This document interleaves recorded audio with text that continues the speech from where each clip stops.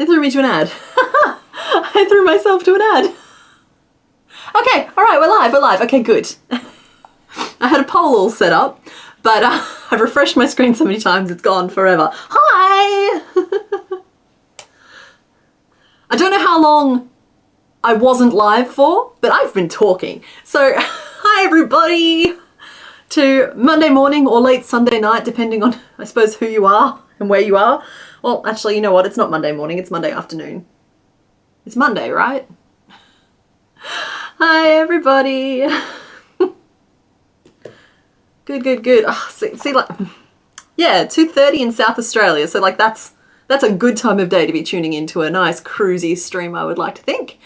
So we have quite a few things to do today. I want to just turn that screen off because I want to try and get 3 done today. So that's kind of the goal we're setting for anybody who is new here. I think we've got most of the, looking at the names, I recognize a lot of the a lot of you guys from previous streams. I'm just going to stop and calibrate myself for a second. Hold on. Hi.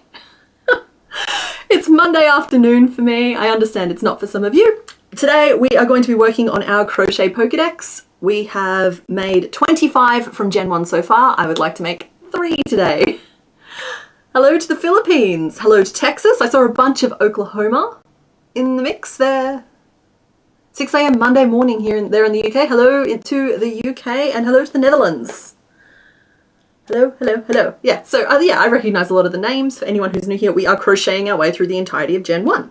So first up, we have a little bit of business from the last stream where we left things. We hadn't sewn any of our fellows together. So I would like to introduce you all to, just swap the screens here. Shermit. There's currently an issue with the audio. There's an issue with my audio? When you're talking, it gets a bit crackly at times. Okay.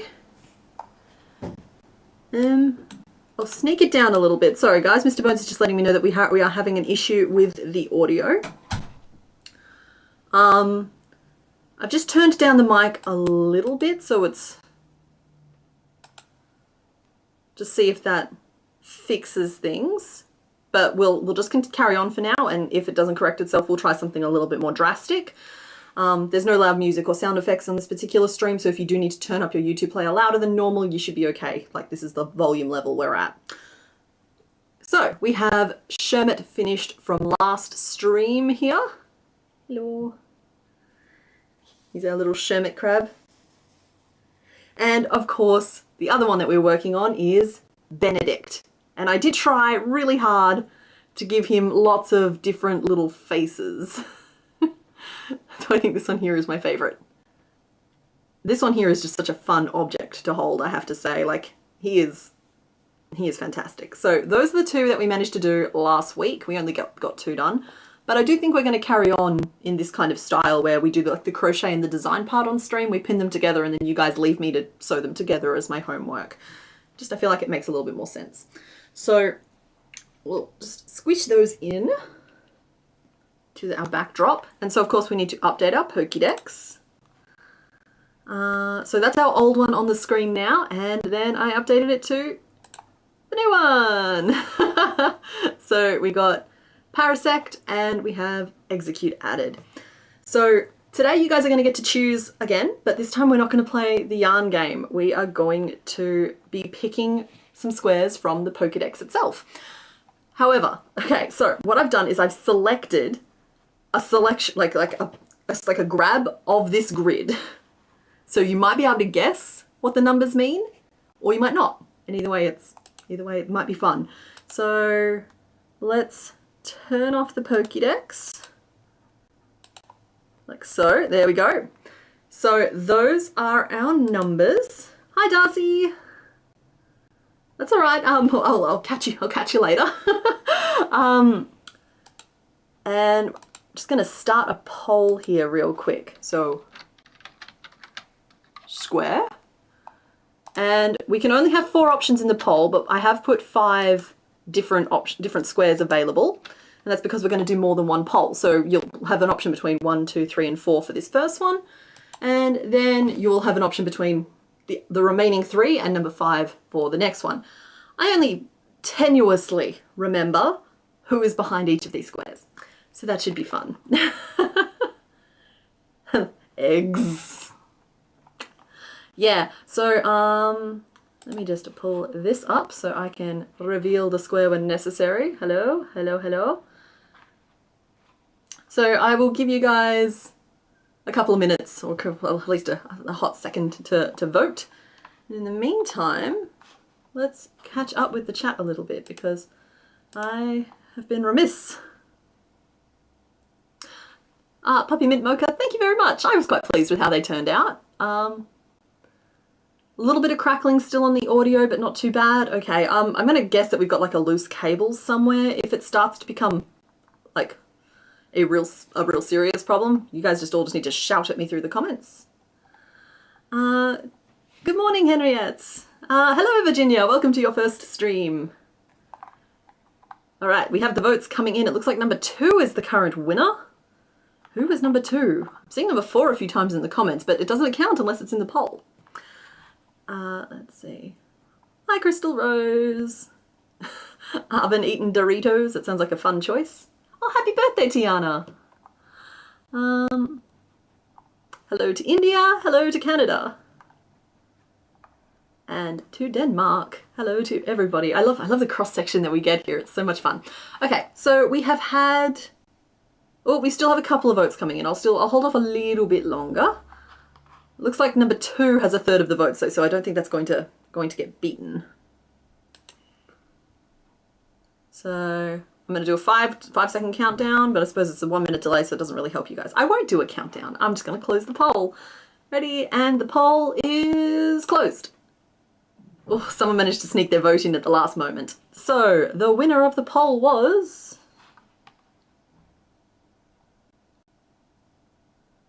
I am aware that number 5 wasn't in that poll. We could only have 4 options. Number 5 is going to be used for when we do our second or third polls later on in the day. If we only had 4 options, it was going to like not be any new exciting options. But number 5 will come up later. So I'm just waiting for those results to come in. Normally it prints them for me when I close the poll.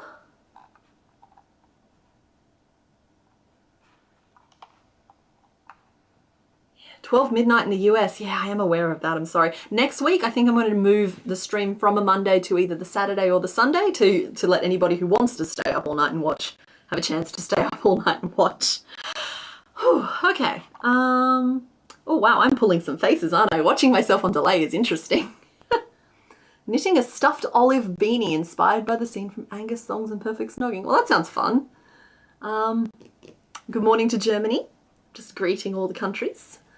Working on some beetle wings tonight. Nice to have company. Oh, well, nice to have company too, Hobby Lemon. Thank you for keeping me company. I am just still waiting for this poll to close off.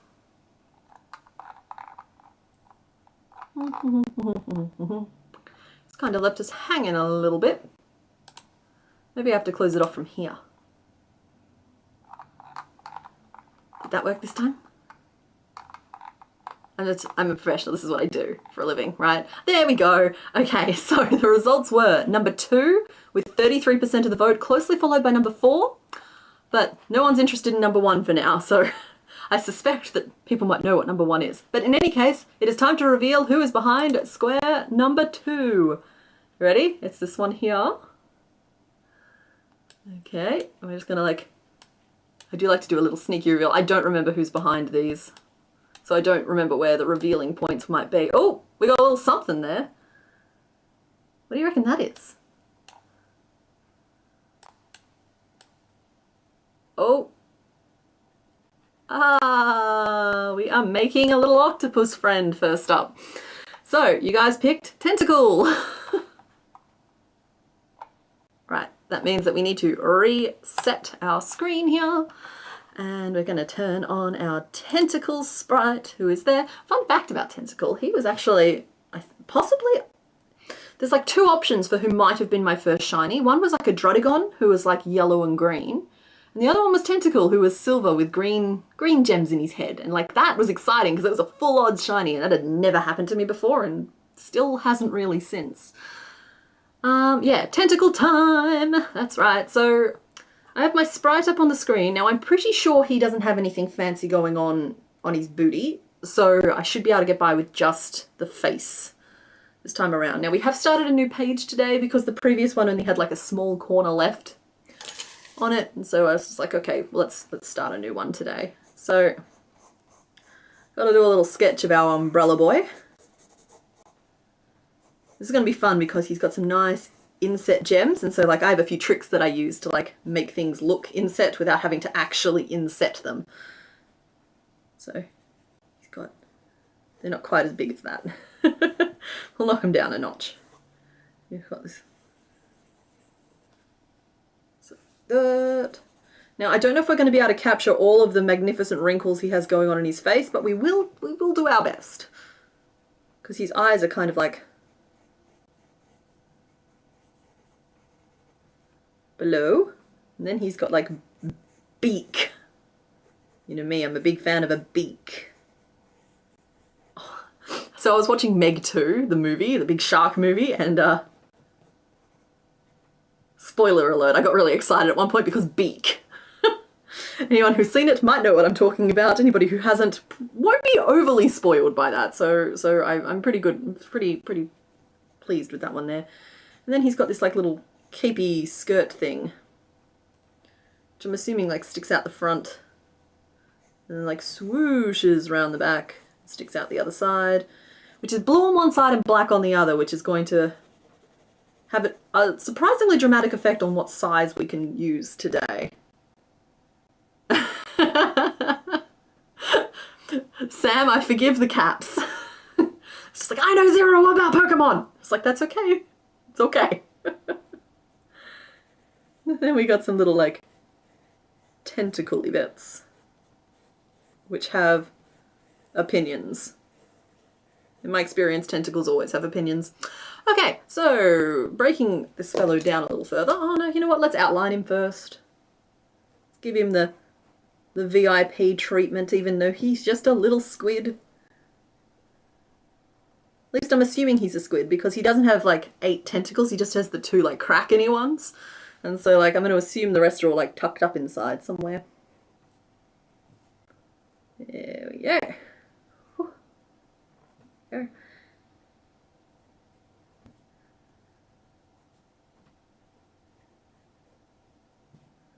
Yeah, I'm a little nervous about how I'm going to make this face, but I'm sure we'll have that sorted out by the time I get to it, right?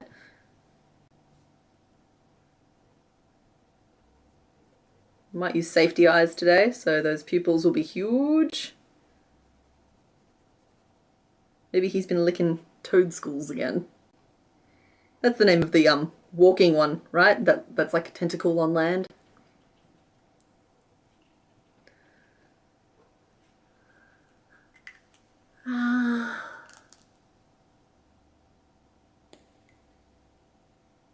Empty head, empty movie. Okay, you guys are talking about movies and I missed which one. But if you're talking about the Meg, I love me. Like a big old B-grade movie that's like just a giant creature feature. Give me giant snakes. Give me croctopus. Give me the sharktopus. A little bit of Sharknado in there. Lake Placid is a great one. They fill me with glee. And yeah, recently I realized that Meg 2 was on, I think it was Netflix. It was on one of those streaming services who can keep track. My goodness, did I have a fun time watching that. Poor Mr. Bones got interrupted from what he was doing every 3 seconds to be like, honey, look, tentacles! Okay, so we're going to break this down into like a basic balloon that we'll give like a little frill to, and then we'll build those triangles in. This inset piece, we might do a stitching, or we might just do like a little chain piece over the top and just like a separate eyebrow and sew that on afterwards, just because that feels like the easiest way to approach that. But in the meantime, the eyes will go into this piece and then we'll like cover it over afterwards. We need a couple of, are they circular, you reckon? I think they're kind of a little bit more oval shaped gems, and we'll give them a blue rim to allow us to attach them a little bit more seamlessly. And like I'm talking a big game there, but hopefully we can pull it off. confirmed tentacle has a boring butt. It's exactly what you think it is. Well, you know what? Sometimes it's nice to get, like, happiness is found when expectation meets reality. I was expecting a boring octopus butt, and apparently that's exactly what we're gonna get. So, that's a good thing. Alright. We have his little, like, middle of the face gem too. He touched the butt! You guys are distracting me. It's fine, I like it. And then we got some tentacles, which we may do the same way we did the noodles, depending on the scale, or we might actually do as full-on tubes. We're just going to wait and see what the rest of the pieces turn out as first. And finally, what we need for this fellow is his little skirty piece, which, again, has to be double layered, which means we're going to have to make it twice. Once in black and once in blue. Because that's the only way I know how to do something like that. No, there's always, like, I've been playing around with a few things, but that's the only way I can reliably do it, and when you're live, you have to reach for the reliable methods. Katie, I'm not bringing thunderstorms. Sorry, Katie says, your last 3 live streams have been during thunderstorm or tornado warnings. Why are you bringing bad weather? I'm not. I love thunderstorms, don't get me wrong here. But I don't want tornadoes to hit anybody. Though, oh my goodness, tornadoes hit my state, guys. We don't get tornadoes here. The last time there were tornadoes here, they ripped the church off the top of the hill. That I'm of course referring to Bunbury for anybody local, which is many hours away from where I live. Don't even try it. But like, the tornadoes were back. They showed up and they ripped up a bunch of buildings again. And I was not live at the time. I survived it, but like I was not live at the time. So, theory disproven, not tornadoes. Okay.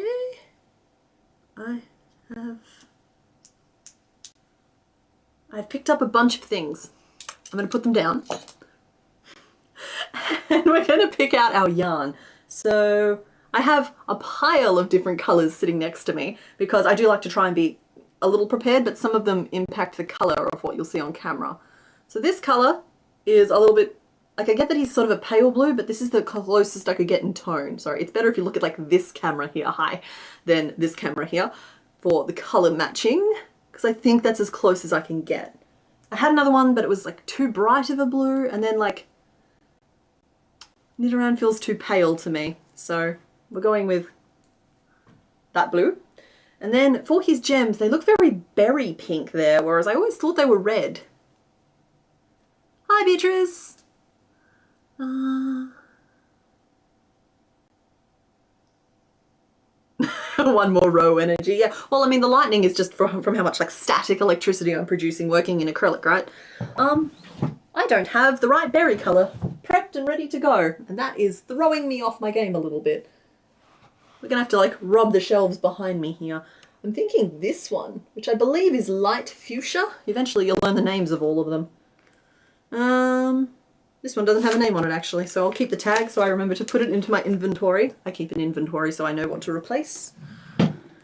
We'll pop that over here. We're a little stressed today. I'm a little stressed this week in general. Sorry, that's what that colour actually is. I get that it's looking very, very red on there, but it's actually like a juicier berry tone. One day I'll learn how to balance my colours, but today is not that day. Yeah, no, I'm very stressed this week. The video that I'm making for Thursday is not quite where I would want it to be. So this is a nice little like break from that, but I've been like hardcore designing for the last 2 days. And so far it just sort of is what it is. It's a little sneak preview. But hopefully that comes together either tonight or tomorrow, because otherwise I'm a little bit panicked about the whole scenario. Do you reckon those tentacles are grey or more of a fawn colour? I feel like they're more of a fawn colour.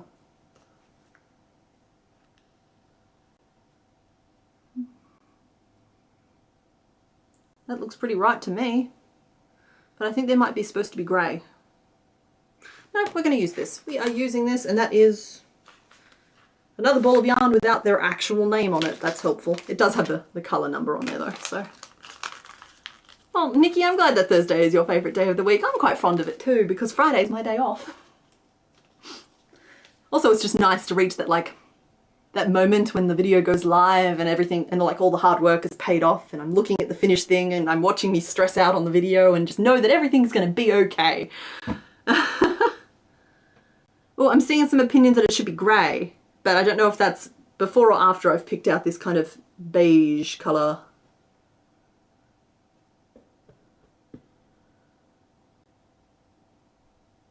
Grey with a green tint, lol.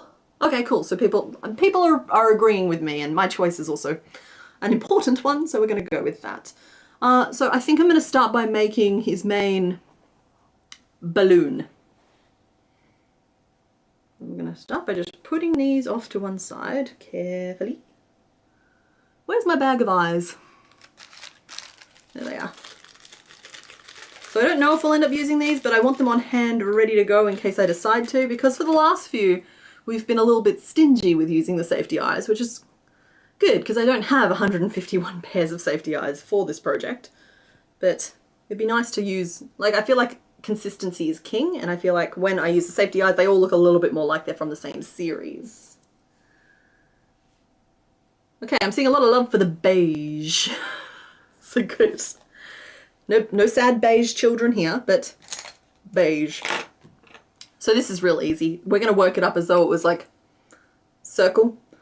So we'll magic ring of 6 it. We'll 6 increase it. We might work our way up to 18 and then see how we feel about the size, because we don't need any metapod issues breaking into things here. I had a stitch marker here. Which one of you is hiding it? Oh, there's one.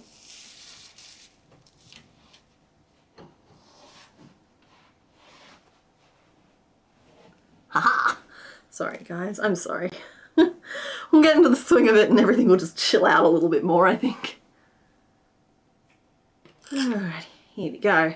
Let's get this on the road.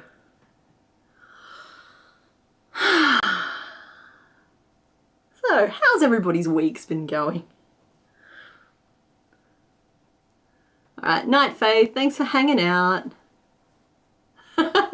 Good luck with your opossums. Though apparently I'm not supposed to say the O on opossum. But to me, opossum is a different animal. Break out the bobby pins. Oh, that's true. I do have my bobby pins here somewhere as well. But they're buried under a different pile of yarn. Oh, come on. There they are. I do have my bobby pins. Thank you for the reminder.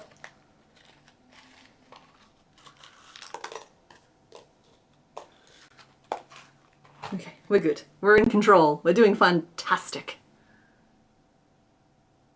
1, 2, 3, 4, 5, 6. Cool. There we go. We have commenced. We have started our little tentacle.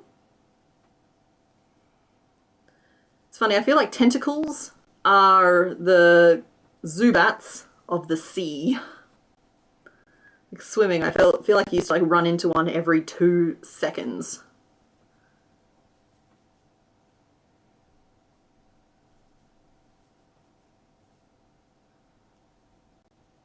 I agree. Possums and opossums are completely different animals. That's what I mean. Because like our possums look way more like tree cats.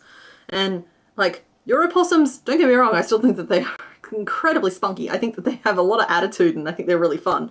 But they are way closer to like giant rats. And I say that with love. Because like, I have nothing against rats.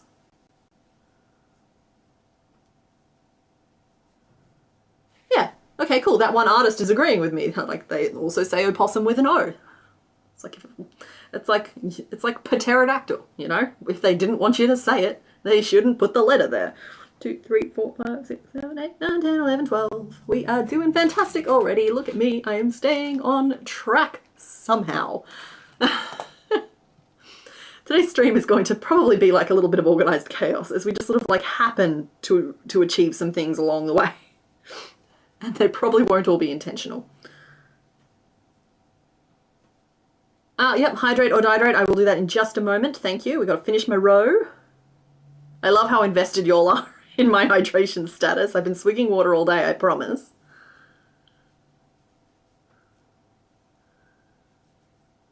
You say possum in the Mid-South? Yeah, but do you have like possum possums or opossum possums? So the fact that I have to ask to clarify. Yeah. They will hang upside down by their tail. Yeah, sorry, the tail is behind something on my screen. Yeah, but we have ringtail possums that'll do that. And they look like tree bunnies.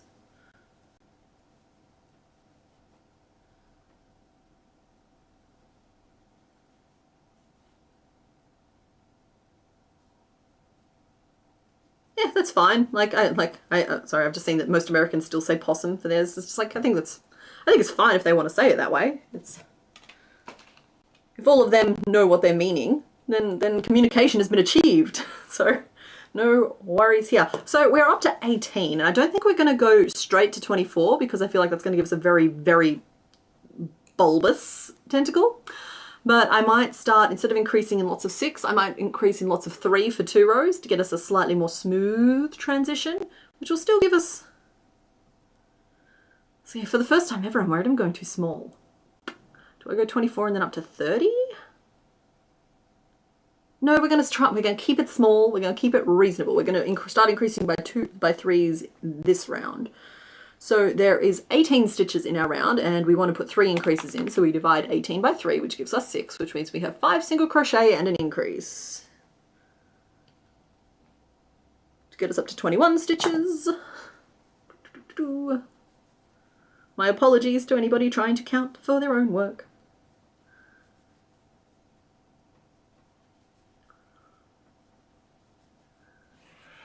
Ringtails are the apologetic neighbour to the brushtail out of Noctis. Totally, yeah. Brushtails can scream. I grew up with brushtail possums in the roof.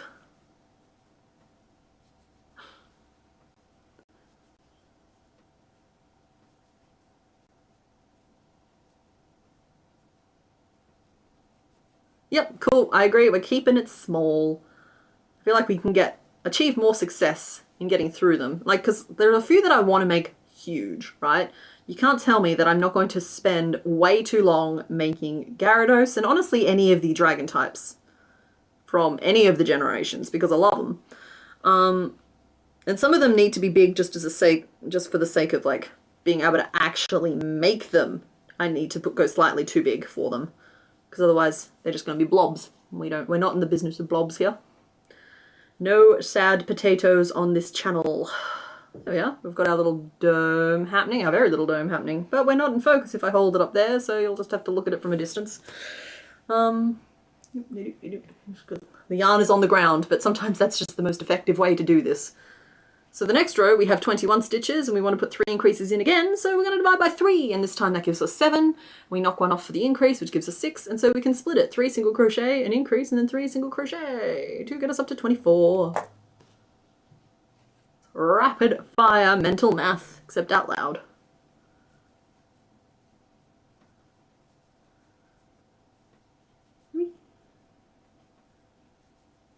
Yeah, exactly. Only positive potatoes.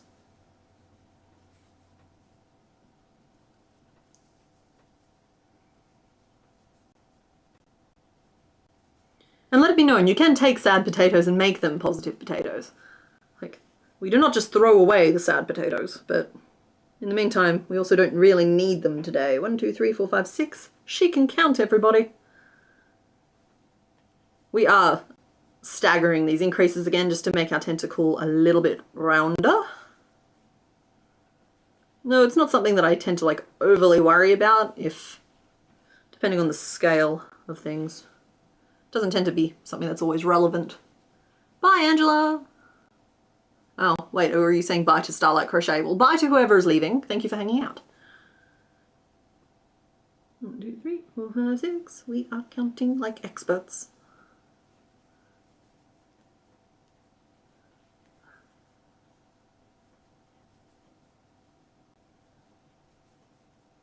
Ooh, Grim Reaper sounds cool. The Butterfly Howry, is that Skein Spider's pattern? I think you might have mentioned that last week, actually. So yeah, awesome. I think that is the one. So there we go. Oh, bye that one artist. Okay, so I think that's the top of our head accomplished. And I think it's a good size, because like you see there, Squirtle head size. It's gone about the same size as our noodle boy. Let's face it, my Magnemite's too big. You're too big. Bing! I'm putting off making Magneton for as long as I can. Actually, that's not even true. There's at least half a dozen more that I want to make less than him. So now we need to give our little dome here some height. Just a couple of rows. I'm thinking 2 rows of 24 single crochet should do the trick, but we will reassess after we have done those. This is where the stitch markers come in handy, because then I can just zone out and single crochet the day away.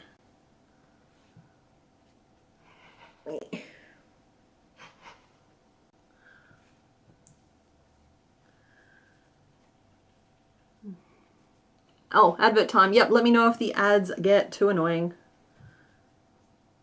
I don't have a lot of control, but I have a little control, and I can try and fiddle with them if they start being obnoxious. Embellishing a patchwork tote bag. That sounds interesting. Ooh, Kirsty's trying to write her first pattern.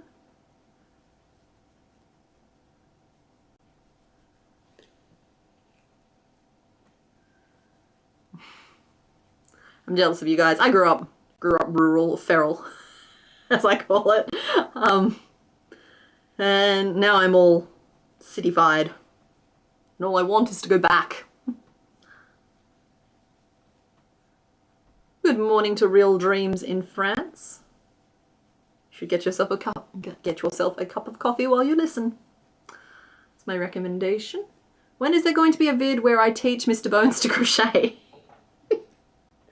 That's up to Mr. Bones. Though honestly, he can rattle off pattern lines with the best of yous.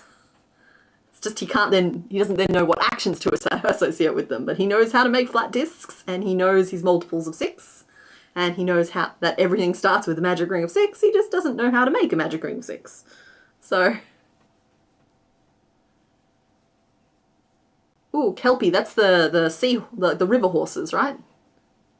I recently encountered one of those in Delicious in Dungeon. I've been watching that anime. Does it count as anime if it's produced by Netflix? I feel like it does. But yeah, oh, it's so much fun. I'm enjoying the joy that has clearly gone into crafting that story. And I just hope it stays as good as it currently is. I know that all of the manga have been released as of the end of last year though, so at least it's a finished story, which means I'm a little bit more likely to engage with it. If something's only half-baked, I have trust issues, y'all. Anybody who's trying to read Isabel Carmody's Ober-Newton series growing up knows where those trust issues come from. Before George R.R. Martin was a thing, other authors have broken the trust. That's all I have to say. Good morning to Belgium! Mr. Bones, stop showing off! That's my honey. Tell you what, we'll let Mr. Bones write a pattern. And then I have to make it. You had your arm up a cow's butt a few hours ago, baby was stuck. Yeah. Been there, Katie. I hope everything was okay with both yourself, the cow, and the baby. Okay, how are we feeling about that dome? Does it need to be longer before we start nipping it in? I think it does. I think we're going to go around at least once more. Roll a die to decide your odds of finding a legendary, or roll to see if you encounter a wild, otherwise work on training to complete an evolution chain. I feel like I've missed something there. Ah, hello, Coletti Spaghetti. Yeah, we're pretty much settled into this 1 o'clock onwards, well it's 1 o'clock for me, onwards, time frame, just because it gives me enough time in the morning to like settle in and wake up properly and do all that stuff, and it means that I can like extend as far into the evening as I need to. So it works for me. But the day, we're going to try a weekend day next week, either a Saturday or a Sunday rather than the Monday that it currently is, just because I feel like people have a little bit more freedom to make choices about how late they stay awake. I might give my American audience a chance to say hello.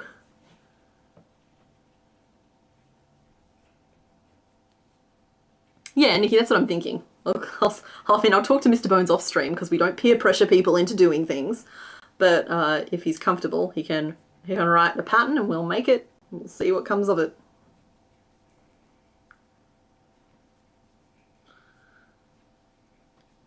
Okay, that's 3 rows around. I'm having a hard time visualizing because normally I can just like see over the top of it and see if it's forming the right shape. I feel like it's time to start shrinking in. And we're going to do it 3 stitches at a time just to cinch in his little cephalopod waist. So the first couple of rows we can just reflect our last couple of rows of increases. We just changed the increases to decreases. The things that the shaping is happening in an evenly spaced way, so it doesn't super matter if they're where they're actually falling. For the purposes of this pattern, that is. Well, that's good to know, Whimsicott Moon, that the time is not too egregious. Great word, by the way, for West Coast US. I am guilty of just assuming the entirety of the US is about 12 hours behind. There's just not always a lot I can do about that. I am in awe of anybody staying up to 1 AM to catch this live, though. Particularly as, like, the replays are going to stay up. I'm grateful for all of you, but, like, the replays are going to stay up. Good night's sleep is an important element to stay healthy. 1, 2, 3, 4, 5, 6. I also have, yeah, I just also don't mind the fact that I'm keeping night shift people company. Because I've known people who have worked the graveyard shift, the night shift. It's just like sometimes it's nice to have a little bit of company for those dark hours. So what if I have to work in the morning? I need to see every stitch. Okay, that's a vibe. Wait, I'm aging myself by saying that because I've heard that it's not vibe anymore, but I started using vibe ironically like years ago, and then it became unironic. It crept into my actual vocabulary, and now I use it as an actual way of communicating instead of just like an ironic joke. And now I've heard that's actually making me sound old, because apparently that's not in the vernacular anymore. No, only old folks, us old millennials, say vibe anymore.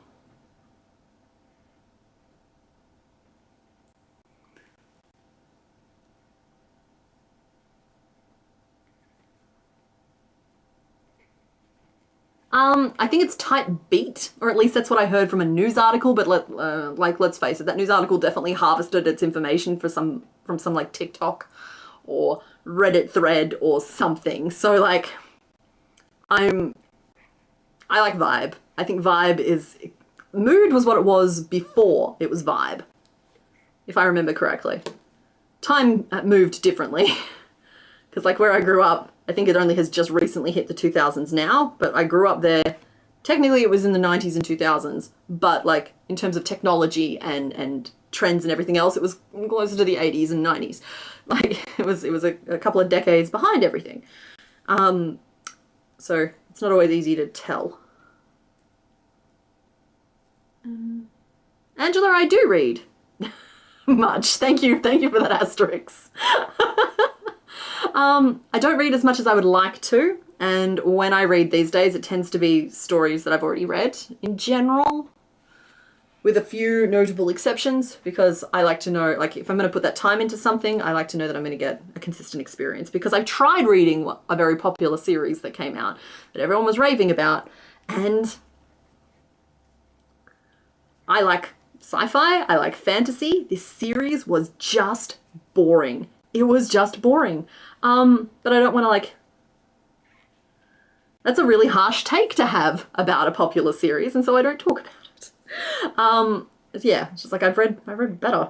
So instead I stick to the ones that are, if I want to read stories based on fairy tales, I'm going to read the ones that I know are very, very well written, and I'm going to get my money's worth, my value for my time. Night, Starlight Crochet, I hope you sleep well. Is now Giving Me Life or Chef's Kiss. I feel like both of those are old as well. When I say old as in, it's like me calling myself old.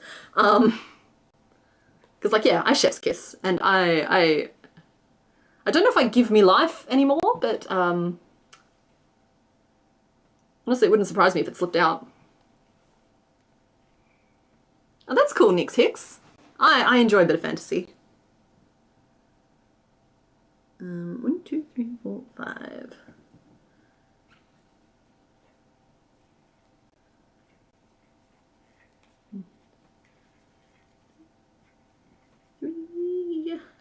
and a 4 and a 5. And just like this, we are blowing ourselves a little octopus bubble. Is that the way I want to phrase that? Yeah, it'll do. Yeah, Katie gets it without me saying too much. Yeah, we're on the same page, friend. Stuffing.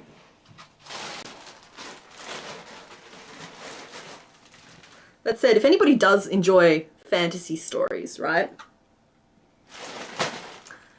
You'll need to look up Juliet Marillier. She is an incredible author. I believe she is a local author to me. And she captures magic and whimsy and fairy tales, but like old world fairy tales. They feel, yeah, I don't know. I haven't read her in a little while, but that's who you should be reading.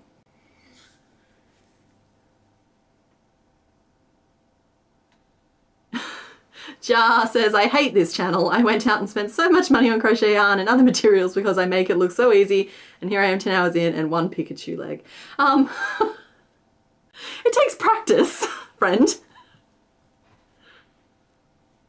I want you to know that I read that comment in the mood it was intended, in the vibe it was intended. There we go. I'm using all of them now. In the type beat it was intended. Okay, cool. So there is our bulb. Do I just want to keep it at that height? Or do I want to keep shrinking it? I don't want to keep shrinking it. To shrink would be a mistake. We are going to do a round of single crochet to give him some height.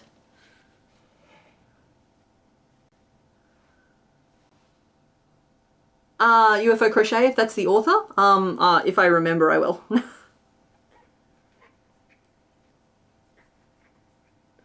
The first book I started with her is called Daughter of the Forest. It's based on, you know, the story of the girl with the swans for brothers, and she has to save them because of a curse. The evil stepmother, all that kind of thing. Like, it's just, don't get me wrong, it's adult themes, but it's wonderful story, beautifully written. I should read more of her work, honestly. Nikki, I believe we were talking about authors, and I was just talking about how if you guys like fairy tale based fantasy fiction, then Juliet Marillier is where it's at. Okay. Okay, I've been spamming that question. Arvin, I'm afraid I've missed your question. I only have like a little chat window that's about this big. So if I miss it, sometimes that happens.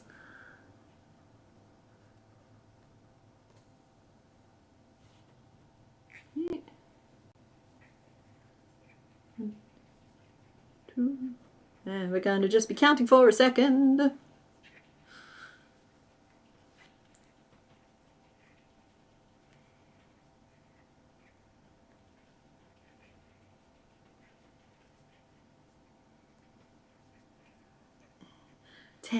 And you guys are just gonna get a bunch of dead air unless I manage to keep words coming out of my mouth. So this is what I sound like when I'm trying to count mentally, even though I've got a stitch marker in and I probably don't need to.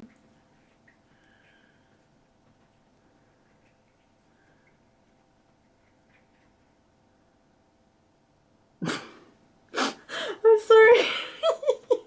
My brain just went, oh, I hope it turns out tentacool and not tentamid. There's something really amusing about that to me. Yeah, cool. Yeah, so I like validation. I like when I say I like something and then someone in the comments is just like, yes, that is a good thing. It's like, yeah, that's a good thing. Are we naming a baby cow? Oh, okay. Oh, I saw it was a little Highland cow. They're the big hairy ones with the horns, right? I mean, I assume they're not born with horns, because otherwise there wouldn't be very many adult Highland cows, but words are hard. Snow or flake? Tentamid. Yeah, tentamid! That's what I mean!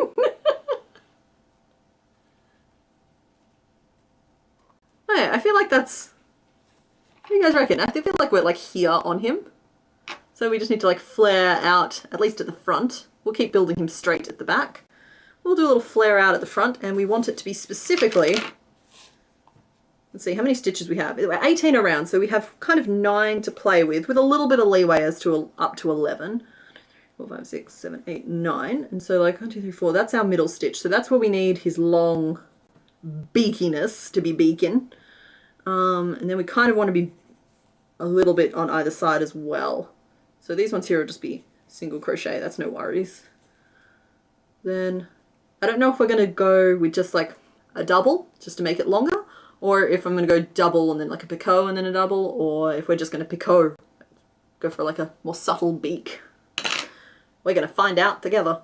So I am going to write my notes down because I'm sure you all appreciate that. At least I know my patrons appreciate that. Why are you all hiding in there, friend? Here we go.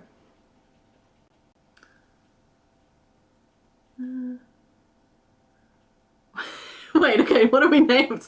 Are we naming the tentacle or are we naming the cow?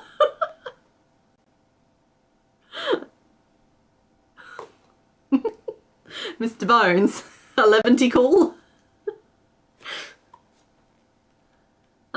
I can count and I can focus on numbers. 1, 2, 3, 4, 5. We're gonna make it so that our joining bit here is kind of at the back, which means that our face will be here, just because then like any jagged awfulness, we can just be covered up afterwards. So we'll go 5, which will get us around to here, and then we'll have our first little, oh yeah, cool, we can actually see that on the sprite, how it just sort of loops in and that little beaky thing is just on the front. Yeah, okay, just on the front beaky thing. We'll try DC, 3 single crochet. We're just gonna, I don't want to write this down first. Let's just try it. Let's just do some stuff with the hook and see if we like it.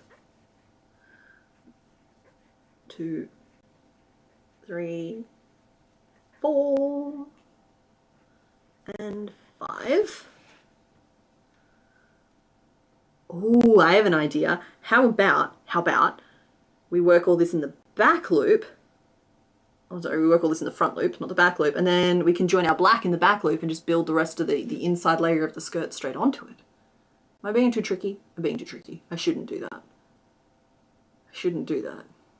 I absolutely shouldn't do that.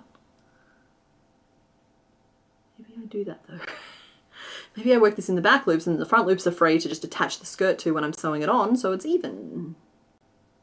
Yeah, that we will do. Okay, we are going to work in the back loop, leaving the front loops free for attaching his frilly skirtiness. Like so you can see I've left the front loops there.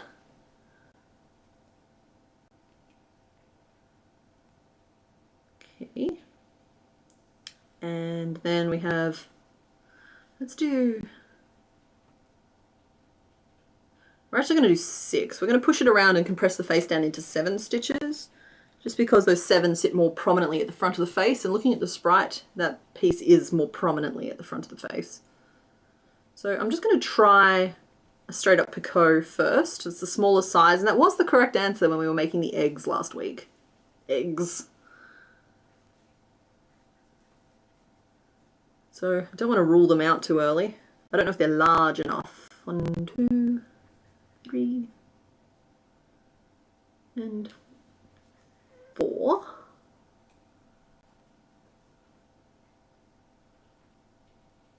Okay, I feel like that can work, but I do think that we might need to add another row first to keep the proportions right. Okay.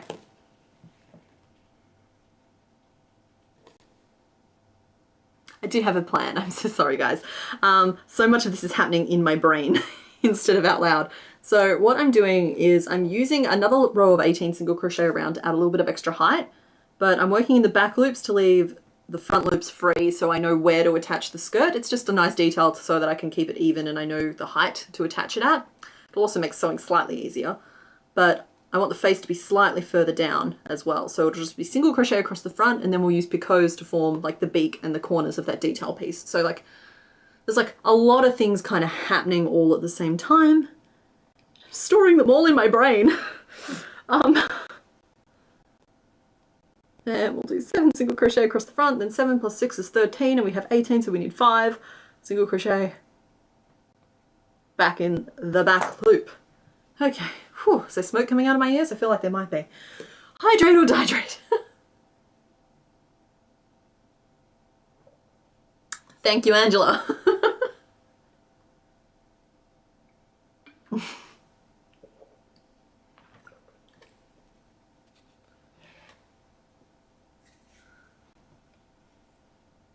That's good. Everybody go grab a drink if you don't have one.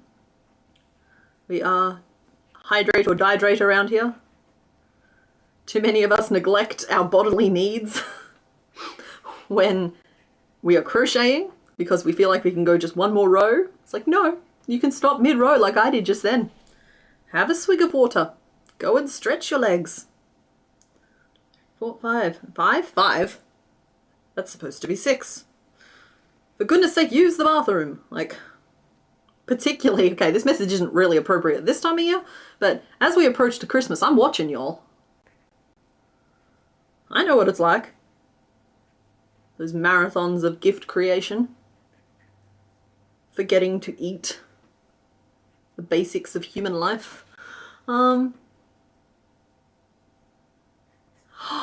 I get final say on the baby's name. Ghost, Fluff, Mallow, Cupcake, or Thursday, Cashmere, or other suggestions. Okay, oh, I'll have to think about it. I really like Fluff or Mallow. I'm assuming it's a very marshmallowy little calf. Because like Mallow, you could call it Mal. 1, 2, 3, 4, 5, 6. And also I'd probably end up calling it Mushy. Coco, I'm watching. I'm watching you. You need to look, you need to eat, and you need to drink, and you need to do all of the things that are necessary to sustain life. 1, 2, 3, 4, 5, 6, 7. Also, if there's a tornado coming, put down the crochet and seek shelter.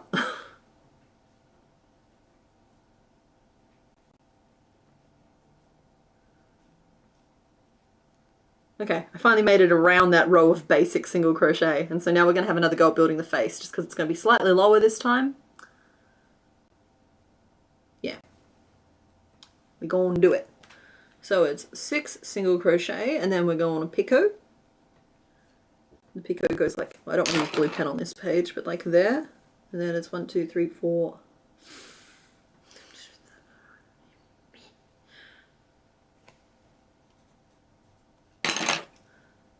Clunk, bang, crash.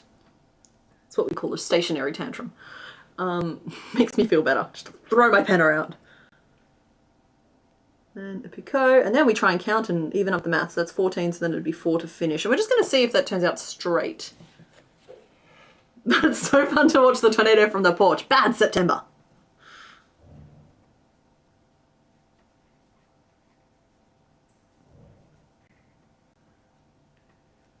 My friend's goat was named Marshmallow when we bought her. That's so cute!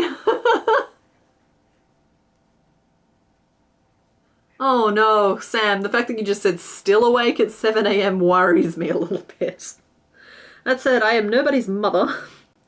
You're all adults, can probably make choices, but just...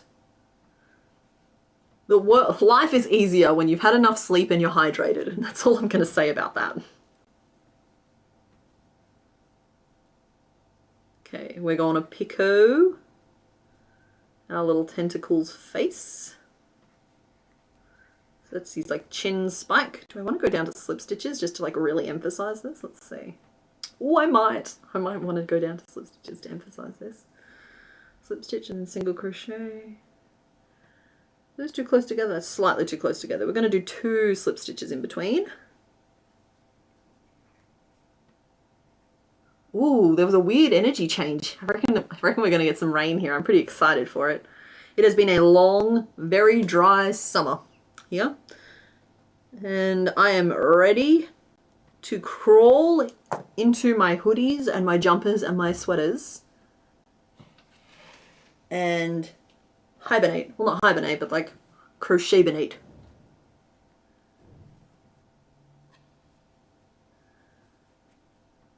Hello! Hi Erin, we are making tentacle. It's our first one for the day, so you haven't missed much. And there is a, we will, like, short of the power dying on us forever, but we will definitely be doing another vote once this one is done. and a single crochet. There's overlap there. This is not the nicest design I've ever done, but I think that we are making it work as best as we can. I'm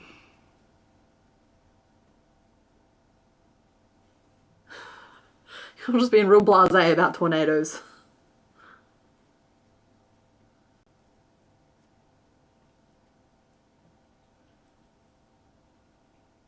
So yeah, like as I was saying way back before, these are like the Zubat of the ocean, right?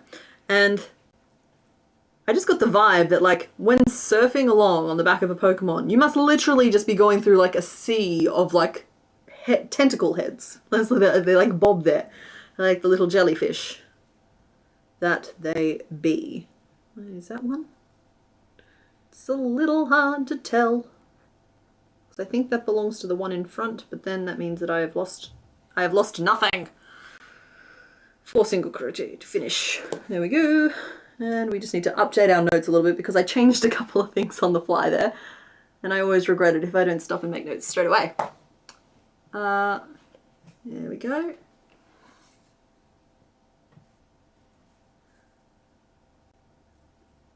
Okay, there we go. Alright, so if I was going, I'm not saying I'm going to, but I swear I had 2 of these. Oh, there you are. If I was going to use these, it's gonna look silly, but that's half the fun here. Do I have like a front view of this guy? Oh, I drew a front view of this guy.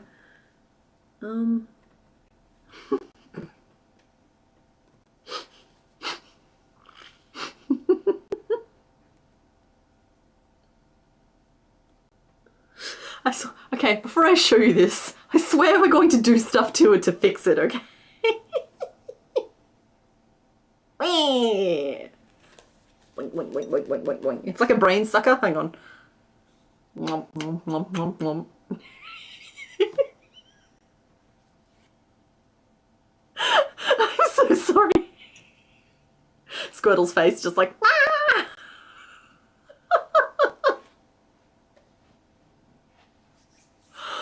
Okay, whew. Okay, we don't have time for a full-on meltdown on camera. Okay, I kind of want to go back and redo that whole row in the front loop so I have the back loops free to close off underneath, so I'm probably going to do that. But I really like this eye position. Ooh, okay, alright, we're okay, we're fine.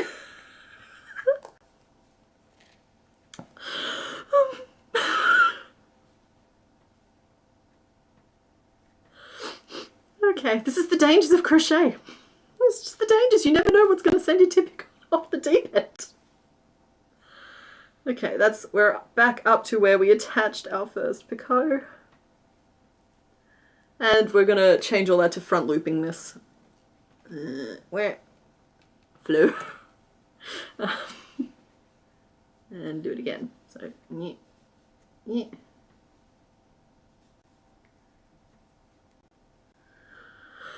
Okay, I'm good. I'm back in control. Part of it is that I've taken the eyes out, so can't get me anymore. He's so fancy.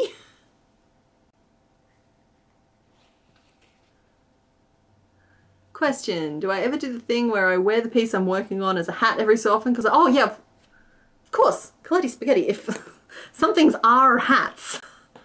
In fact, if I'm not careful, I'll be working on something and I won't realize it's a hat and Mr. Bones will find it and it'll become a hat. So, everything is a hat until proven otherwise.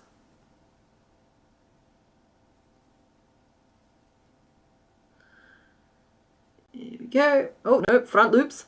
Front loops. Not to be confused with Fruit Loops or any other kind of loops. We are front looping only. Oh, I hate that little bit of overlap, but I don't want to go back a whole row just to fix a silly little detail like that. So we are just going to get over it. By overlap, I'm just referring to, I left the front loops free a row or so ago, and this face piece kind of slightly overlaps onto it, but as I said, I'm just going to get over it because I think that it's kind of supposed to be that way. 1, 2, 3, and 4. And so the reason I went back just then and did that is that now I have back loops free on the inside here, and so like I can close off the underside without too much fuss or bother. Good night, Brandy. Thanks for hanging out. I'm a huge fan of Crobat. I feel like Crobat is coming up in the chat a little bit. I have a shiny Crobat. I love my Crobat. I was never a fan of Zubat until Crobat became a thing, and now I wouldn't say I'm a fan of Zubat, but that whole line was just given new life for me, because Crobat, I think, has been on my final team pretty much every other time. Every time I face the Elite Four, I have my Crow friend, or my Bat friend. Kind of one of those words where if you shorten it the wrong way, you completely change the meaning.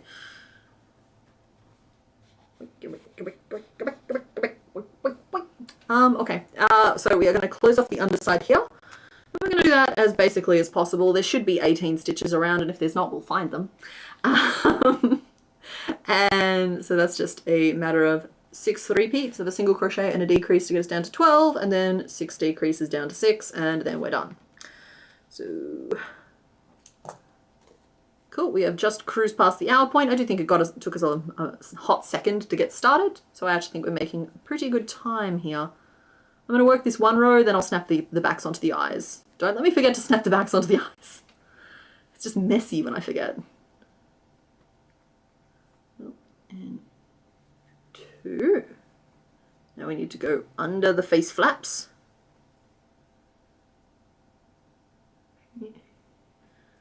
1. And under the face flaps again. Oh, I might have to do regular decreases. These are a little too twisty for my tastes. There we go. 1, and excuse me, sir.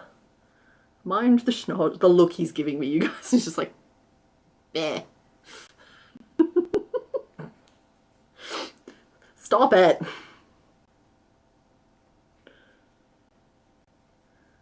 We had an agreement. You were going to just be a silly little jellyfish, and I was going to escape from this with my dignity intact. Intact, I say. Do not have time to lose it over a tiny jelly creature.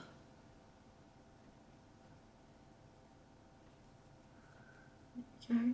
I think that was a... What am I up to? 1, 2... Nope. 1, 2, 3, 4, 5, 6, 7, 8, 9, 10... 11, 12, 13. Okay, cool. So we've got one more repeat to go. I believe that's a decrease, even it's a little hard to tell. Over there. Over there. There. Okay, cool. Now, I would like to add that over the top of this, we're going to do like scary man, serious eyebrow. Rah. We might even do like a whole separate piece. Might even do the little diamond in the middle.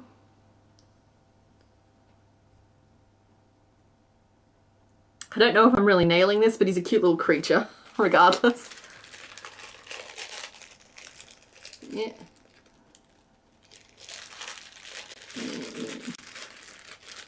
Well, Nikki, that's why we make the face first. So Nikki says that, I love that you talk to the crochet.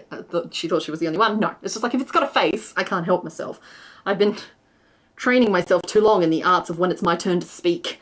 And so it's looking at me expectantly. It's like, okay.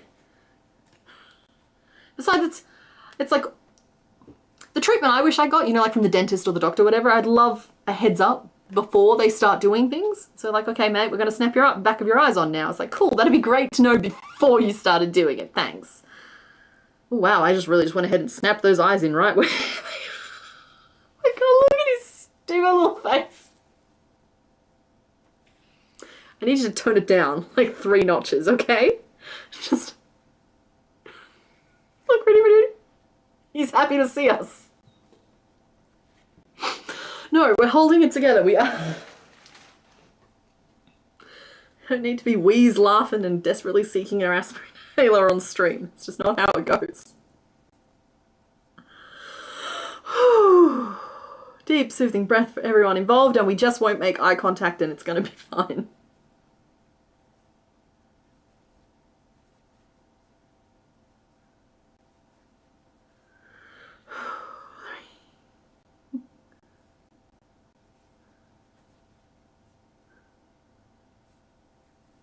Was that 6? Was that 5? 1, 2, 3, 4, 5, 6. Does not matter. We're going to finish off anyway. Close enough. Yeah, give him angry eyebrows quick. Exactly, we've got to make him angry because currently he's just this little angel-faced blob. And he's so angry in real life. I mean, he evolves into Tentacruel.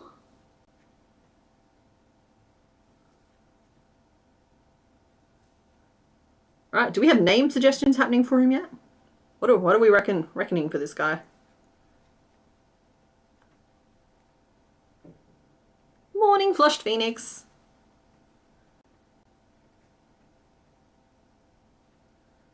This is nice. I'm starting to recognize my regulars. Okay, we'll squish him into place. Okay, so there is work to be done, but we have our foundation, which is only in focus if I hold it down here. And I think that's... right? Right? Okay, so we might just give him some angry eyebrows real quick. Pincushion is somewhere under all of this. Come here, Turtus. There you go. You need some white. Oh, enjoy the eyelashes there. Ooh, blink, blink, blink. Some white on our needle.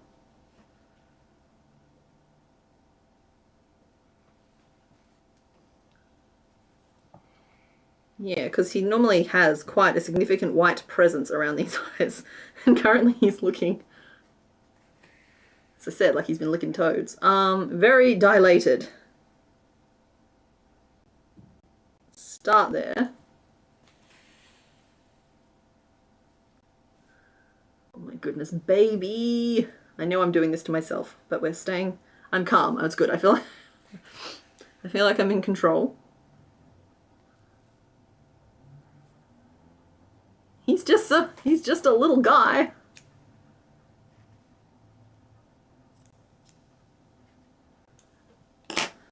Okay.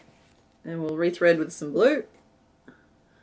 And add some angry eyebrows.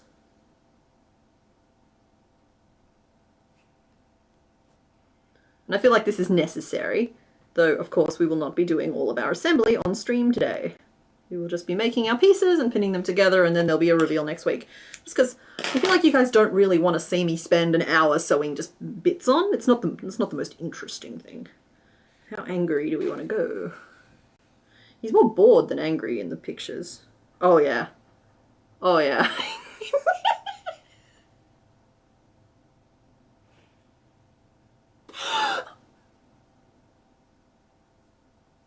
I'm in a hurry. I have to hurry.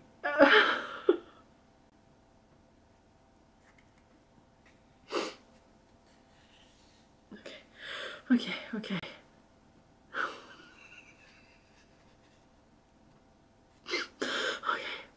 It's okay. It's fine. It's all right. You're okay. It's okay.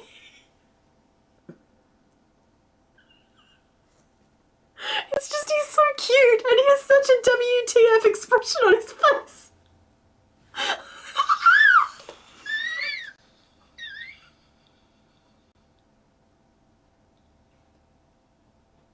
I might need to take a minute.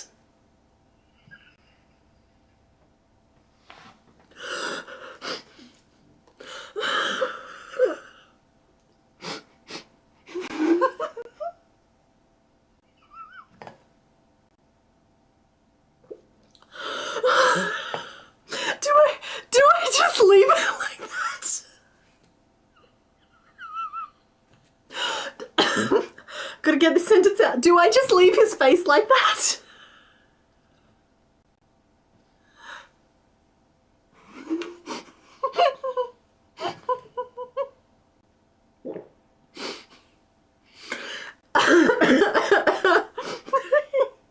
He has so many opinions. I feel like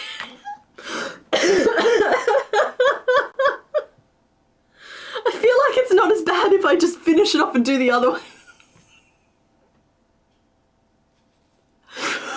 Okay. Okay. I'm okay. I'm so sorry. This is bound to happen eventually, particularly on a day when I'm stressed. But okay, I think that we I don't know. Do we like this? I might have to start a poll. Do we want me to leave the face like that, and then I'll make another piece and I'll come back and I'll check on it. I have to know if I'm leaving the face. Face. Leave it like that. Do the other eye, but with better typing. Cool. All right, you guys, let me know if I'm leaving it like this or if we're doing the other eye. Oh, good. I'm getting desensitized. It's like, excuse me. Oh my goodness. Okay, we're gonna make some gems for his head. That's what we're doing next. And we're not gonna look at him until we have a decision so that I have a chance to calm down. Because this is a disproportionate reaction to what we're looking at. Okay.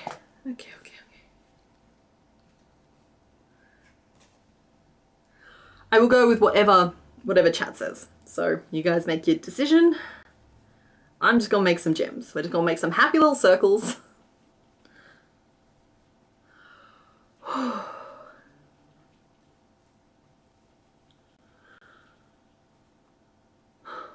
See, when I was stressed this morning, I knew streaming was the correct answer. Because, oh my god, the look he's giving me right now, even right now, is just so angry. I'm just gonna turn you around, buddy. You can stare up at them. Stare up at the people and leave me alone.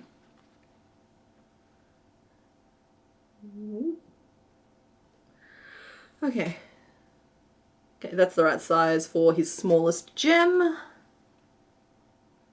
Then we need to go around and give it a little rim. So we'll go red and then we'll change to our blue and we'll do up to 9 back loops only, which will give it slightly more definition than I would like, but it'll work.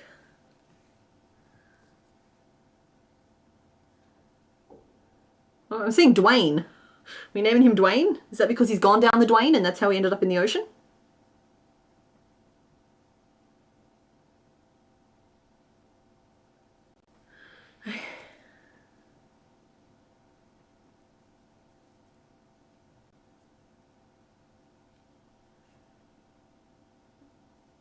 Okay. And we're just going to give it a little tiny blue rim. Because it's a blue rimmed octopus. Oh, see that? We're back in control. We're a professional. We do this for a living. It's like, oh, the power of their little faces, though. I'll close off that poll in a second and see what you guys had to say. Okay, cool. That's his, like, middle of head gem.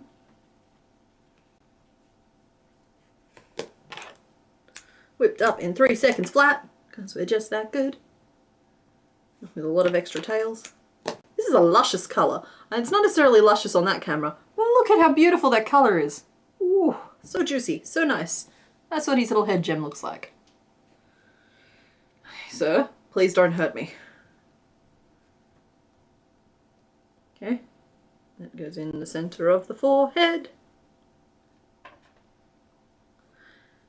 What are we doing with these eyes? All right, I'm seeing 60% say leave it like that, so I'll end the poll and we'll leave it like that, okay?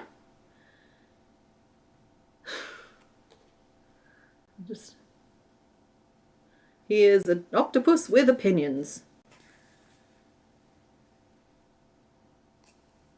Nikki G was the original one to suggest it. Is that the name? Because, like, I'm good with Dwayne. Like I said, I feel like he's gone down the Dwayne. That's why he looks so miffed to be in the ocean. Yeah, cool. I've desensitized myself to it now. We are no longer on the edge of hysteria. So that's the middle gem, and now we just need to do a bigger one for each side. Oh, I was supposed to message someone about a hook. I'll remember to do that after the stream.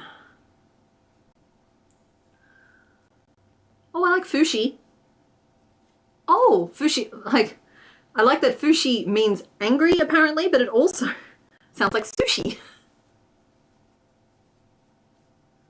Do a poll for his name? Okay, we can do that. I won't start the poll itself, but I'll start recording options. So we have 2 already.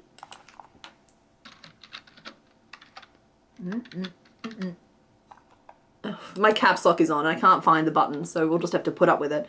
I saw... There we are. I fixed it. We're good. Dwayne. And I saw Fushi. And I'll add other options as I see them come up. Ah, low battery. What's low battery? Hopefully not one of mine. 10 to mid. Thanks. Okay, look, I can't help it. My brain does the thing sometimes. It's like, hey, say this out loud. It's like, okay, I'll say it out loud. Oh, okay. Okay. All right, I want these to be more like oval than round, I think. They are quite a prominent presence on his head. And I'm just sort of freehanding them, and then I'll make my notes afterwards because it's only 2 or 3 rows, but they need to be big enough, but also small enough, and therein lies the rub.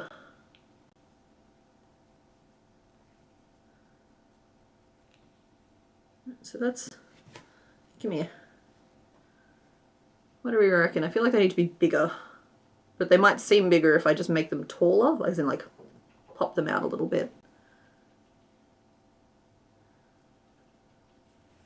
Okay, I'm seeing bean, some variation of bean.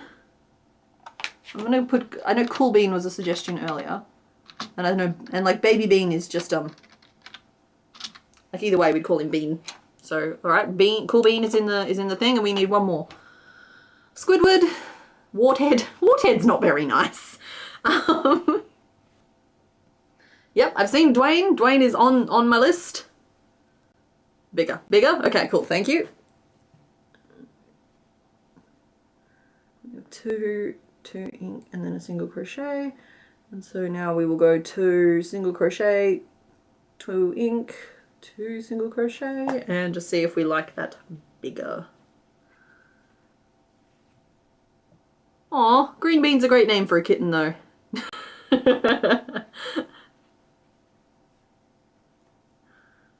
Tentodorbs. These totes are cool. That's too much like Toad School. Tentomid, Tentobor. Okay, I'll put Tentomid in it, but that's it. Because we only have 4 options that we can put in the poll. So there we go, the poll has been started. What is our little fellow's name?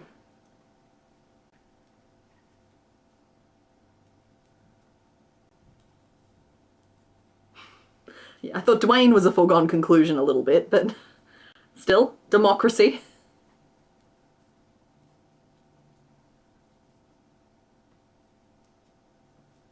Okay. That's a nice big oval. And I think that we'll just go straight to blue rim now. I won't go, because I think that's enough of a presence. He's very mega mind, if I do say so myself. So we'll change to our blue.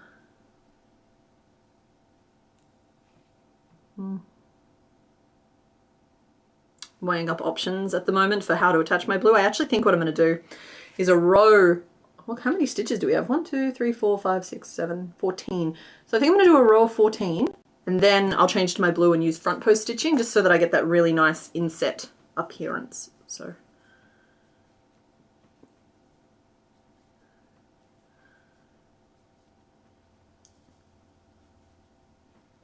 while the poll's open, I actually can't see what anyone's saying in chat, so I'm just gonna like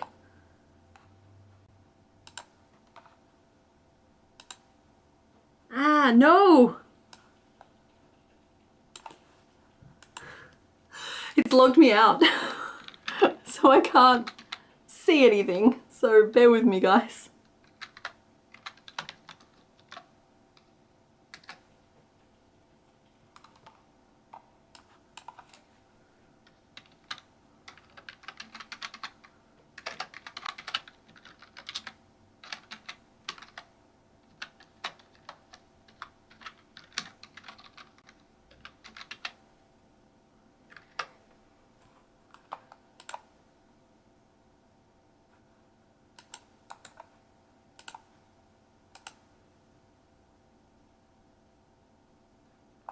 Okay, and my phone is here somewhere.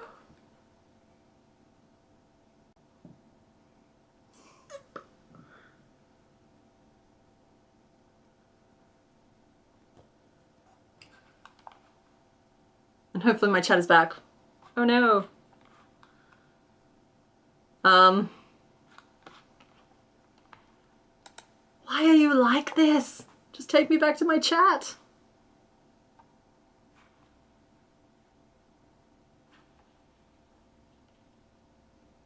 It's just open YouTube. That's so unhelpful. Okay. All right. I'm sorry. I'm sorry, everybody. I'll be back in just a second.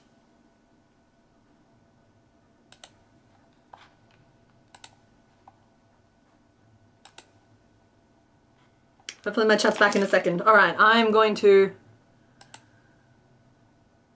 end this poll. Oh, my chat is back. Okay, good. Sorry guys, I lost you for a second there. I like the name Fushi for a tentacle, but maybe Fushi can be used for tentacruel. If you think I haven't lost count, you have not been paying attention. I see you now, Pink Remus. We're back. I'm so sorry. I'm using OBS, right, as my software. Excuse me. Ooh.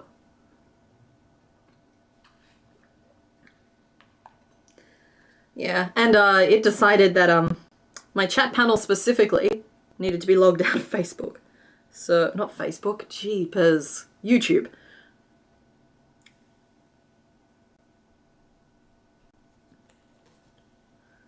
Okay, and we're just going to continue this row around,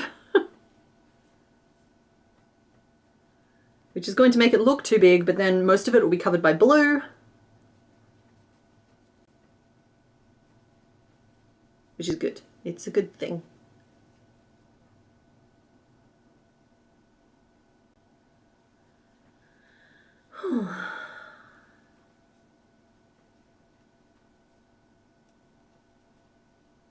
Oh, and that one there is our change. And I've got yarn here somewhere. There it is. Okay. Yep, so it looks like Dwayne was the winner with 46% of the vote, which is, you know, that's a simple majority. They have the vast majority. Fushi came in second at 30%. And I did think Fushi was a good name, but as I said, we will eventually have to make Tentacruel, and Fushi is a good name for that then too. Hi Sam, thank you, that's very nice of you. Aw, I love that your first project was the Triceratops. That was a fun series of projects, those dinosaurs. I got to learn a lot of, well, not necessarily learn, but incorporate a lot of new and interesting stitches in those. They were my Samplersauruses. And sometimes I do projects just because I want to try things. And those dinosaurs are a great example of that. There we go. See? Using front post is giving us that beautiful inset appearance for these gems. It wouldn't have worked on that, we could have made it work on that smaller one, but they were so small. It was so small, it wouldn't have been a good idea in my opinion. Back loop was fine for that one, but front post for this is just exactly how I envisioned it. And it's going to give us a really nice join with the head too, if I do say so myself, which I do. Oh. Okay. Bye Lee, hope to see you back soon. Oh, Aurora was cute. Yeah, the Northern Lights were showing here in my state as well. Well, I don't know if they were the Northern Lights, but they were like some sort of solar radiation type of deal. And we never see stuff like that here. It was quite exciting. And sometimes you see something like that and it makes you realize exactly where like religion comes from and where like stories come from like witchcraft and stuff. There we go. So there is our little head gem, which looks very bulbous at the moment, but I promise it will be like suckered down a lot more when we sew it on. Because it will. Because I say it will.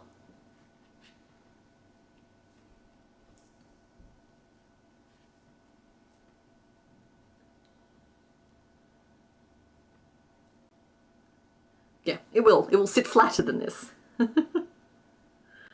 Okay, we need another one. Oh, I should finish writing those notes down, shouldn't I?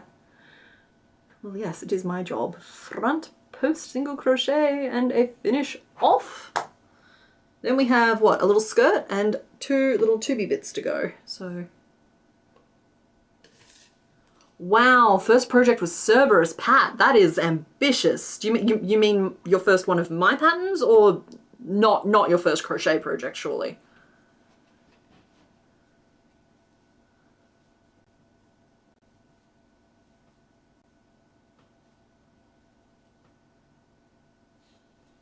Rebecca, thank you. I also love that I'm crocheting the Pokédex, though if I don't hurry up, Nintendo will produce Pokemon faster than I can catch up. So like, it is a race that we are currently, I mean, I think this is our 61st overall, and it's our 26th from Gen 1. So that's 26 out of 151. We are very slowly making progress. Since these streams started, I think this is our 7th, not 7th stream, but 7th Pokemon. So, yeah, just slowly but surely. And it's just like, it's really nice to have the company of you guys while I do this, because otherwise it would literally just be me in a room by myself for hours and hours and hours and hours and hours every week. That said, I'd probably do it more than one day a week if that was the case, but then like, it's not sustainable. And this is nice. I'm always like super perky after these streams. 1, 2, 3, 4, 5, 6, 7, 8, 9, 10. That's correct. Cool. 10 is what we were aiming for. Yeah, it takes me a couple hours to de-perk afterwards. So when I go to like midnight or 1 AM, I drive poor Mr. Bones a little bit crazy as I bounce around the house. Which is funny, because I'm traditionally more of an introvert, and social engagements normally tire me out. Must be the company.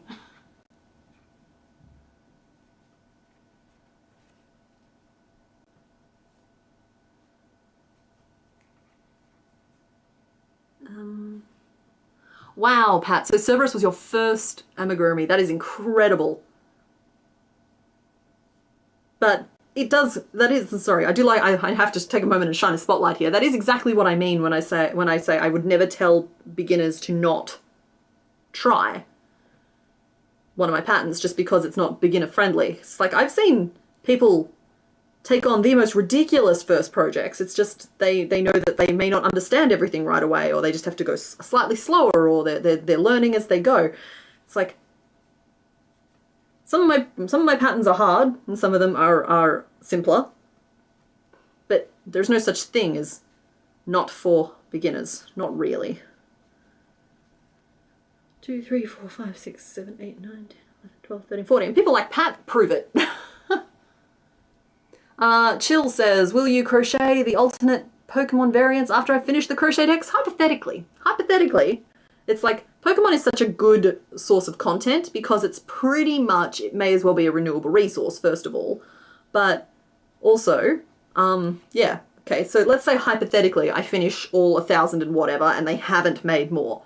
Cool, well then I can go back and I can do the shiny forms, or I can do the different regional variants, or I can do the Gigantamaxes, or the, you know what I mean? There's like the megas, the mega forms. It's just like there is just like an endless pot to fish from there.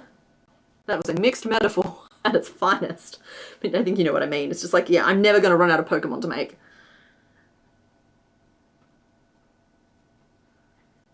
I am loosely sure that that's the right count, but we'll just, oh, hello. You've been up there this whole time, have you? That's awfully familiar of you. First pattern that you crocheted was the Stardew chicken. I love that Stardew chicken. I always meant to go back and do more Stardew. Even now, I've been thinking about doing a Stardew Valley fish tank, where I just like make all the fish. But I feel like people hate the fishing mini games in games. And so like, am I the only one who wants a Stardew Valley fish tank? Maybe we make a little duck on top that can float on top. I know people want the duck. Got many requests for the duck. But then somehow in all of my patterns, I've missed dog. I've just missed dog. I'm a dog person. I've made like 15 different types of cat. Somehow skipped dog altogether.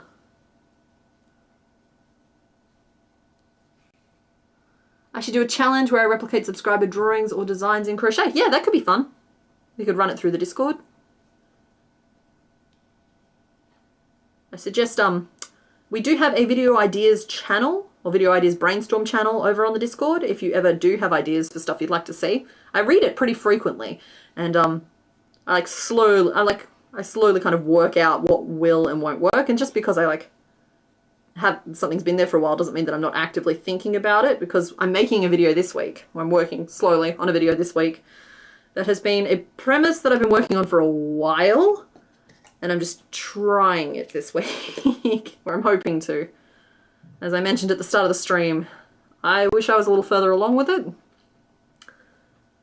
There is a very stressful couple of days waiting for me after we finish this stream, but that is okay. Because stream days are about the Pokemon. He looks so silly right now, but I promise these will be flatter on his little head than they currently are. I just don't want to sacrifice a million pins, given that I've got a million pins in my other project right now.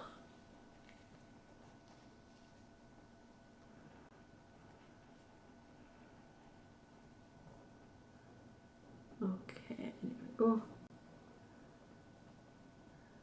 So he looks silly, but I promise he's looking correct. So he still needs his little cape, and he needs some tentacles. So let's maybe do some tentacles?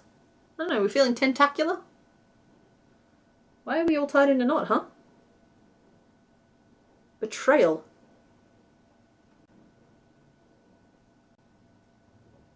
There's a dog running around upstairs. That makes me happy. There we go.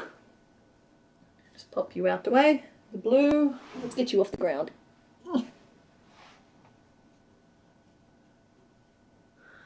And let's grab our tentacle color.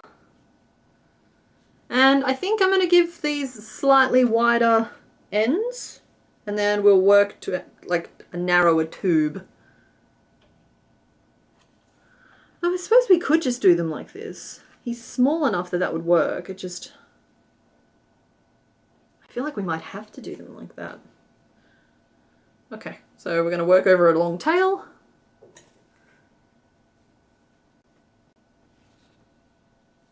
Oh, hydrate. Yeah, well, Eagle Ironic, hydrate or dihydrate is an important thing to remember. And it's just a little gentler than hydrate or die. Let's see. Tentacles. For tentacles. We're going to work over a long thing. We're going to start... do we want to start fat or start narrow? We have options. We're going to start regular. So with a single crochet, and then we'll do a half double. Okay, yeah, good. Half doubles are where it is at. Does make this slightly trickier to wrangle, so regular single crochet would be fine for it, but I like the slightly taller, slightly juicier texture of the half doubles. And I will count when we're done how many I do. Just sometimes I feel like this is just a little bit more effective than crocheting a full-on tube. Well, Emily, I'm glad you had a nap. Naps are great. Naps are one of the purest luxuries of life that no one can take away from you. Well, I mean, some people can take them away from you, but like if you get good enough earplugs, no one can take them away from you. What do you guys reckon? I feel like that's long enough. Like it'll be curled up. Oh yeah. Yeah, that's the ticket. So over tail, we started with a regular single crochet, and then we have 1, 2, 3, 4, 5, 6, 7, 8, 9, 10, 11. Oh, let's do 12. Let's do 12 just to make it a nice, like, it'll feel better if it's 12. There we go. Finish this off. Snip. And we'll give this a gentle tug because we don't want it like super coily, but we want it a little coily. And then we'll tie them in a knot. That will never not feel like black magic to me.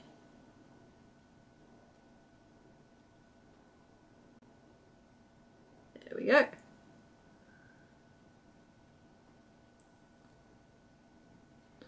Yes, hello, I'm Tentacle and I have opinions. See? Yeah. Ah, see? Stick that there. Oh, sweetheart, you're so cute. I'm not cute, I am terror. I am the deep. And we'll make him another one.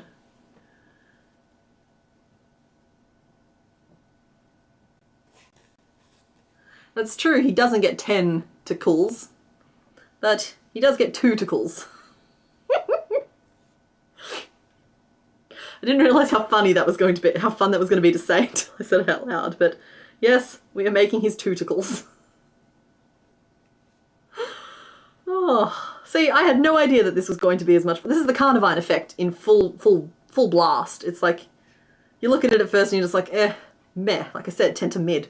But then, like, as you make it, he gets a fun expression. You get to say the word 2 tickles out loud. And suddenly we're all having a lot of fun. See, this never happens with Squirtle. Don't look at me like that.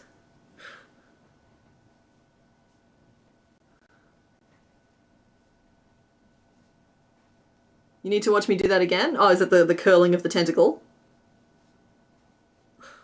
It's because we're working over a tail. Let's see. 1, 2, 3, 4, 5, 6, 7, 8, 9, 10, 11. And 12. So we finish off. It's just one long straight piece. And then we've got like the tail we were crocheting over. And as you pull that, it like adds a lot of tension to it, right? And so I'm pulling them about halfway, so we've got one really tight bit and then a looser bit, tying my ends in a knot because it stops it from slipping. I'm double knotting that as well just because it feels more secure. And then I just shift around that tension until it's the shape I want to see. So like, there we go, it looks like this. And I'm just gonna like scooch some of that tension down further.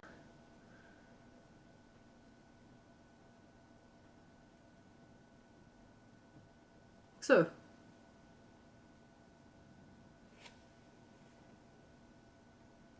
And that one can go out this side.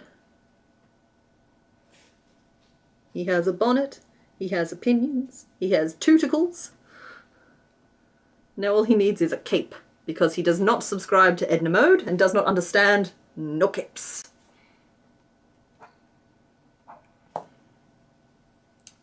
So the cape is a double-walled piece, which means we'll have to make it twice, once in black and once in blue. And it's not very big either, which does make this an issue, but we're going to go, let's see, 1, 2, 3, 4, 5, 6, 7, 8, 9, 10. Yeah, I'm not going to use those back loops. I'm going to cross that out of the design. The Patreon pattern will not have those back loops in them. They're not necessary and I hate them. 1, 2, 3, 4, 5, 6, 7, 8, 9, 10. Thinking we're going to try 10 around. There's our 10 tackle.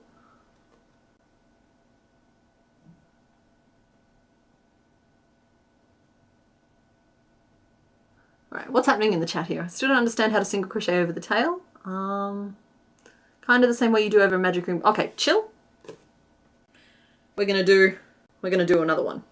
Ready? So we have our yarn. I'm going to leave a long tail and attach it to my hook with a slip knot, right? That should be pretty standard. It's like we're going to start chaining. So then for the first one, I'm going to insert my hook under the tail, that long tail we were leaving there, and pull up a loop around it and finish off my single crochet. So then we have it started, yeah? And so then I'm just holding this as firmly as possible and just working the rest of my stitches by inserting my hook first under that long tail and yarning over and pulling up a loop around it and finishing off my stitches. And it's a really fun way to work without a chain, but it's also, I use it more often for sculptural elements that I want to have like a curl or a twist to them, because then when you're done, you can like spiral them pretty tightly into corkscrews and stuff. So hopefully Hopefully that explanation helps a little bit, though I understand from my own experiments with, what was it, box chaining the other week, which by the way, I tried again off stream.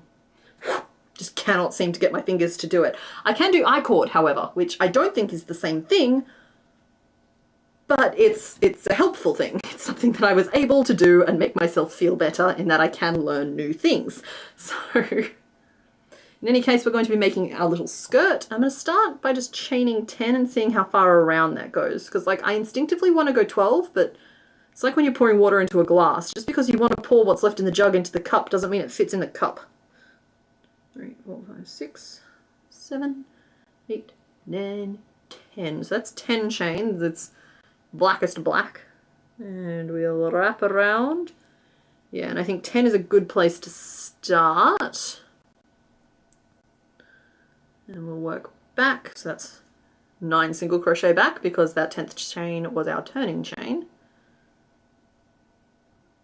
Wow, the light quality in here means I am working pretty much blindly, but that's okay because this is a fairly familiar piece at the moment and it's not like we're trying to do anything particularly crazy. Yeah, and yeah, now I believe that's 9. Let's have a look. It is. It's 9. We did it. Let's get chain 10, turn 9, single crochet, turn. All right. And the shape for this piece, as I drew here, it's going to be like 10 across, and then we might do like maybe an increase here-ish, an increase there-ish. So like not right on the ends, but like near the ends. If you do them right on the ends, sometimes you can get like a weird wing out shape. But if you do them like one stitch in from either side, you kind of get that growth without that really harsh zigzagginess happening. So that's likely what I'm going to do. So this will be 6 and that'll be 1 and that'll be 1. I mathed that wrong. I mathed that for 10. That should be 5. Ink. 5. Ink. Single crochet. Turn. Alrighty, let's give that a go. And then we probably won't want to go any larger than that. What is the black piece for? If you look inside Tentacle's skirt, hang on, let me move his sprite off the black background.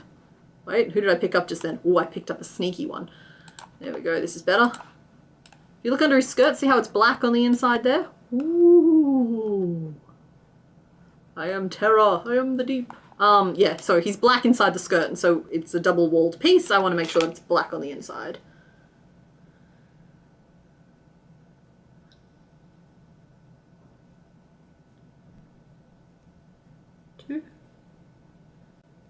And sorry, I have the thing open on my other window so I can do polls and stuff, and I just saw myself wiggling the tentacle around. Golly, I'm a fool.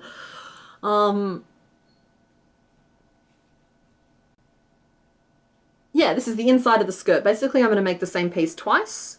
Make it once in black, once in blue. I'm doing the black piece first so that I can crochet around the edge of it to join them together, and it'll be blue around the outside. So that's the current plan. So thank you all for holding me accountable. I probably should have said that instead of just like randomly picking up a color and just being like, oh, I'm going to use this color now with no explanation. Like, and that might honestly be enough. He's not very big. Miniest of skirt.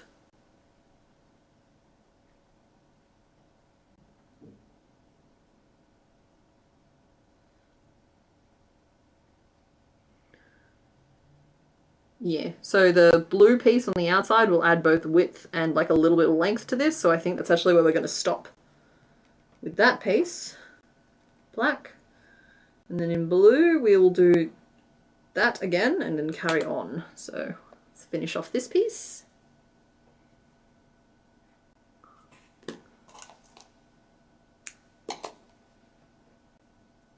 There is the inside of the skirt. I'll pop that there. Alright, night Nikki, enjoy your sleep.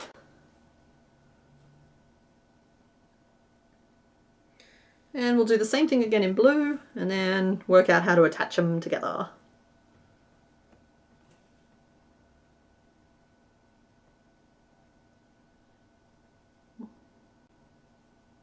Seven, 8, 9, and 10. 1, 2, 3, 4, 5, 6, 7, 8, 9, 10, 11, 12. Do, do, do, do, do. Sesame Street has a lot to answer for.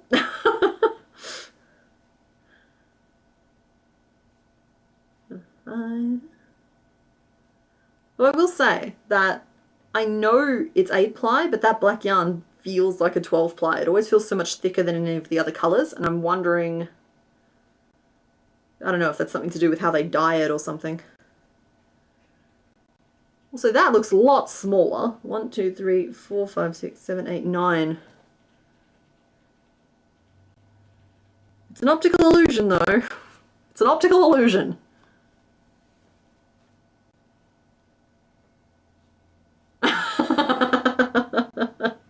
My apologies to anybody who was trying to count just then. See that Mr. Bones is there running my PR campaign for me. Look, you can't tell me that Dwayne "The Rock" Johnson wouldn't rock a miniskirt. I said rock twice. Sorry, it just... yeah. You gotta find joy in life where it presents itself. There we go. And there we go. So this is the same piece now, this is the same size now as the black piece. And we layer them over the top of one another. Do I want to work up and around, or do I want to work down and around? I think I want to work down and around. Yeah, we'll work down and around. So I'm going to chain 1 and turn. And then we'll just match up our stitches, and I might slip stitching work. That'll give us a flatter, less bulky stitch. Ooh, that was rough. I split my yarn. Don't like it when I split my yarn. There we go. There we go. So this is the final piece that we need to make for Tentacle today. And then we'll be picking our next one. It's good, I get to feel, oh no, oh no. I should have noticed that straight away, shouldn't I? Single crochet it is. That was unacceptable.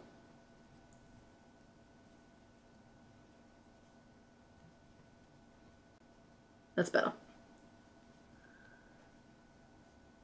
You're counting to 3? Okay. I feel like 3 should be accomplishable, because then even if it's a mistake, you can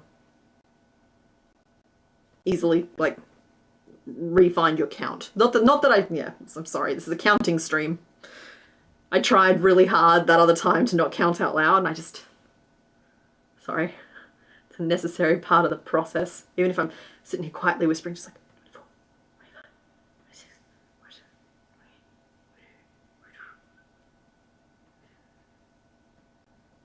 go, much better. So that's that, and now we're going to go up the side, which is always just that little bit less fun.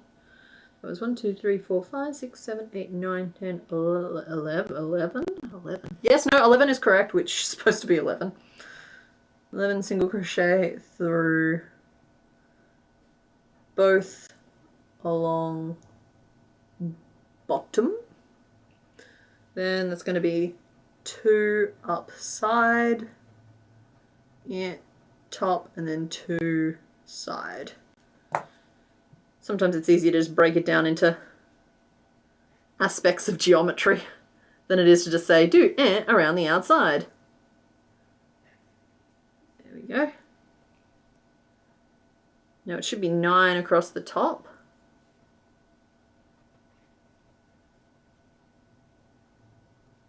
There we go.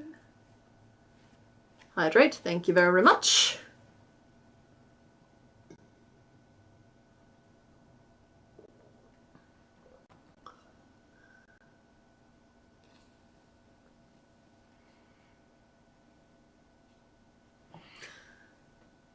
Your boyfriend does sound like a monster. If he starts saying random numbers out loud while you're actively trying to count, that's just mean.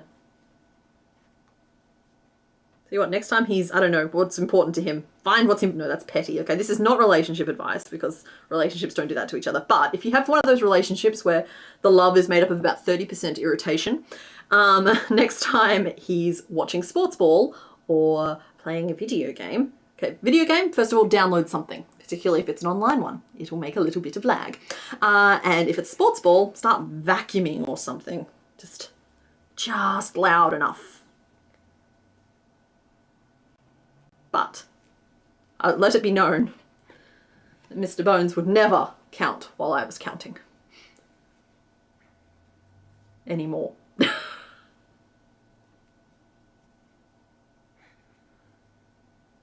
Okay, so it looks weird. It looks very weird. 1, 2, 3, 4, 5, 6, 7, 8, 9. Don't know where I found an extra stitch. Oh, I didn't find an extra stitch. We're good. We are golden. Everything is looking the way it is. Go through, please. Thank you. The way it is supposed to, even if it does kind of look like, I don't know, a band-aid? The pupil of a goat?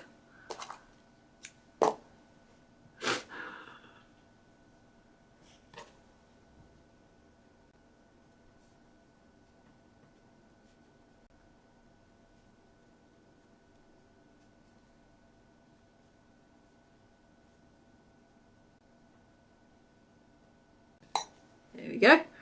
So now we have a skirt, and it's really hard to tell which side's the top and which side's the bottom, but I know one of them is narrower than the other, so let's just 1, 2, 3, 4, 5, 8, 9. Okay, so that's the top. Then we should just be able to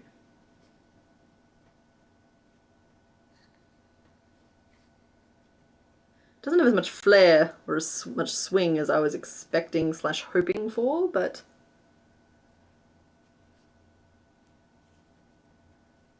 who am I to question Dwayne's fashion choices?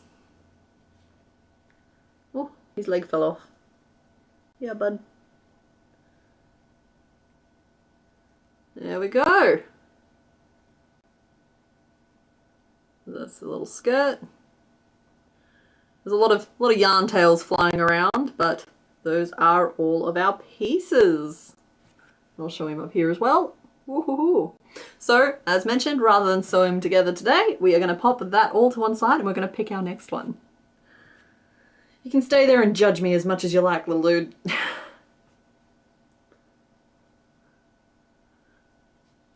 Okay, just clearing up.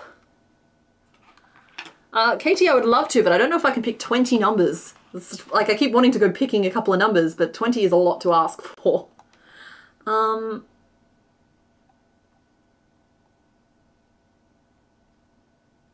Alrighty, let's... Sorry, I got distracted. Here we go. We're back to our choices. Let me start our poll. So yeah, so this is where the number 5 comes in. So now you still have 4 options to choose from. And I thought it would be funny if one of them was still Diglett, because it's become a bit of a meme for this live at the moment, or at this point. But I wanted to work all within the same square of the Pokédex, and this would have been further off to one side. So here we go. Pick who we're making next. We're not even 2 hours in. We are making excellent time today. Oh, okay. We are seeing, looks like 3 and 5. Is that what I was seeing? We're pretty even. 5 is getting a lot of... Is that because you guys have looked it up? Do you know who number 5 is? I don't remember who number 5 is. Who is number 5? I know who I prepared for today. Oh, wait, yes, I do know who number 5 is. I will never look at Tentacle the same again. Yeah, it's the Carnivine effect, right? We've made him, and now this will forever... Oh, sorry. This will forever be my reference. I feel like I'm in trouble. You do the thing, and then the thing.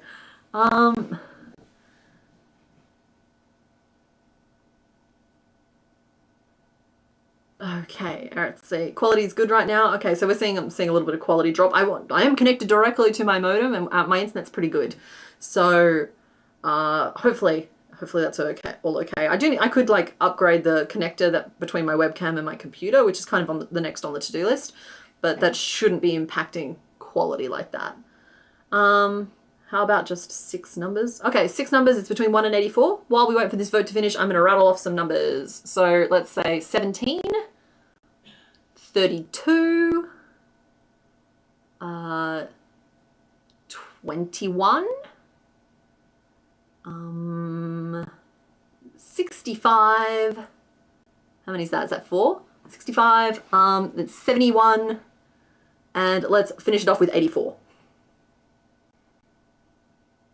Mickey, I love Stardew Valley. I'm very excited to keep you company while you play. I love me a good, like, soothingly pixelated with pleasant music checklist that I can just go through and just get that, like, farm that dopamine. Yeah, Pink Remus bingo, exactly. Oh no, I want to change my vote to 5 now. I think some people have looked it up. Okay, I think we might be about ready to close off this vote. So it looks like number 4 has gotten 40% of the vote, which is looking like the top one. I will close it off. Here we go. The results are number 4 with 40% of the vote, and number 5 fell into second place with 36% of the vote. But if we get through number 4 fast enough, number 5 might come up again. So let us reveal what number 4 is. Here we go. I'll snip off a corner. Sorry, I get a real kick out of these. What? What is that? What that be?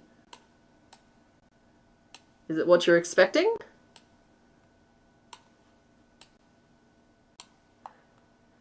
Do you know?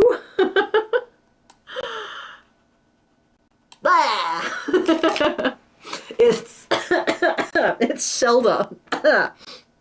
And it's trying to kill me. Yeah, so we're going to be making Shelda next. So did you guys know when you voted, or were you just hoping or guessing?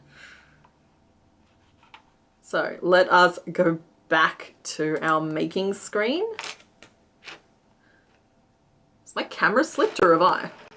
There we go. Let's give you a little front and center view. And next we will be making, where are you, my little friend? My little shell? A little Shelda. So I'm a bit nervous about this one here because it's got kind of a non-traditional structure to it. So we're going to spend a little time drawing and sketching and making sure we understand the shape. But he should come out about the same size as the tentacle if we do this right. So I'm going to move down here because that's just, I tend to move across the page out of habit. So we have our little creature living inside his little house, and he kind of wants you to go away. That's why his tongue is out. Bleh. So my big issue at the moment is understanding what that shell really looks like from a few different angles, because like we can manage it as long as we understand what it actually is and what it's doing. Like, is it a flat piece or is it a round piece and we make it that way? I did not put preparation into these shapes and sizes, so I might actually have to Google what this little dude looks like from another angle, because I'm seeing a suspicious spike, though that could just be a double-walled tail piece. Also, he looks like he's seen something horrifying, so bleh. Bleh.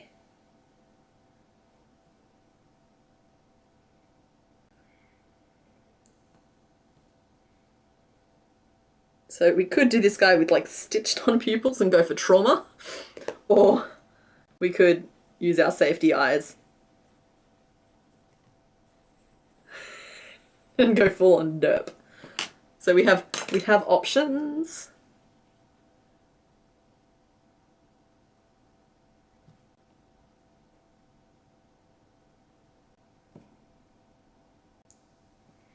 But he himself just looks like he's a tiny little oblong. I don't think he's a ball. I think he's longer than that. And he's also just a nice little warm-up for Cloister when that inevitably happens. So there we go.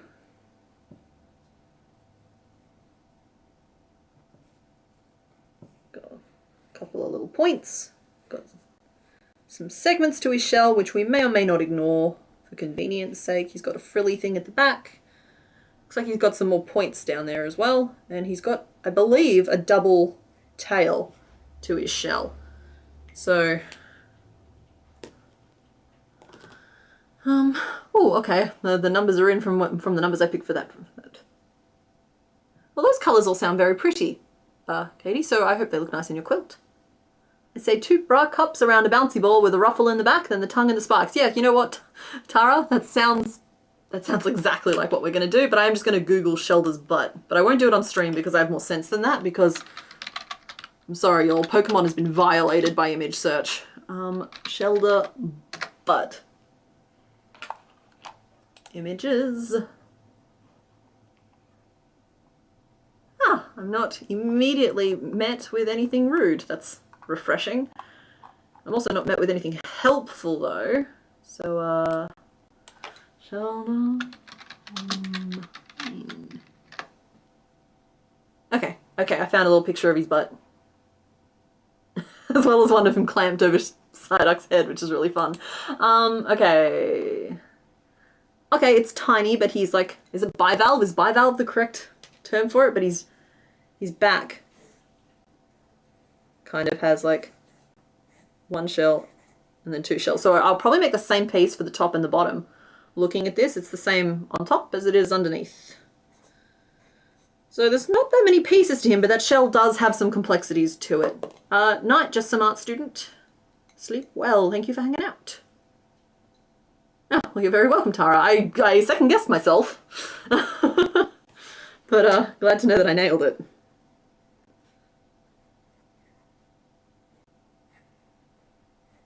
So yeah, those spikies.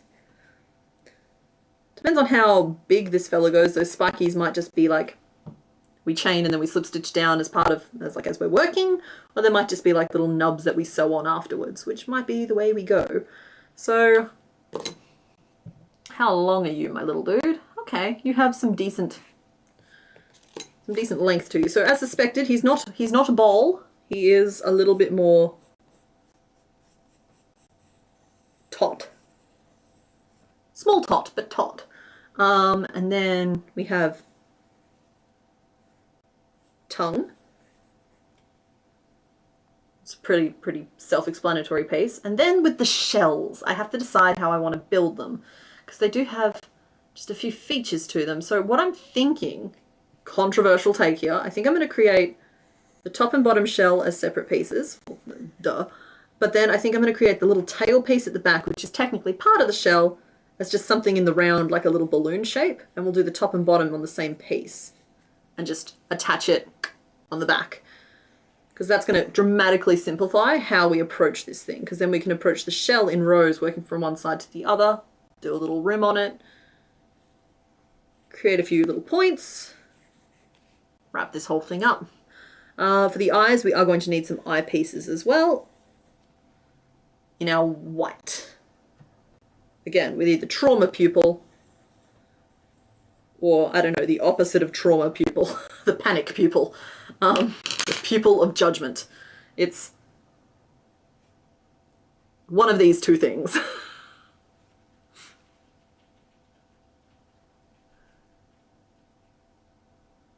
Okay, all right.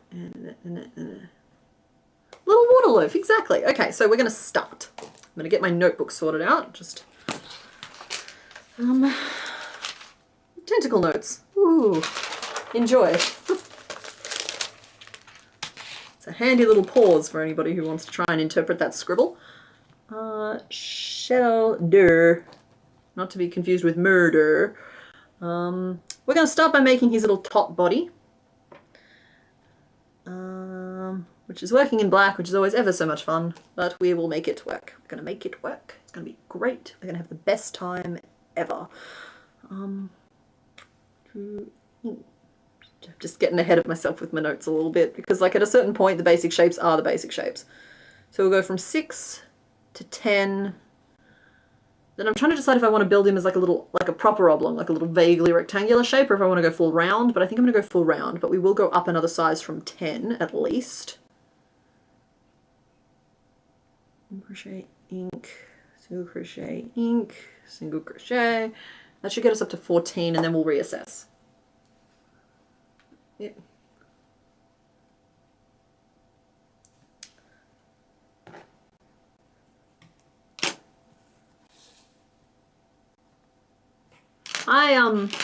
We were talking about favorite school subjects. I really enjoyed computer science at school. Then I also really enjoyed, I think it was called applicable. I also enjoyed geometry and trigonometry. Not a huge fan of calculus, but I did my best.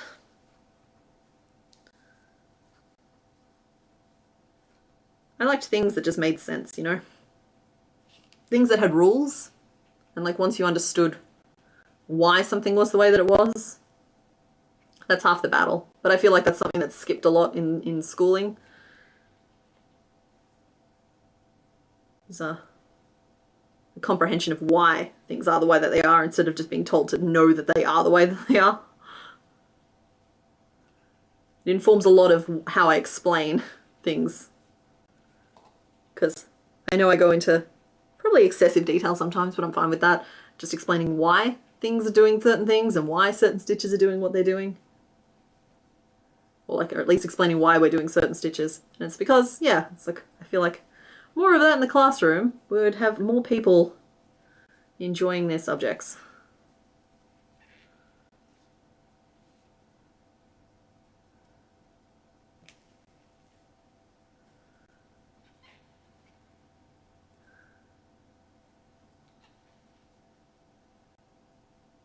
Oh, bye Henriette.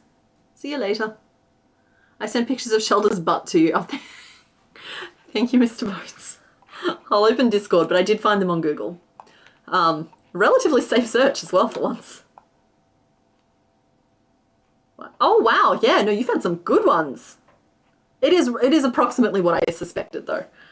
That is a beautifully rendered Shelda butt.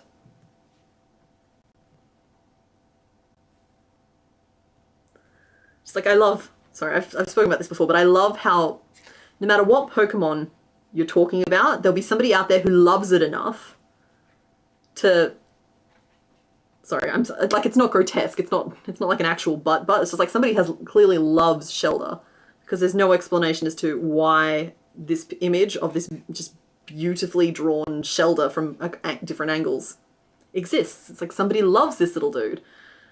And like, I just think that's really cool. It's just like, even if you're the pile of trash Pokemon, someone out there loves you enough to draw you beautifully.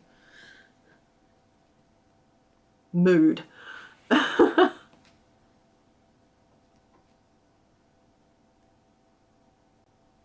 Why is so important for learners? When I did my teaching masters, why was huge and multiple different examples for different kinds of learners, never redundant. Yeah, exactly.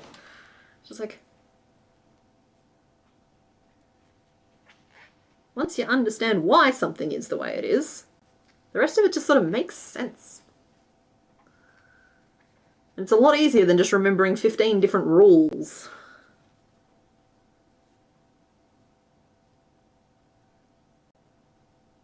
Okay, so is that our widest point? I don't know. I'm going to just grab our white real quick and make just a magic ring of 6, and we'll use that for size comparisons, because I have to build it to... Where is my white gone? Buried here somewhere. Ah, there it is. It's going to be a yarn avalanche in a second. There we go. From black to white. My pupils don't know what hit them. May fall asleep watching this. Well, I think that's perfectly fine. That's true. Mondays do only happen once a week. True words. Just going to keep repeating in case there's people coming in and out, and that we're going to try this on a weekend next weekend. I don't know if it'll be Saturday or Sunday. Keep your eyes peeled for that. Same time slot from 1 o'clock onwards, but we'll just see. I think my building will be louder during that, so that's also what we're just going to be testing, whether or not there's too much going on. Yeah, I think we have to go bigger because even the smallest size of eyes. Oh, does that work?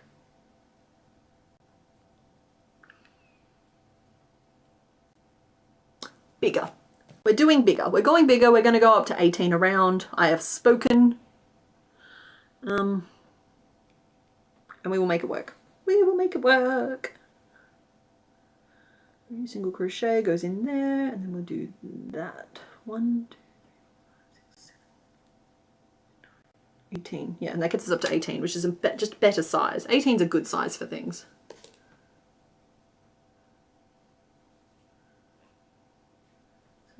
One. I'll be right back with you guys. I'm just doing a count on black, and so just need a second. 1, 2, 3.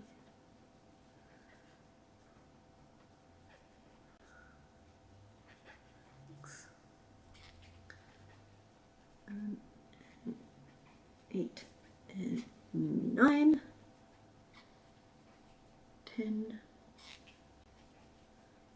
11, 12, 13, 14, 15, 16, 17, and 18. Okay, I feel like that's a better shoulder size.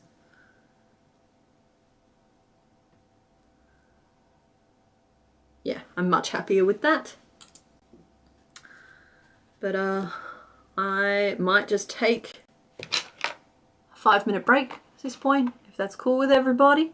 I'll swap us back to the Pokédex view, maybe? No, we'll stay on this view, but I'll scatter some stuff around for you to look at. Look, we got friends, so many friends. Betrayal most foul. There we go. Ah. And I'll slap a message on the screen for... Do I still have my text element here? No, I do not. Slap a little text on the screen. Break. Next. Back in 5 minutes. Okay. It's not really legible, but I'm gonna go like stretch my back out a little bit and just take a little break, but I will be back very, very soon. It's not gonna be a long break. All right.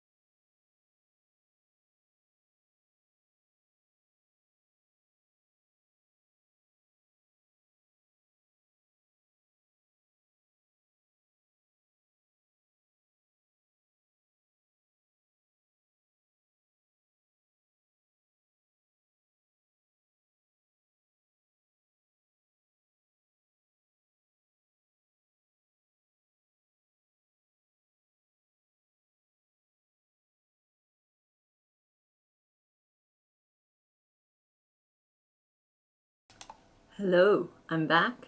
I'm starting off very quietly so I don't startle anybody. Hi, I'm back. Great, thank you for that. Let's see. I've managed to tie my pincushion up entirely. Have you seen? Of course you haven't seen this. But I don't know why I'm working on a ball of yarn that's all the way over there. But look at what this... I don't know when this happened, but this is the active strand that I'm working on and it's fully tied around my poor turt.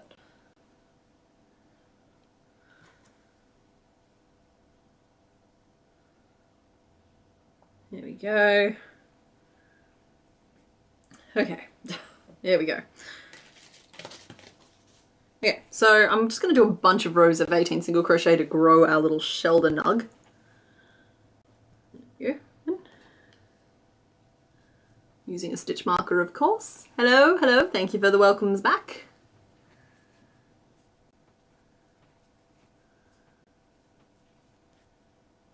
He is adequately recovered. So funny because that was pretty much like, not like a throwaway as in like trash, but like such like a quick absent-minded project that that pumpkin taught us, and just like he has been my most faithful companion all of these years, carrying all of my pins and needles for me, showing up exactly when I need him. Let's see some love in the chat for the turt, because he is the hardest working tortoise in all the land. Speaking of which, have you been on that subreddit, Turtles with Jobs? Brings me joy. Yarn pollution can kill turtles, yeah, but what about the sea turtles?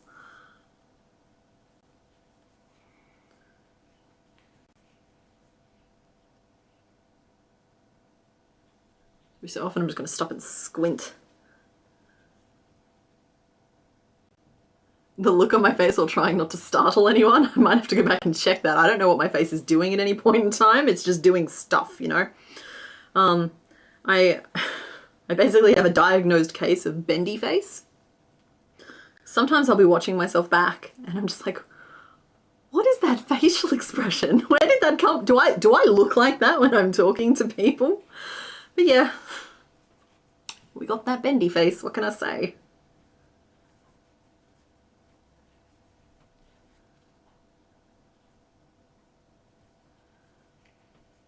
Night, Sam. I hope you have a nice nap. He is a good turt, I agree.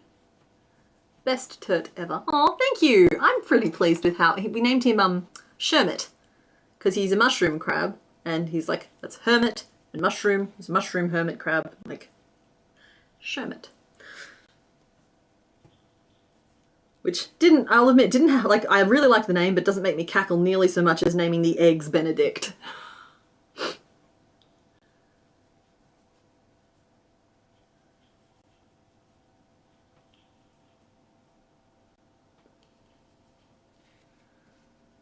Oh, punched my lamp.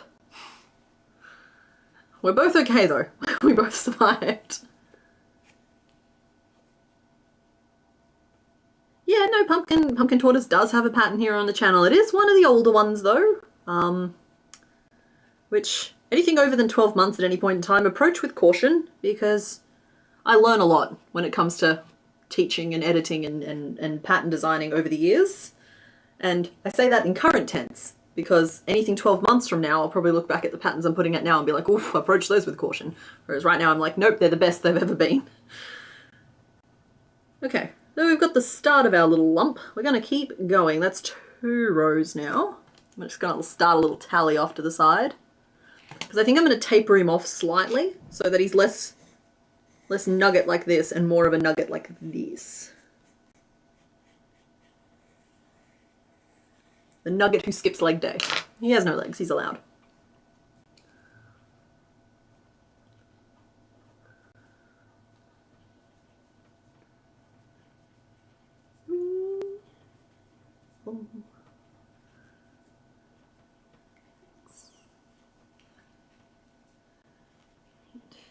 Why am I counting, you ask?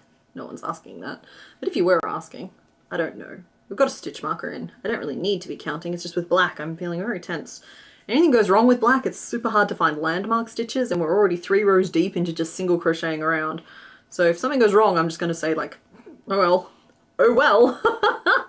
That's our stitch count now. That's roughly where we're gonna end up anyway. It's 3. Oh no, I can see that okay. I can see that okay. We're fine. Well, what are you punching a lamp for? I don't know. It's just, I've got a, there's a lamp here. I can't quite move it in. It's like I've got my overhead lights on. I have 2 kind of atmosphere lamps trying to soften the light. And then I've got this other one that like tinges the light slightly less yellow. There's a lot of lamps in here at the moment.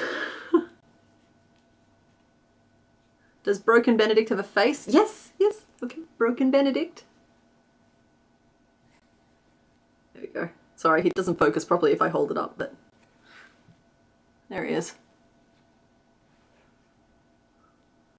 He's happy though. And in case any of you are worried, I'm pretty sure it's the broken one that becomes the main trunk of the tree. So, Broken Benedict goes on to the most lofty of a, do I want to call it a career? Vocation? Becomes the biggest bit.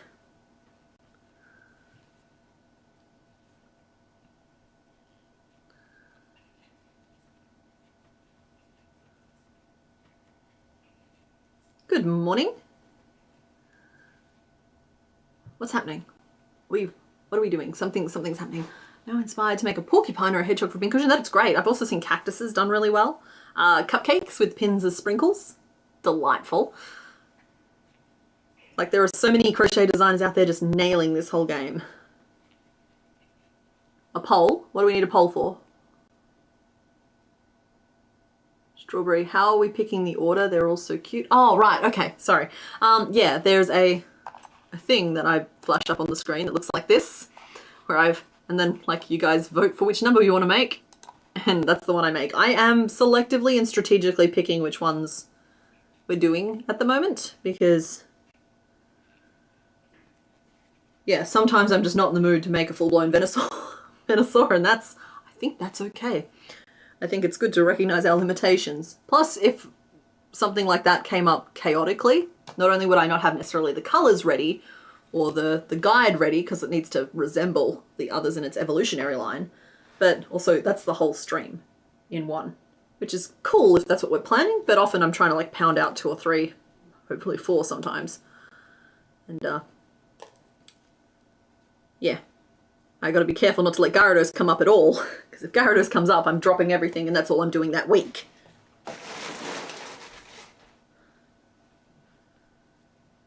Gary's my favourite. Though, I'll admit I grew up calling him Gyarados. Gyarados. I mean, there's a Y in there. And again, we're back to, if they don't want me to pronounce it, they shouldn't put the letter in there. It's not enough stuffing for anyone. Okay, so that's 4 rows of 18 single crochet, and I think we're going to nub him off now. Just checking. Sorry, replay the vocal tape of just like, is that okay to say? But yeah, I don't think that's anything. Deck, single, 14.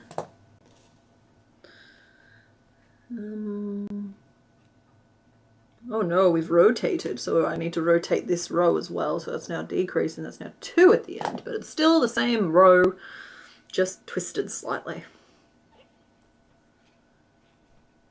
Here we go. 2, 3. Morning, Lilycrafts. Thanks for joining. I understand that it's not always the most convenient time for everybody, but we do what we can. I'm going to decrease again. 1, 3, and decrease. The nubbification is going spectacularly. He's just a little shellfish. We're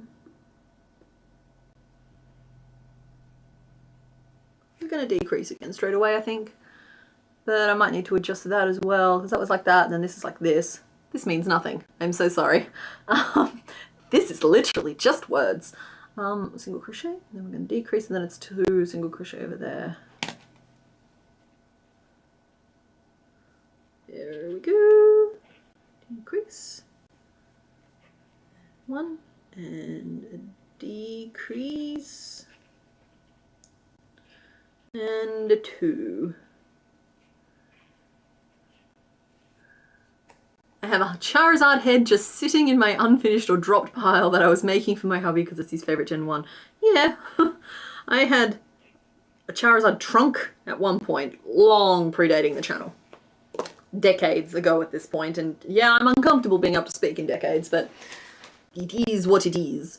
And yeah, it never got finished.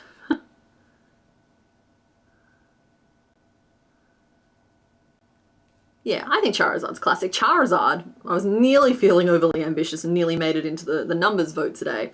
But it's one of those things of just like, I know as soon as I put a number in that box, everyone's going to know exactly who is behind that number. And if I ever have him in a vote, I need to be completely sure and committed to the idea of making that thing that day. So 1, 2, 3, 4, 5, 6, 7, 8, 9, 11. 11. 11? Dang it, the black strikes again. That's supposed to be 10. Oh, stuff it. It is 10. No one has to know. I have been toying with the idea of doing like a dragon day where like I do like the Dratini, the Dragonair, and the Dragonite. Gyarados, of course. But then I don't think there are any other dragon types in Gen 1. But so I thought Charizard could be maybe included because he's a dragon to us.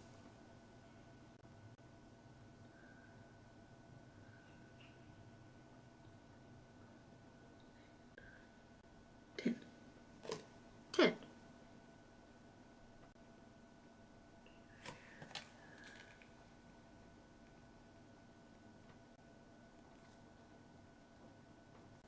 Cool. One last row of our little Sheldon nugget.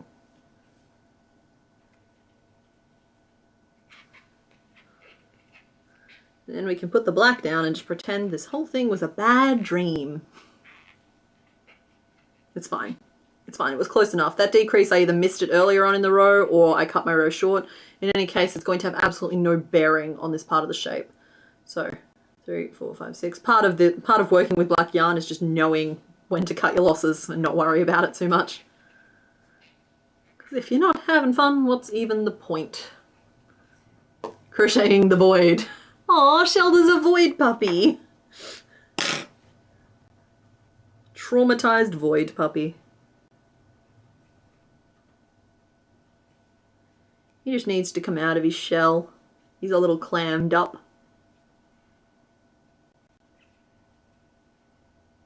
A little bit shellfish.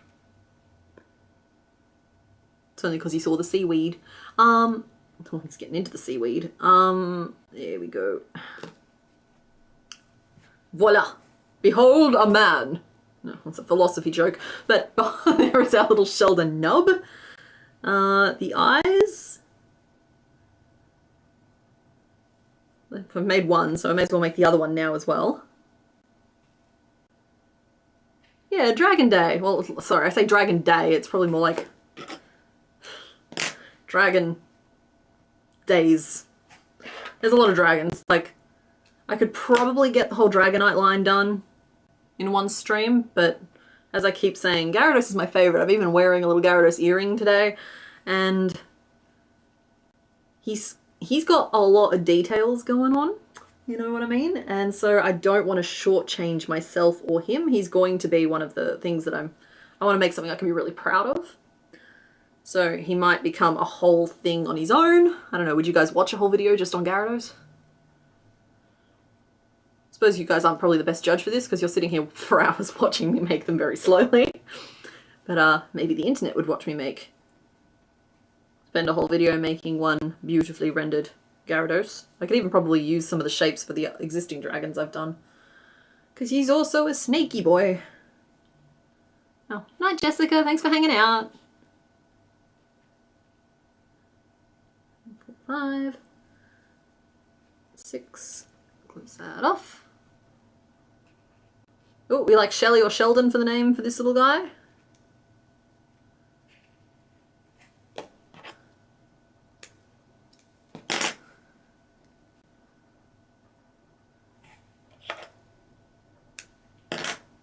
go. A Dragon Day and a Gyarados week. Yeah. Oh, you get it. You understand me. There we go. Nice wide set eyes. I'm specifically picking black pins because I think it's funny. What have you seen, tiny shellfish? And have you been Googling yourself again? It's okay. We'll get you a blankie. We'll tuck you up under side. Oh, maybe we'll tuck you up under Crab. Crab will protect you.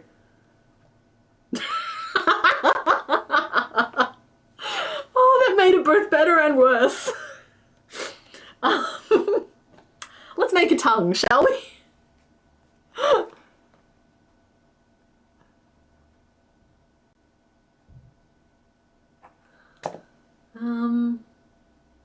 Cooper. Shelly Cooper. Oh, okay, yeah, that works.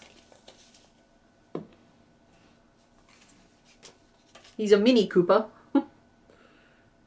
Okay, one of you is the inner end and one of you is the outer end, and that actually matters. There we go. Okay, I found the inner end.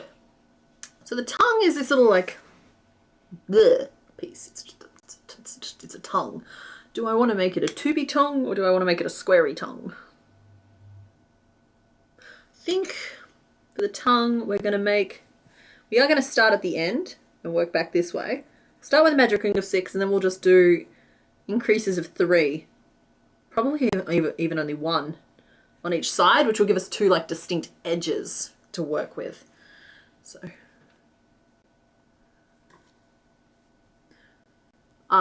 Nikki says something about adding the eyes makes me instantly fall in love. I agree. That's why I'm always saying make the head first. If you're somebody who struggles to finish projects for non-physical reasons, make the head first. I tend to joke about them looking at you in judgment, but who can resist working on this thing?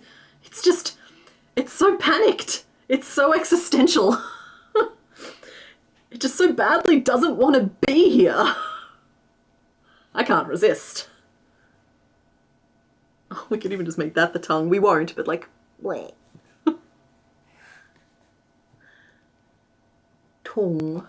Magic ring of 6, and then we're going to go single crochet, 3 single crochet.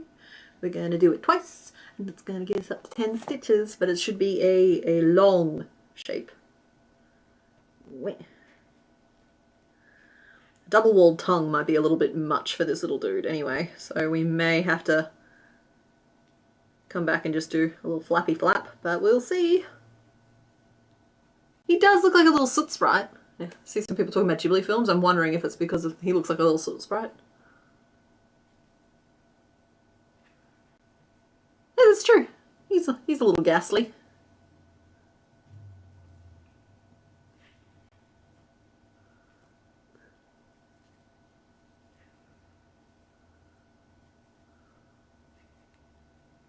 Ah, thank you very much, Arvin. It's probably been a while.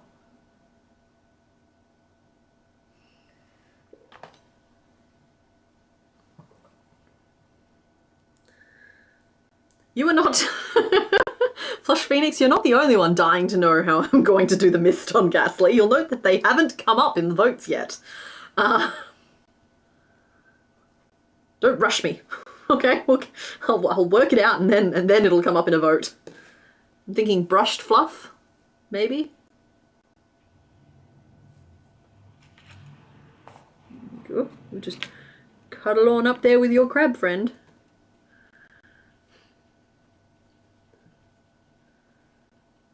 Ready? 1 and a 2, 3 and a 4, 5, 8, and a 5, 6. I hope you sleep well, Kareen. I actually really love the fact that people fall asleep to my streams. Truly, it's just a really nice compliment, honestly.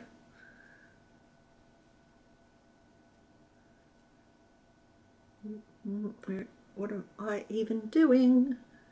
I think I've gone the whole way around. Feels like I have. Looks like I have. There's a little tip of our tongue. I'm just worried it's a little big, but it is quite large in the sprite that we're looking at. I feel like if I narrow it off now on either side, we'll be good. So we'll go 10 single crochet, and then we're going to do, we want them lined up correctly. Let's get you poking out. So 1, 2, and then a decrease, and then 1, 2, and a decrease. That doesn't line up. 1, 2, decrease, 1, 2, decrease. Do I only have 9 stitches in my round? Because that ain't right. 3, 4, 5, 6, 7, 8, 9. I do only have 9 stitches. Something went wrong with my increases. I'm going all the way back. That cannot be allowed to stand. Did I only do a regular increase in one of them?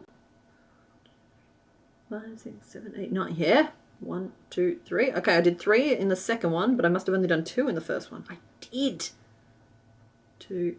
No, there's 3 in it. Did I only start with a magic ring of 5? 1, 2, 3. I did. I only started with a magic ring of 5. Just all the thing you'd think after the literally, it has to be thousands at this point, magic rings of 6 that I'd made, you'd think I'd be able to count to 6. But apparently not. So that's, I could have just changed my notes because it was coming out looking fine, but 1, 2, 3, 4, 5, and 6. There's definitely 6 there this time. Yeah, here we go. Let's try this again. Yeah, all the way to the beginning, but it's fine. We were like 3 rows in. And also, we're making just really good time today. I mean, I say that, and then it's probably going to take me 6 hours to make his shells, but they need to be ready in case Ariel needs a change of clothes.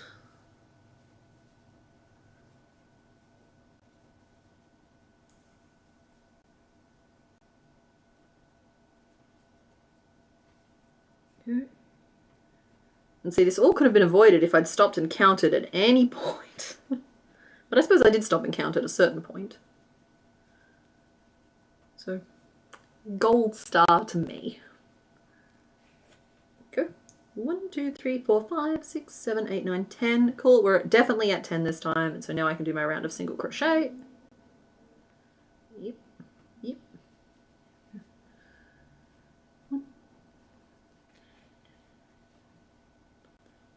E.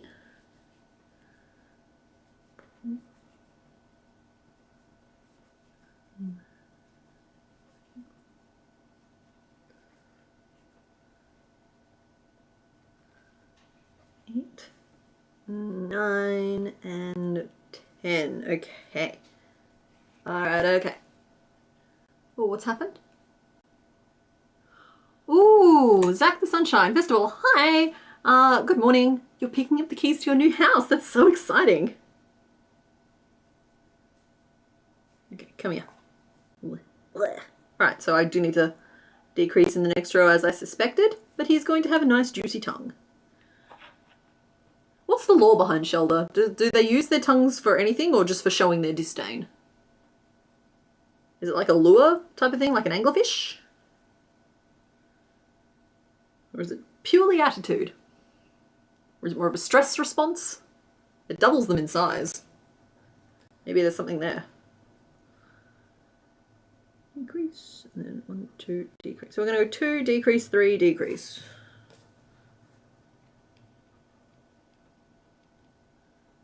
And then 1, because the count. The count.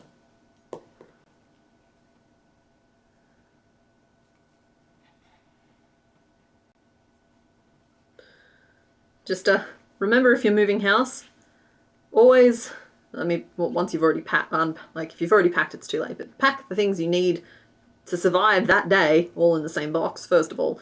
Second of all, always just make sure that you set up a comfy place to sleep first, because some people start with the kitchen, which is like reasonable to a certain extent, but Lord, you can always order a pizza, you know? It's just like, if you have a comfy bed to lie in after a full day of moving and unpacking and all of that, it'll be a win. So just bed first.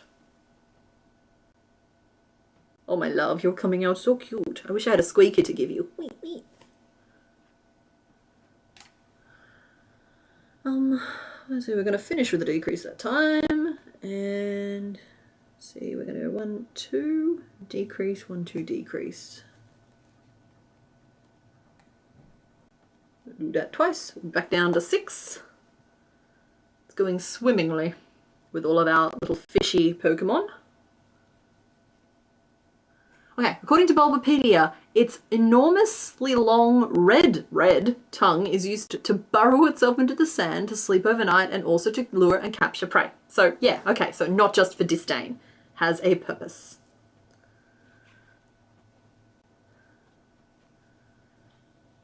It looked like an intentional tongue, or a tongue with a motivation, so. Which is good. Now we're going to do at least one round of 6 single crochet. No stuffing for this piece because we want it to be nice and flat. Fat and flat. 2, 3. Is that maybe 4? There's 4. 5, 6. I can tell because of where the decreases are, in case any of you were wondering, because I know I'm not using a stitch marker, but at this size I can see all of my landmarks, and it's just such a relief to not be working in black. And do we go around again, or is that right? I think that's about right. Or is that too fat? Is his tongue too fat?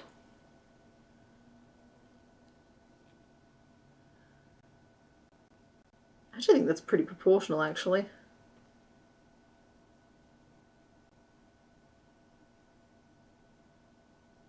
Yeah, cool, we're calling that. That's good. Finish off.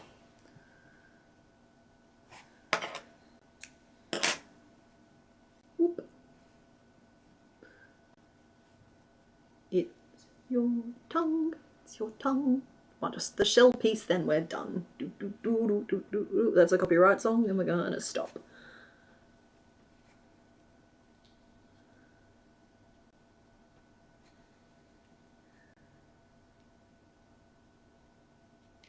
There we go.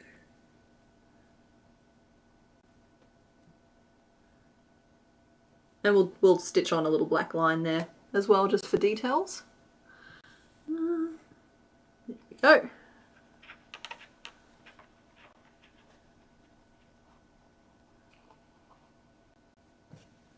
He looks like a tiny, like black and like a gothic platypus. Anybody else getting that vibe? Like that's his bill, and then he's just like a little black nugget, just like platypus. Perry the platypus. There we go. So now we need to finally do the shell, which I'm a little nervous about. The purple that I want to use, I have this little bit left. I know it's not going to show properly on the other camera. Oh, you know what? That's not too bad actually, but like the color is a more accurate representation up there. And that's pretty dang close to the shell, I think. So there we go.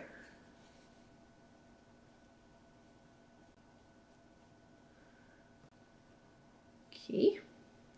So now we need to make shell. So I'm thinking single walled pieces, which is not normally my go-to because I do like a double walled piece. But I think we'll single wall and then we'll do around, which just means working up a flat piece, and then we'll crochet around the edge to firm it up, shape it a little bit, give it a little bit of a lip. Yeah. And he's got these like, see, like he's got these lines down his shell. We potentially might add those in black, but I think that working our rows in that direction might just give enough of that impression. So we're going to start on like one side and work our way over instead of starting at the front and working our way back, which is normally how I would do a shell like this. So we're going to chain until we feel right. But working flat pieces that are such prominent pieces will never feel right to me. 3, 4, 6 and 7 and an 8 and a 9 and a 10. Let's try that. Come here, mate. Okay, so it should reach his butt and then... Right, I think 10 stitches is about right. So I'll chain 11 and then we'll work back up that chain. We're going around the edges afterwards, and so I don't need to worry too much about that base chain showing.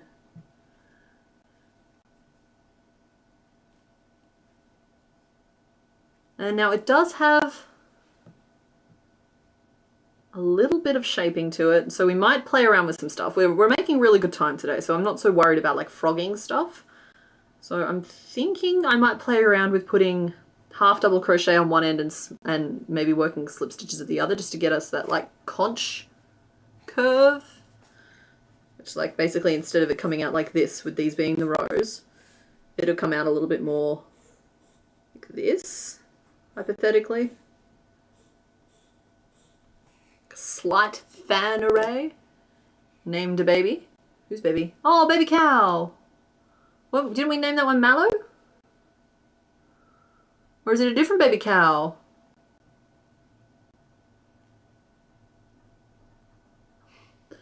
Everyone's chanting name the baby, and I don't know if you're saying name the baby CK or name the baby, comma, CK.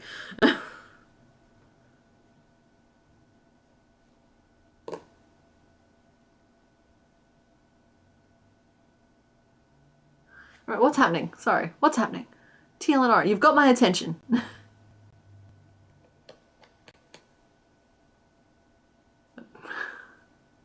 Nothing's happening because of the 1 minute delay. I will keep an eye on chat for the next minute or so. So, like, if you have a point, now is your chance.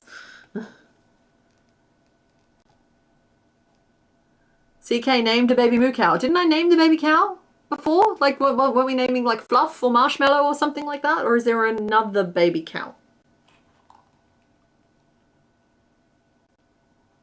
Yeah, Mallow. I thought we talked about Mallow. Oh, yeah, there we go. I was letting CK have the final say. Fluff, Mallow, Thursday, Cupcake, Cashmere, Flora. Okay, yeah. I like Fluff or Mallow. Because I think that an adult cow named Fluff or Mallow are both adorable as well. You gotta remember, you're not just naming a baby cow, you're naming a full-blown cow. Some of us just are full-blown cows, but that's a whole other conversation. 1, 2, 3, 4, 5, 6, 7, 8, 9, 10. I'm gonna do 10 single crochet. And yeah, then I'm gonna play around a little bit with some half double crochets at the top and just see if we can't build up a little bit of a fan. Because we can fan. Can.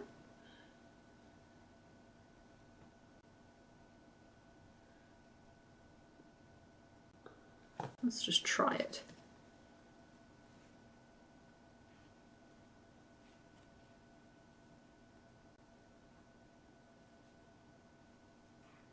One,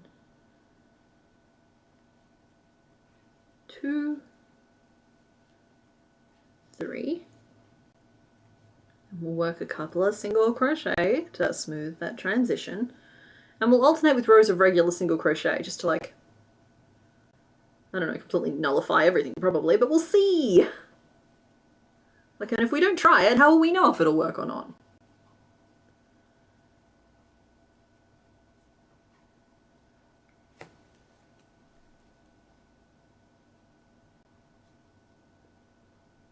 And turn, 2, 3, 4. And then single crochet, and then we'll do it again. It's just kind of the same thing over and over and over again.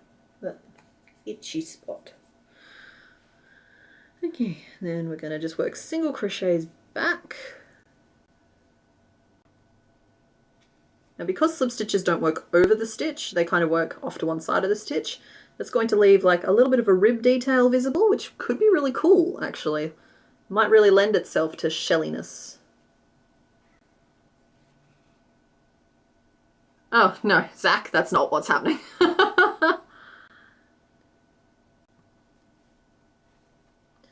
It was, yeah, baby cow drama. It's like there's always time for baby cow drama. This is not the first Pokemon. We have made the pieces for our little tentacle. We are only 3 hours in, and we are just making the shell for our shoulder now, so I'm just going to go ahead and call it and say we will definitely have time for a third. If you guys want to hang out, there will be another choice coming up once we finish these shell pieces. And then we'll just try the half double crochets and slip stitches again, and if this doesn't work, we'll just make this the bottom shell.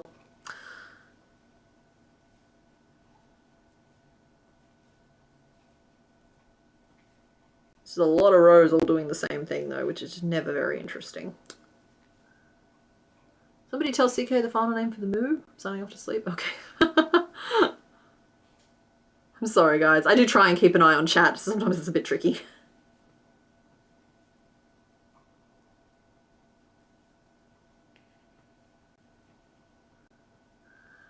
Mallow Fluffy. Aw, I love that. Thank you for letting me know.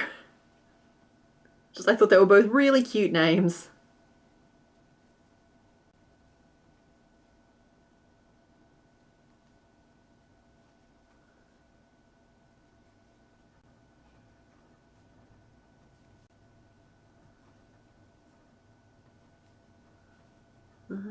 And 6. And I should be making notes about this because otherwise I'm going to get myself into trouble later. That's just how this works. So, okay, that was 10 single crochet back up. So we've done, yeah, I like that little tiny little ribby texture. We're starting to get a little bit of a fan. Are you a fan of the fan? And let's see, I'll just do that times. Let's see, we've done that once and twice so far, and probably do it 3 more times and then try it on. Yeah.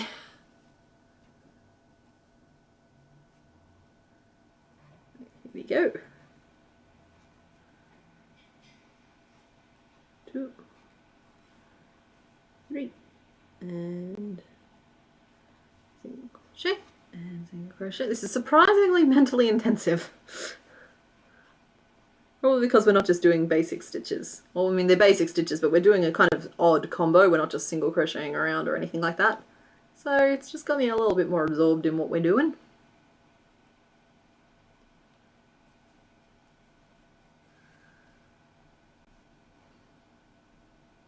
Okay, just in case anybody's worried about it, I saw that the baby cow is named, what was it, Mallow Fluff or Mallow Fluffy? Both adorable, love that, because those were my top 2 picks of the names presented. And I think both work for both an adorable fluffy baby, because it was a Highland cow, wasn't it, as well, which just adds a layer of adorability to this whole thing. Yeah, I think that works both for an adorable fluffy baby, and then like once it's a giant sassy heifer, it will also work out. So you got a name for both. Oh, bye Tara. Thanks for hanging out.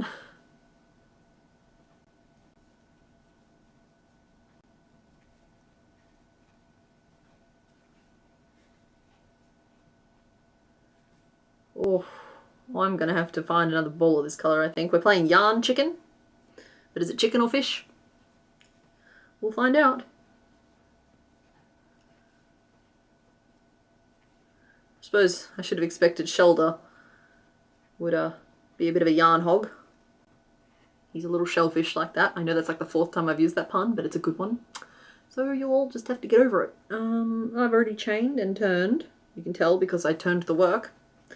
And we're going to work our way back up again. Yeah, I definitely like the idea of this shell having a little bit more texture than just regular single crochet. So this might work really nicely for us.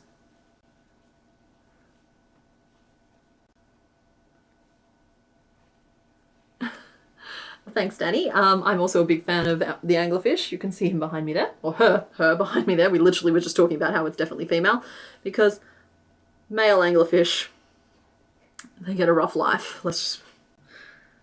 They kind of latch on, and that's all she wrote.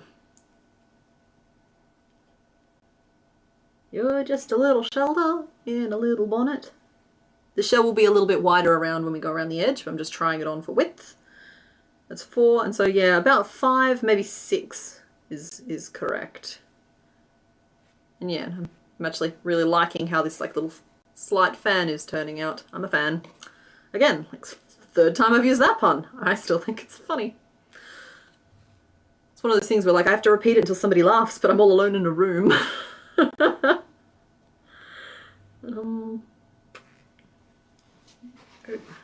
Correct the posture so we don't destroy our back, and we're going to hydrate.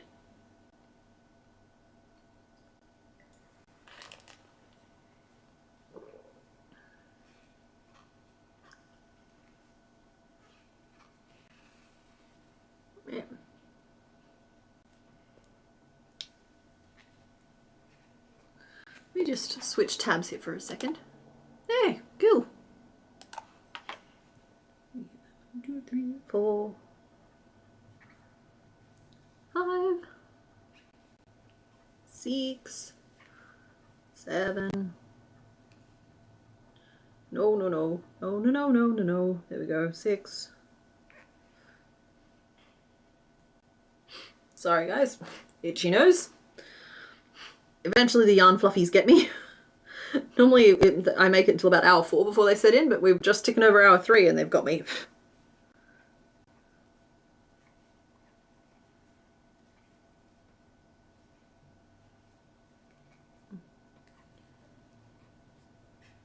Okay. And we'll single crochet back up and we'll assess the situation.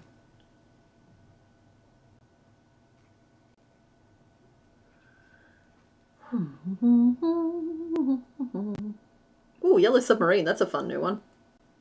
Don't know where that one came from.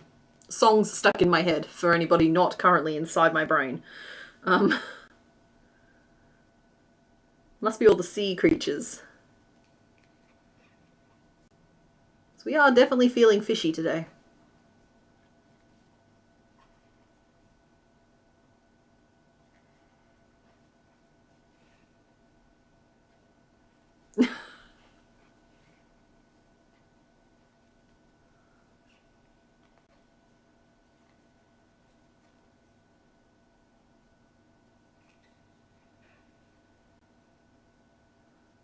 One, 2, 3, 4, 5. Okay, that's 5, which is where I said I was going to try. That's looking a little narrow still, so I don't know. It's supposed to be kind of a tight fit, with an edge around all the sides. That might actually be exactly right. And keeping in mind we'll add some prongs and the little frilly bit to the back, but I'm pretty pleased with that. So now I might actually leave the front alone, because I actually kind of like this texture for the front of the shell, but we're going to work down and around and up,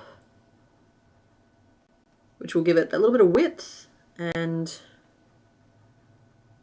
yeah, and then like that's also going to be like the bottom shell as well, I think, which doesn't have that square on it. We might have to go around the full edge. We'll see. We'll do the front last so that I have time to make a decision. Okay, so we turned. Cool, there's a turn there already. And we're going to do I want to do a fancy edging stitch or something? Like, do I want to do like the twisty thing? No, no, we don't want to do a twisty thing. We just want to go. So 1, 2, 3, 4.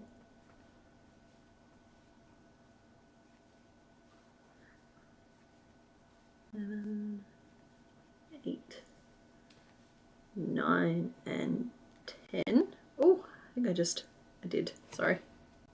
Shredded one of me nails, it's fine. 10. And then we have what, 1, 2, 3, 4, 5, 6, 7, 8, 9, 10. Yeah, cool, that's the right number of rows.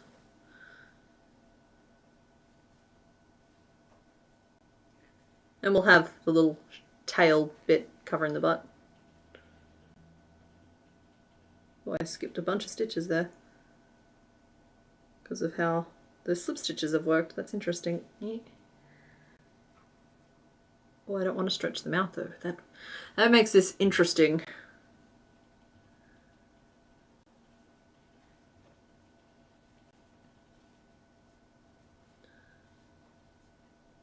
So I've just done 5 across the butt, even though there's technically 10 rows there, by just stitching into the single crochet rows. So we're just going to stop and just make a few notes. 10 downside, 5 across butt, skipping slip stitch gaps, and we want to go 10 single crochet up side,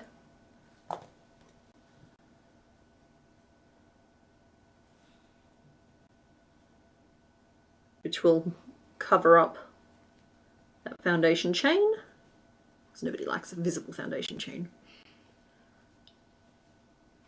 That's 5.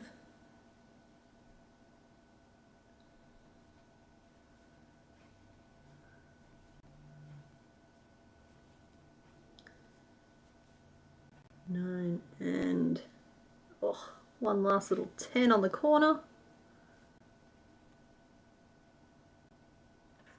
And then I would really like, because I like the slight scalloping of this edge. If you can see that against the white there, it's got like a little slight scallop to it, and so I really like that, and I would like to preserve it. So that might be our shell. There.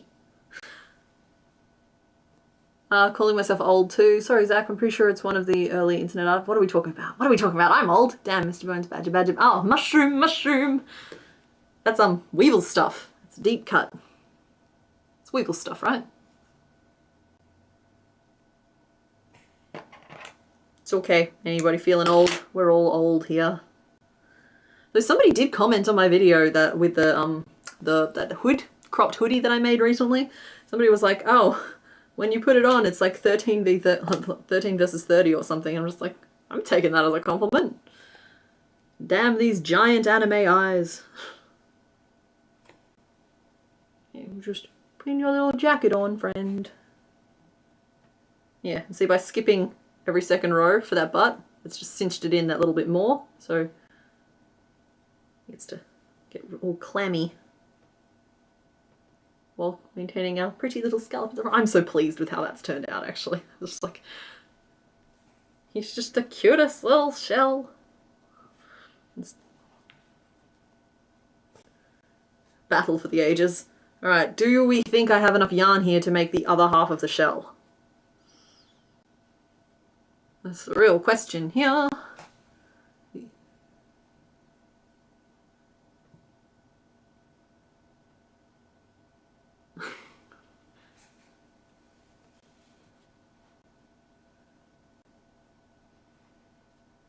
Yeah, I'm a millennial. I'm mid-30s. I lose track. I'm pretty sure I'm 34, but it could be anywhere around that.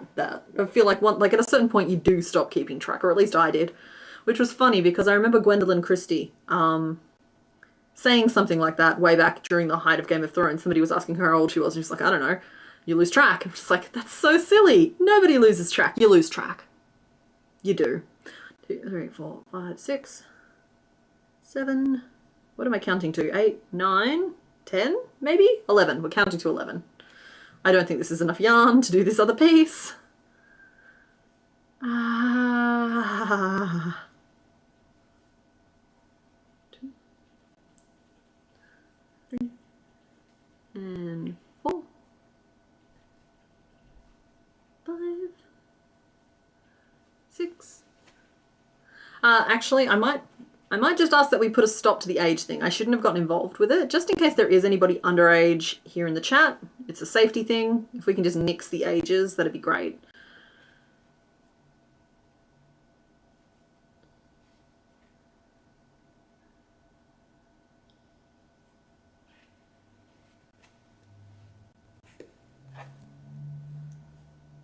Right, so I'm just whipping up that second shell now. And then we have 4 little prongs to make, and then a little tail fin to make, and then we're going to be picking again, guys. Oh my goodness. Which is funny because like these 3 that we've made, these 2 that we've made today are not on my like fastest Pokemon to make list, but I think just cutting down on that sewing has made a real difference.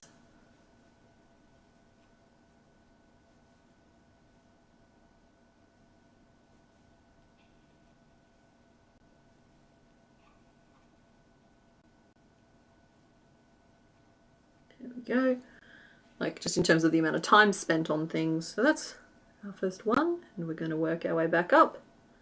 I believe I have at least 2 more balls of this color on my shelf, so it's not a disaster if I lose yarn chicken. That's why I keep so much yarn in stock, because like it feels like I have an endless amount of yarn, and then suddenly one day in the middle of a live stream I'll realize, oh hang on, it's gone. It's gone, it's done, it's gone.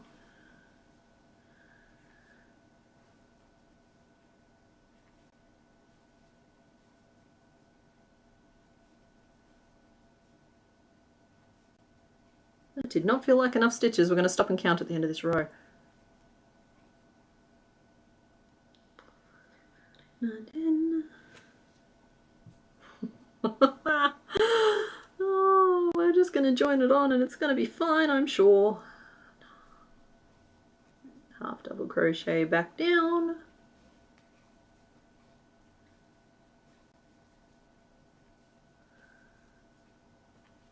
Should have maybe saved this stuff to finish off the top shell, because then if the bottom shell is a slightly different color, because it will be a different dye lot, it wouldn't matter so much. Apparently we're deciding to live dangerously today. I'm sure you can all relate. I'll feel better like mentally once the 2 shell pieces are done, I think. So that's just why we're barreling on ahead foolishly, but barreling nonetheless. Oh no. I should just stop and attach the new colour now. So we're going to do that. We've got a little bit of yarn here and, oh, I've already robbed behind me once. I'll have to restock after this stream. This is the colour. Cool, there is another one behind it. It is known as 1916. It's just another, like, these labels are normally so good for having the name of the colour. I'm pretty sure this one here is Wisteria. It's either Wisteria or Lilac. But as you can see, plenty more, and I think that close enough in dye lot that I'm not worried about them looking different. So that's a win.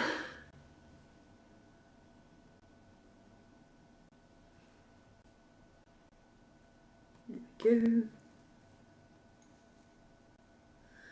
And we're just going to tie this on. I'm just using a magic knot. You can do color changes to attach a new strand of the same color, but working a single layer piece doesn't leave a lot of room for hiding rough edges. So instead we're just going to do that. And I'm leaving a little bit of a tail on there because then I can stitch over the top of it and hide it properly, whereas any shorter and little puffs of fluff will stick out somewhere.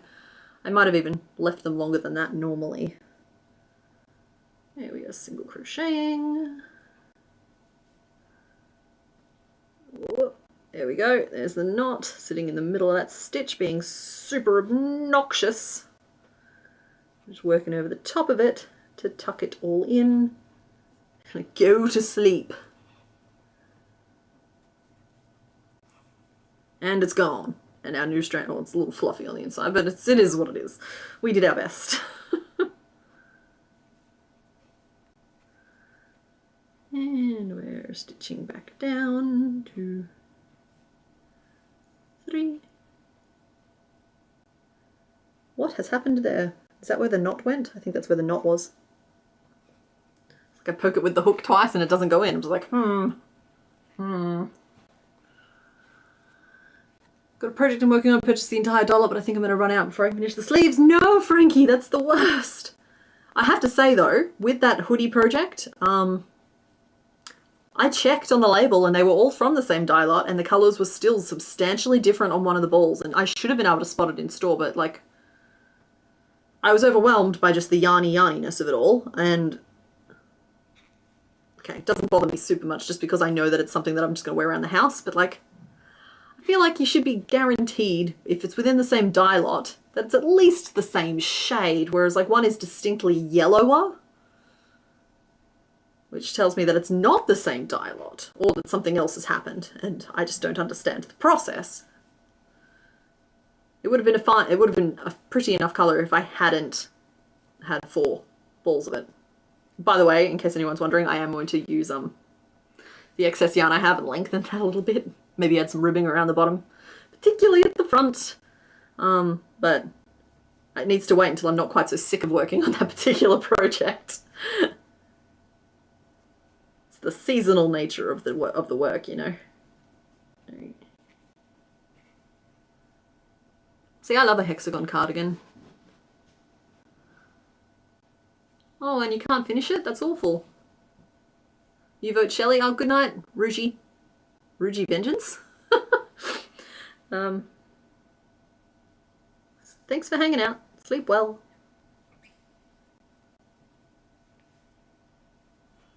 Perisec might be your favourite. Yeah, I love him. I think he turned out fantastic. He's very crabby. Oh, he's killing my other sea creatures, but there we go. He's crabtastic.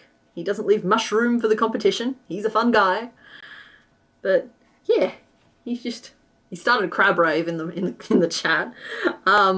He's great. It's like, which is funny because like he'd never be one that I would consider one of my favorites, but I've made him and now I think he's great. Like Rhyperia. Okay, Rhyperia will never be my favorite in game, but I made him and I don't think I'll ever make anything cooler than that Rhyperia. I am slowly slanting everything and that is not the plan. 3 I can count, and 4 I can count, and 5 I can count. Yep, yep, yep, yep.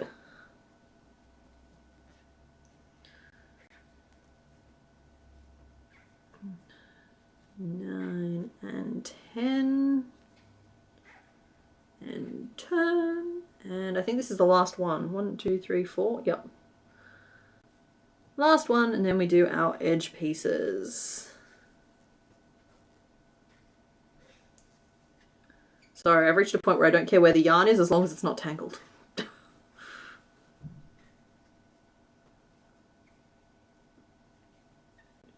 And 3, and 4.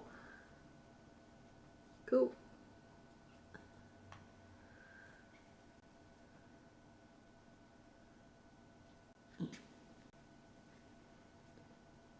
I always thought Shelder was one of the more edible looking Pokemon. And I say that as somebody who doesn't enjoy seafood. And I get that this is quite a substantial tangent, but bear with me here, right? We eat the animals in our world. We do. Not all of them, but we have a collect few that we eat. And so in Pokemon, I have to believe that they have to eat some of them, right? And I feel like that's canon in some of the anime. Some of it. Can't cite references, but I feel like I've seen it. And yeah, I feel like Shelder are one of the ones that they would eat. Because he just looks delicious. There's a little roll. Okay, alright, focusing. I've got to finish the edge on this piece, and then we're going to make the little tail frill, which I understand is actually just the base of the fan. Like, scallop shells, because he's a little scallop. So they have, like, the little shelly piece. I'm referring to it as a tail fin type of thing, but I understand that it's actually shell.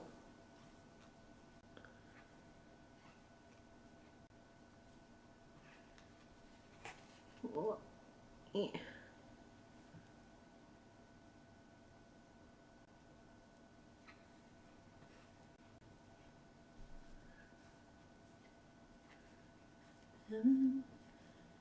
Eight, nine, 9, 10. And then make sure I can spot the gaps I'm working into here because I'm skipping now. 9, 10, and then we go 1, 2, 3, 4, 5. Okay, no, we're good. We're on track. We're doing the do. 1, 2, 3. I will say it's sometimes a little harder to trust the process when you're the one making up the process as you go. It's like the absolute faith is asking a little bit much sometimes. 1, 2, 3, and we're just going to crochet over this end to tuck it away because we can. 3, 4. It's actually 6. I lost count. 7, 8, 9, 10. Okay, we have our bottom shell. There we go. You comfy, bud? You're all comfy. Why are you so much wider on the bottom than you were on the top? Did I mess that up somehow? They're the same size piece. I guess there's just a little bit more wraparound than I thought there was. I've released that. Release that.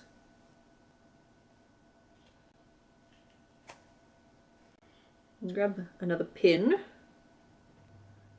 Because then you know I'm going to sew them together if for no other reason than I need some of my pins back. There we go. So we have our cute little cinched in butt. We have our little shelly shell face. We will finesse the details in the sewing phase. But we need to make the little balloon tie butt, because I'm going to work that as a round, as I stated before. Yep. Whip. I'm loving the couple of solitary crabs that are just slowly crawling their way up chat. Any more than that would be too many, but like, I'm enjoying the occasional crab I'm just seeing meander past.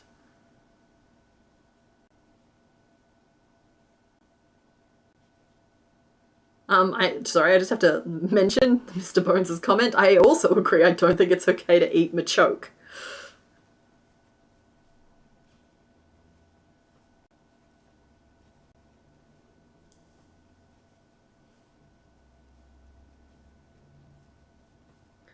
Okay, so we'll start off like this.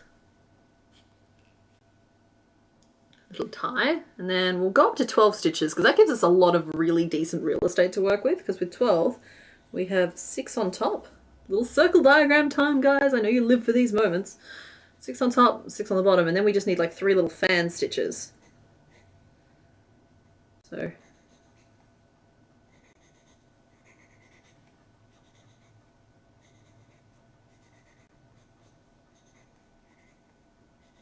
or similar.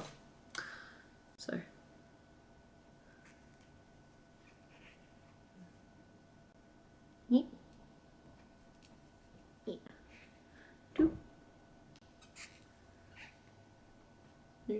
and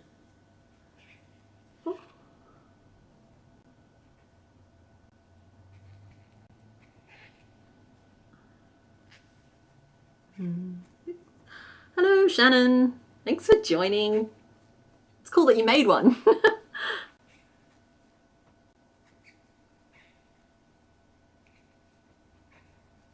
1, 2, 3, 4, 5, 6, 7, 8, 9, 10, and 11, and 12. Okay, we hit 12. We did it. And I feel like that's enough to plug that. Stop and write our notes down like responsible designers do. Hand in the air is helping me remember. It's holding on to the stitch count. So now we try this little, this. Now we're going to do this. You got that right? Yeah, it's fine. Crochet. And we're going to try with half doubles first. Do I want to do it that way? I might work in front loops only, just as a test, because it'll give me an easier way of attaching them with just the back loops. And I've immediately started doing doubles, even though I said I was going to do half doubles, so I guess we're just on this ride now. We're going to see where it takes us.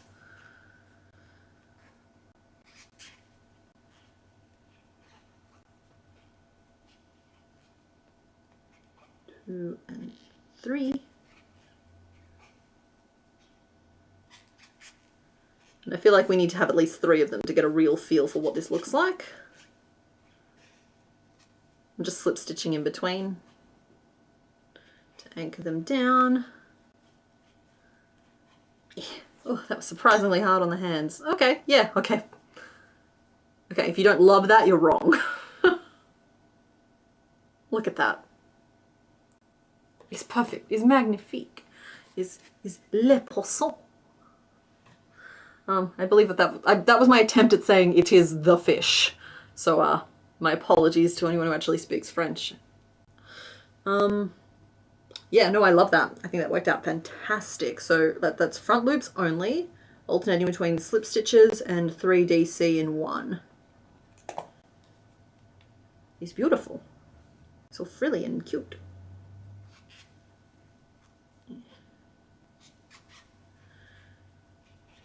One and 2 and 3 and a slip stitch. 2 more.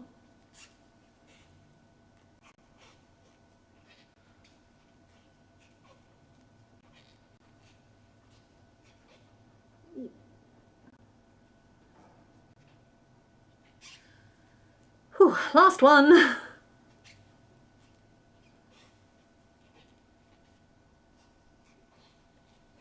Can I have a little more? Thank you.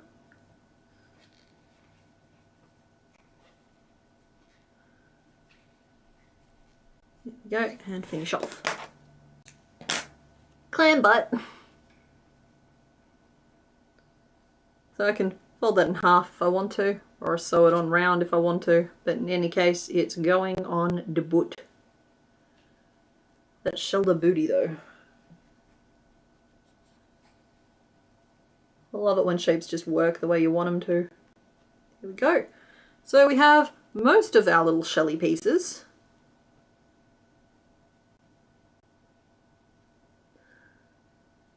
I'm going to shrink this bottom piece down by a row. We're going to make the spikes first, the two little prongs for the top and prongs for the bottom. They are a very odd size. The 6 is too far around, I'm going to have to do 4s. Squirtle would be nice. Oh, it's been a second since I've looked at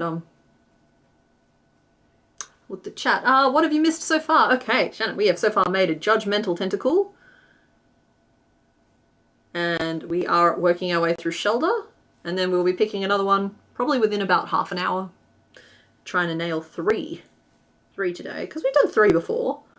I wasn't expecting to get through these quite this quickly, but we've been going for 3.5 hours and we are nailing this. If I do say so myself. What else have we got? Squirtle would be nice. Squirtle would be nice for what? For eating? You want to eat turtle soup? Fido is just bread. Will not be convinced otherwise. Fido is bread. I feel like he tastes like a ham sandwich. Maybe a cinnamon bun in evolved form.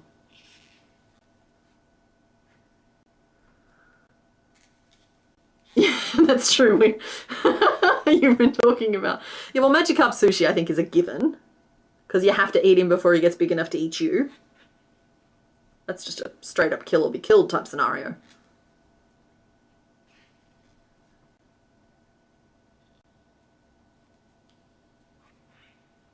Now, I'm sitting here thinking that like anything that kind of has like an equivalent in the real world that you eat is kind of like on the okay side, but then I think about something like Psyduck, who is a ducky. I'm just like, people eat ducks. I don't personally like it, but like people eat ducks.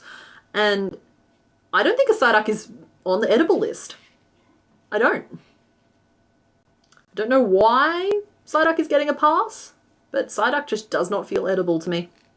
It's kind of like Parasect also doesn't feel edible, potentially because it's infected with a parasite. As a rule of thumb, you try not to eat things that want to eat you back.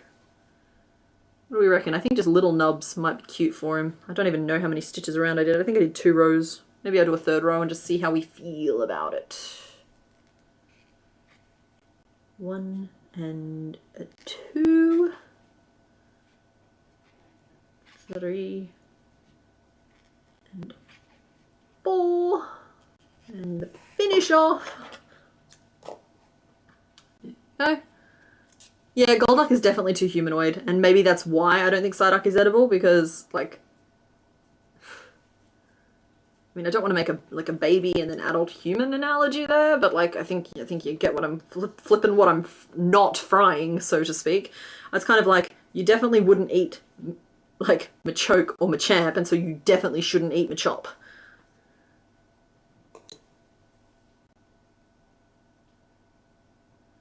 Mr. Bones, I think the line is whether you could teach them tic-tac-toe. Psyduck could totally play noughts and crosses with you. You know what? That's certainly a place to draw the line. History will decide whether or not we are the monsters. Okay, there is one of these little prongs. We'll mass produce 3 more of them. I'll actually write down the pattern. It was a magic ring of 4, everybody, with 3 rounds of 4 single crochet. Because that just be how the shoulder do. Yeah, we're not eating Tyrogue either. In general, any of the bipeds are kinda iffy.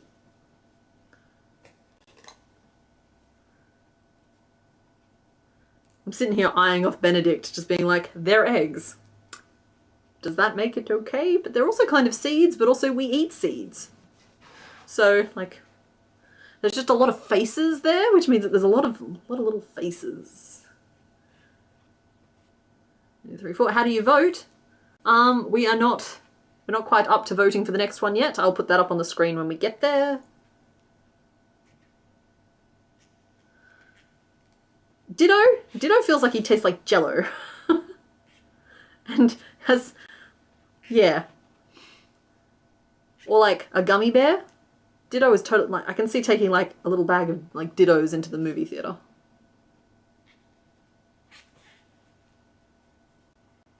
Benedict is the ultimate food group.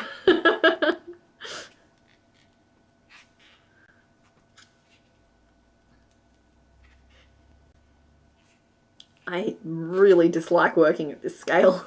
But I did this to myself, and I will suffer the consequences, so help me I will. Because it will be worth it when the shelter looks awesome.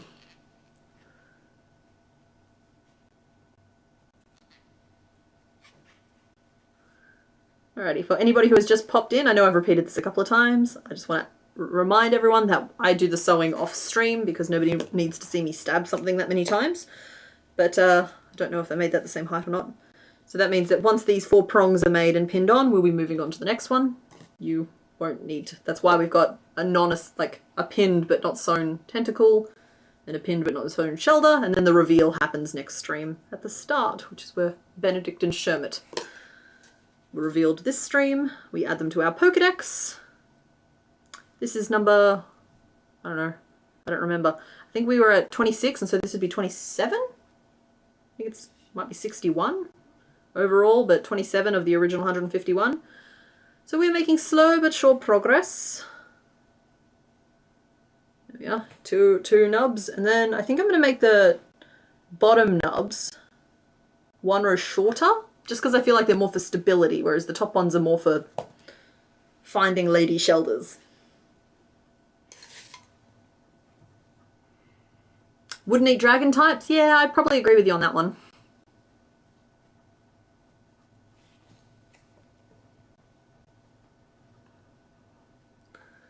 Good morning to the UK. Could it be a version of pescatarian? I missed the first half of that. But what would grass types like Bellsprout be considered? Ooh, okay, that's... I don't know. Because they're grass types, which means that they're plants with extra attitude, right? So, but they move around. These are the philosophical questions of our time. Is Bellsprout vegan?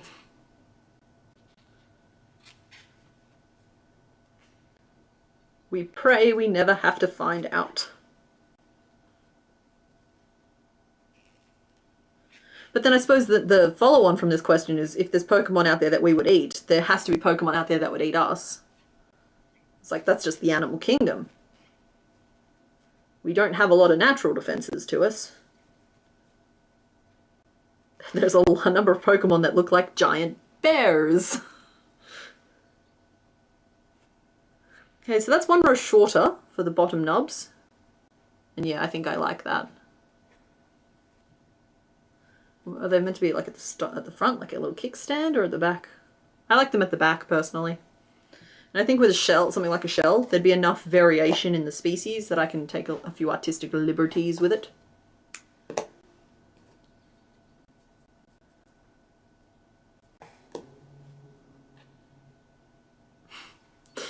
I saw that thing about the Eevees.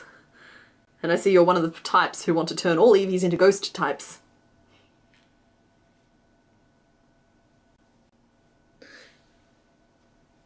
I don't know, to me Eevee is a little too close to like cat or dog.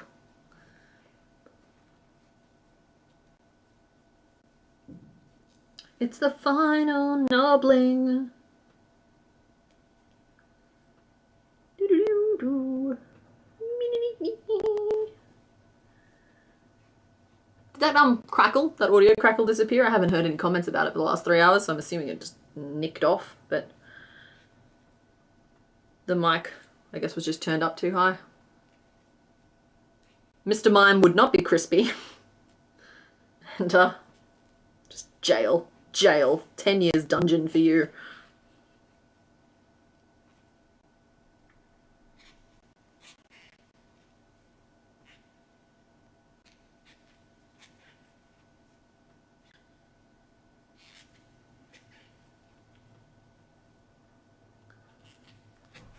Okay, pitch though.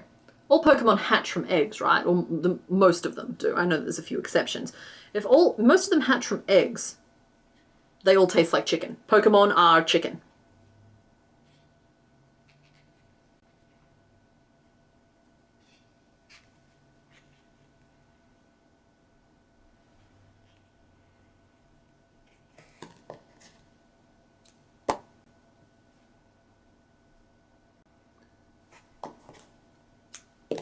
Dang it, I spoke I spoke of the crackle and it reappeared. Yeah, we think there might be something wrong with one of the cables, but just try to ignore it. I'm sorry, I spoke it back into existence. It's like the tornadoes all over again. Okay, we have all of our little nubs. I'm going to, I think, remove one of the rows from the shell, but I'll see how it attaches when I go to sew them on. There is our finished little shelter friend. So he can now join the pile of things to be sewn together over there. I'll just point him upwards because cute. And we need to go back and pick a third one for the day. Because we're only 3.5 hours in, we are making too good of progress. So let me set up a poll here. Here we go. Start a poll. Make. And we only have 3 numbers left because we've been hyper productive today. I'm glad that we had a 5th one there. So 1, 3, or 5. It has to be an odd one, guys. You've wiped out all the evens.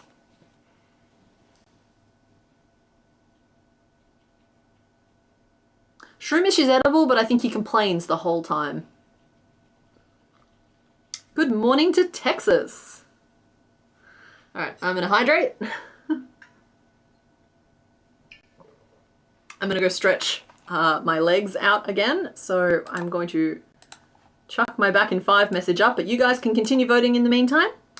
And I'll be back in like 5 minutes to see what you picked.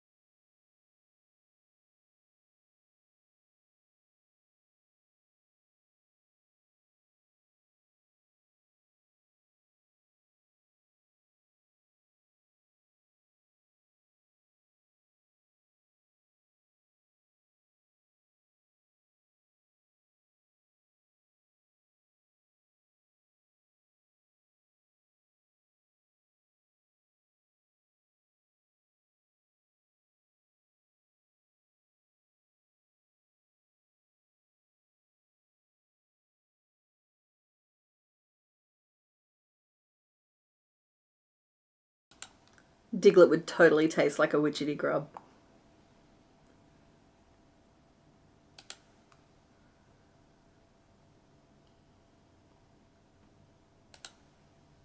Hi. Alrighty, let's close off this poll. I think it's pretty conclusive.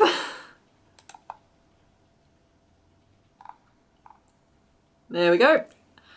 Number 5 with 73% of the vote. And once again, I'm very curious to know if it's because you guys like looked it up and worked it out for sure, or if it's that you just think 5 is the most interesting corner of this screen. But in any case, let us reveal what number 5 is. So let's start by sneaking out a corner. Oh, and another corner. And another. And another one. And another. Oh, we got a little bit something there. Ah! This entertains me. Oh, yeah, that point. But what is the point? We have another fish. We're going crazy on the water types today. That is, of course, Staryu. And I'm unsure about how I'm approaching this one, but we're going to do our best anyway. Okay.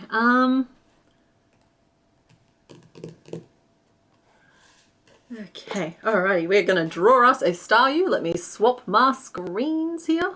This is probably the last one for today, so I assume you guys looked up what 1 and 3 were, but in any case, they will be on the menu, so to speak, next time.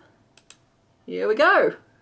Staryu is, I believe, the starfish Pokemon, and is uniquely designed to be a pain to try and work out how to make. So I don't know why I included it today, but we're going to do our very best to do our very best. And then we got like, it's like a starfish cosplaying as Sailor Moon. Anyone else getting that vibe? I'm getting that vibe. It's got like strap around each of them. And once again, I'm going to have to look up what this looks like from behind.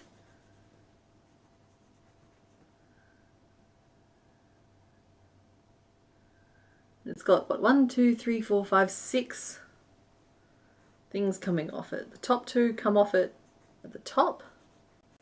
It's the little details that really make or break these. And then there's 2 at the sides, which don't line up. And then these 2 don't line up at all either. Okay. Yikes. I am officially tense. Okay, let us look up Staryu.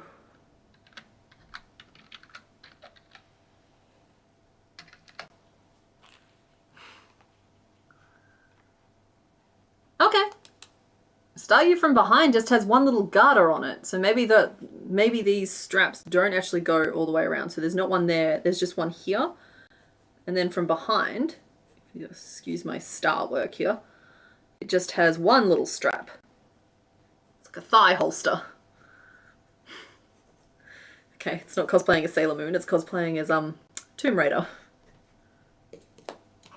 So let us draw.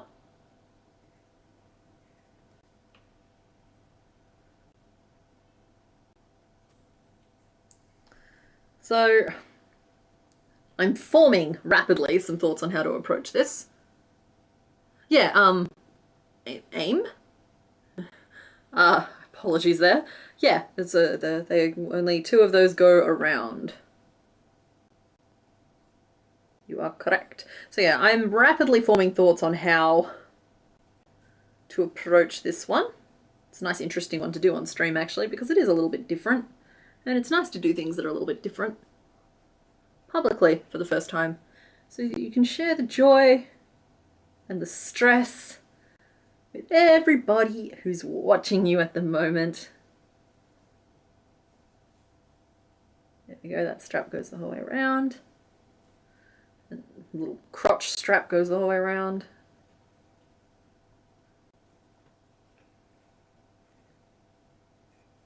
Okay. Like little mini cameo from behind here.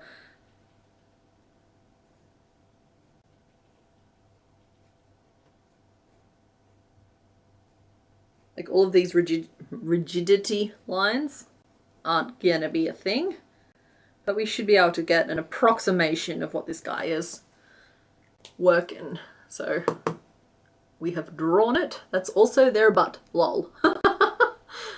Fun fact, starfish mouths are in the middle of their body underneath. Okay, so like the mouth is like here. Hello.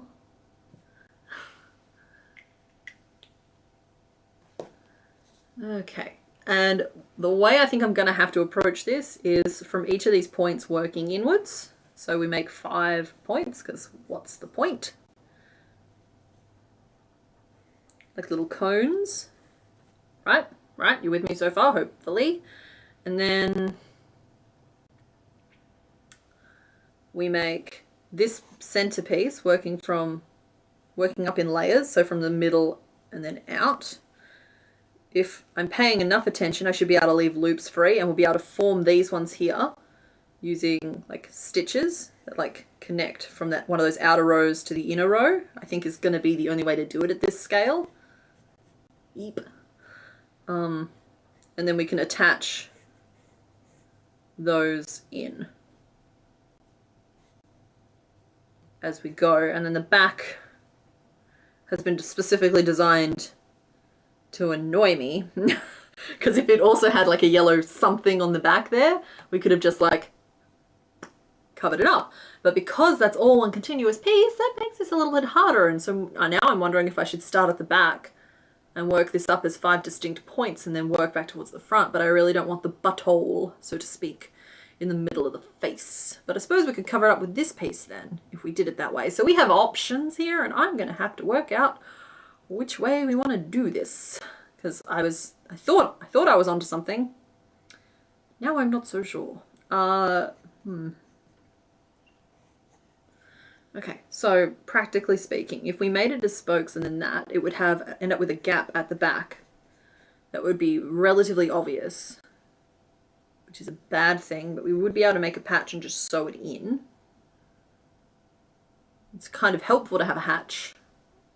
Whereas like if we work it in the round from the back towards the front, it'd be hard to get 5 distinct fingers going. So okay, yeah, we're gonna do it the first way I was talking about, where we'll make the 5 limbs and then we'll like crochet them into the round as we work up those pieces. Okay, yeah, all right, so I need to liberate some of my yarn here because it's all attached to the thing that I'm technically working on for Thursday. That I don't know if it'll be done or not, but we are working on it, which means that I just have to spoil myself here for a second. So that's Star U. Excuse me. And then our yellow is also Star U, but it is currently attached to this, so just bear with me a second. I will reattach it later.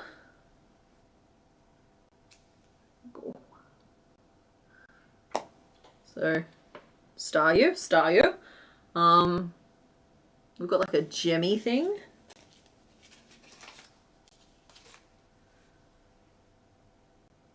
Now, we have options for the gemmy thing.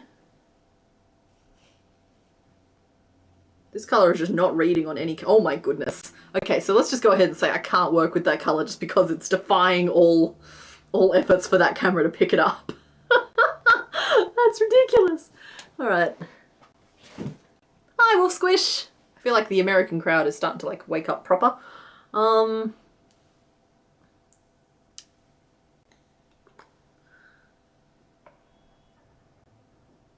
tempted to go with like this combo maybe, or this combo, because I feel like a darker color and then a lighter color might help give this a little bit more dimension. I think that's the right shade of pink, and then we do a little rim of that, and then we build out into the yellow, and then oh, there's just so much going on. There's so much going on. Into the box. Let's just get some of these things off my brain and out of the way. They can go back on the shelf. Sorry guys, just give me a second to like clear my cache. Oop. Yeah. Oh, feels better already. clearing some room on my desk for me to have some thoughts. Alrighty, okay, here we go. So we're going to start by making these 5 little fingers. Yeah, that's what's really funny about that red being painful, is that in person it's not red.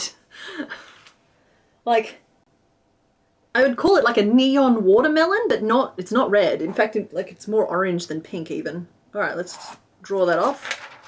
We'll start a new page of notes. Star U, and let's just hope this isn't our first fail.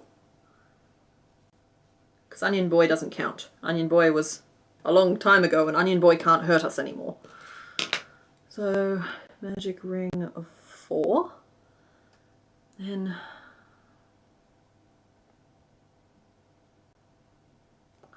yeah, I'm going to have to just abandon those rigidity lines, I think. I can try and do increases along the front, but it's always going to just look funny from an angle because the size I'm making it, I just can't build those in properly. And I'm not making a million tiny flat triangular pieces and fitting them all together. That ain't happening. It's bad enough that I got to make 5 of these. Sorry, positivity time. I actually really like this Pokemon. I thought it would be an interesting challenge, and there's a reason I've gone for Star U first, because obviously Star Me is this, but like this, but it actively wants to damage you. I suppose Star Me is a little bit more tear and share. This is more of a snack serving.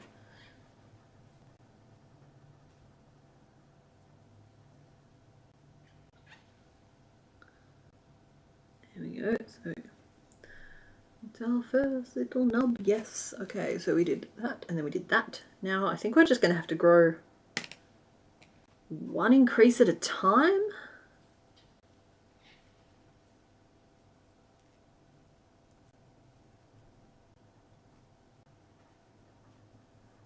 There we go. Wait, who's being diabolical?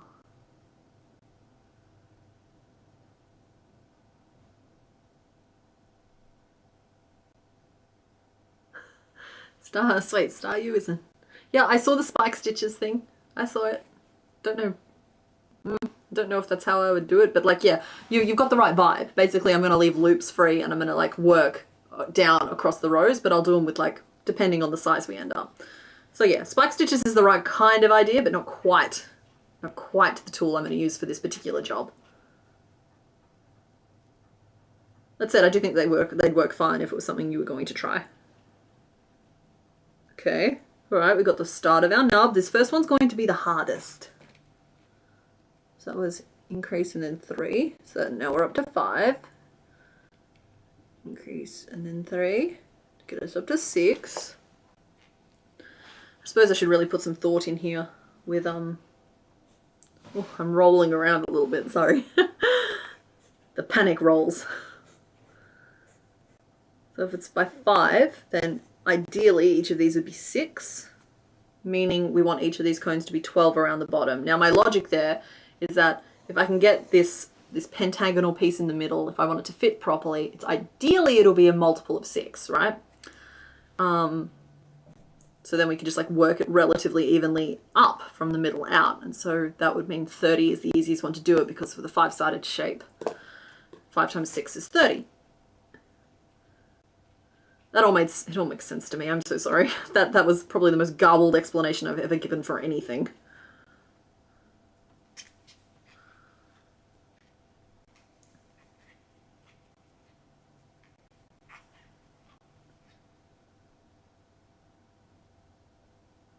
Okay, and 3.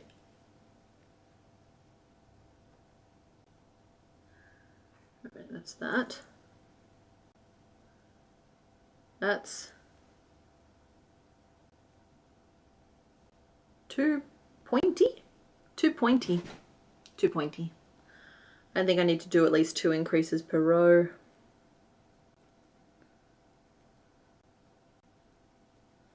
So we're going to just gently frog back to that first row where I did an increase. There's the increase from that first row. And instead we're going to do 2 repeats of an increase and then a single crochet.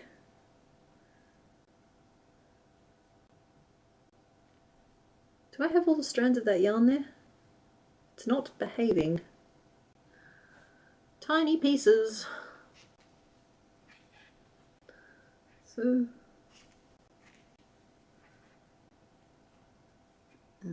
this.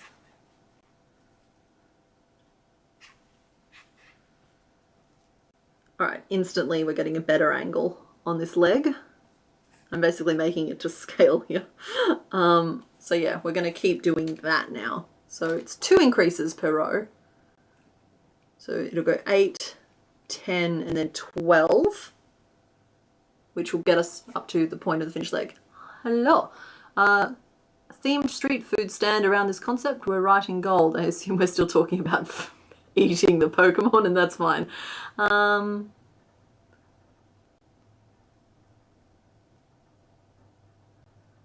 Vanillite is legit. Yeah, Vanillite is literally just an ice cream cone.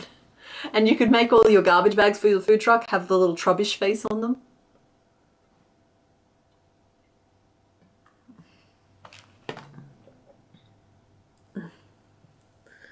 Okay, so we are going to do a thing, and we're going to do that thing successfully. Get us to 8, so let's try that. But can she count to 8? That's the question we all want to know. 3 and 4. Let's try that again. 4. And an increase, so that's 5 and 6. And 7. And 8. See, now that's starting to look too wide. I suppose if it's a puffy 3-dimensional texture, it's not so bad. Okay. And now we go up another size.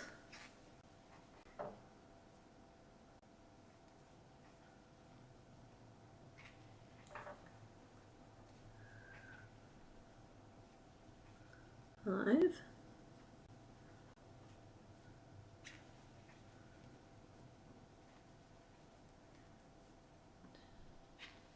Nine. 10. Has anybody thought of pan-seared scallops yet?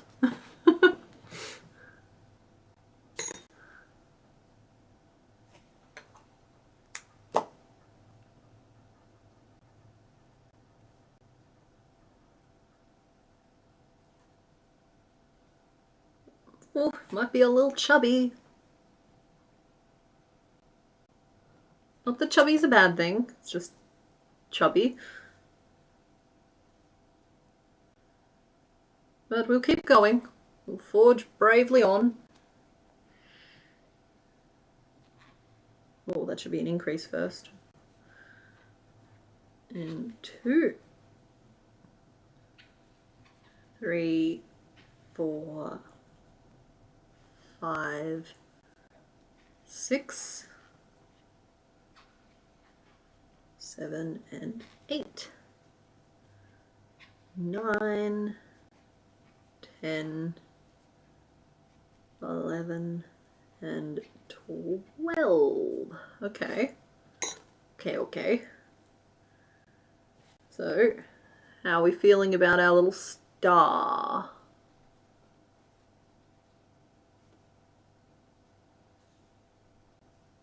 I mean, it's to scale with what I've drawn in the picture.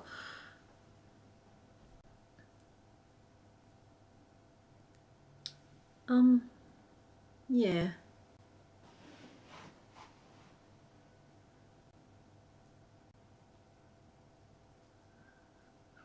Whipped cream. Okay, so that's one of the legs. Do we think that's enough leg? I'm questioning now whether or not that's enough leg. Then I feel like it adds up to greater than the sum of its parts, but maybe we pop that to one side for a second here. And I'll start working up the middle piece because it does use completely different colors, and that might give me a better sense of whether or not I need to keep growing the leg. Sorry, I think this is the first time I've been designing on stream and there's been like this much doubt in the process as we go, but we're on an epic journey. What do I call that middle piece? Because for the pattern reasons I have to name it. The crown? I'm gonna I'm going to call it the crown for now. And we're going to start in our lovely, juicy, delicious colour that I always just want to take a mouthful out of.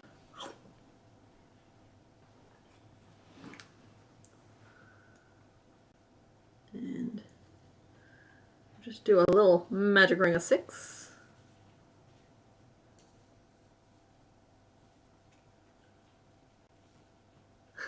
Prepared as a full half dozen, ready to be served with a side of bacon and toast. Oh my goodness.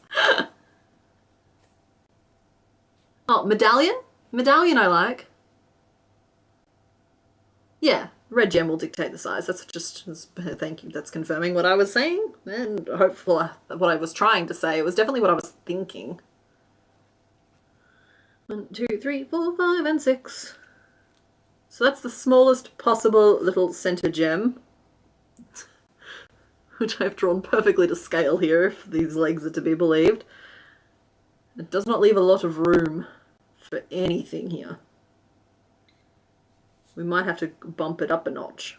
Bam. So let's change to the little pink. The light pink. Because I did want to put like a little bit of a Somson around the edge. Oh, there she goes. Touring the country with a million different accents.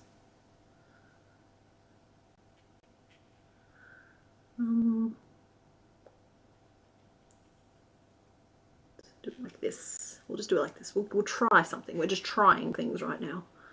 So if I just do a little like single crochet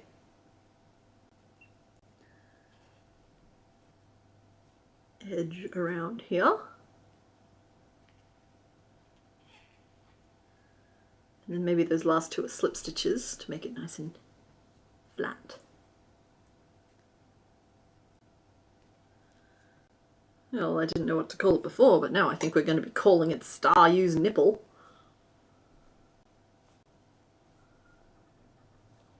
Okay. It is actually working. Now I've got to change to my yellow, which is here. I've got to stop and we've got to write our notes down. The panic is rising. And we'll work back loops only, and we'll do 6 increases in our yellow.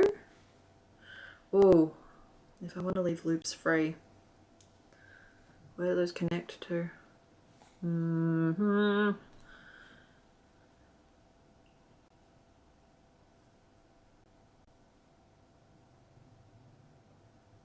just going to very carefully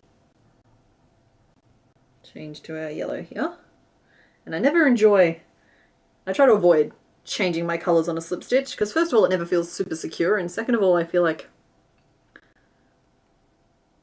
it feels wrong, you know? It just does not feel like the proper way to do things, but there we are. We've literally just attached our colour in, and we'll go around in the back loops.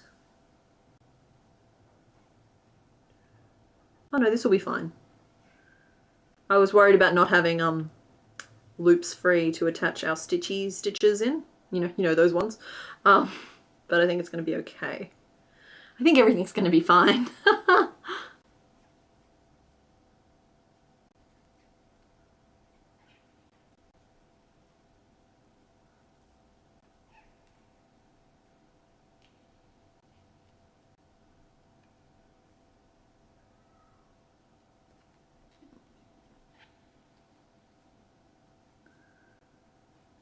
Go, and one more.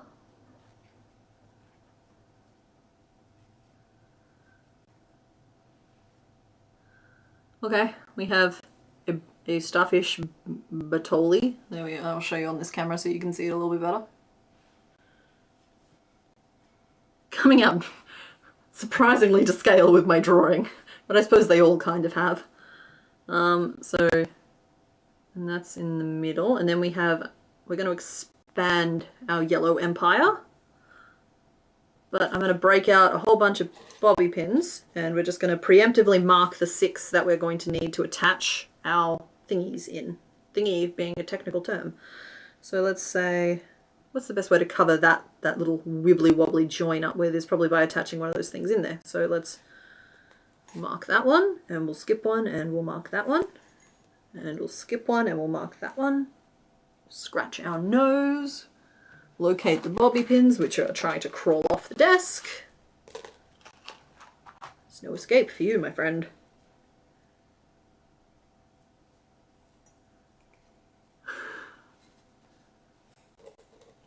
Dealing would just be venison. Muck is a non-Newtonian fluid. I love that.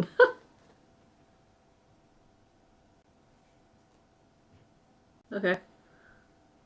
So Staryu is making some artistic choices with its piercings, but that's okay. So that's where all of those like strappy things are going to attach. So in working the next row around, we'll be working up to 18.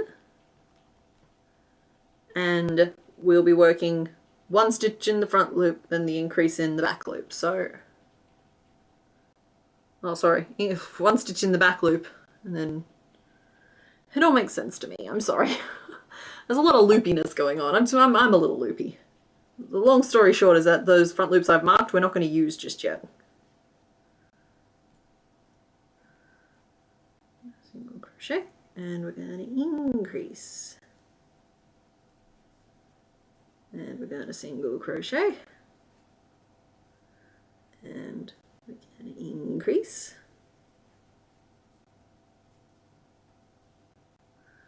We're going to single crochet. And we're going to increase.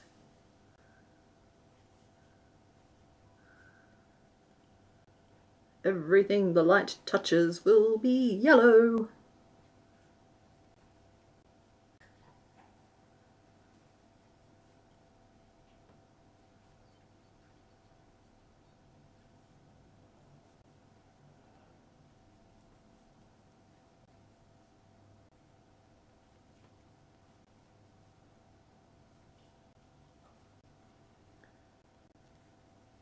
Okay,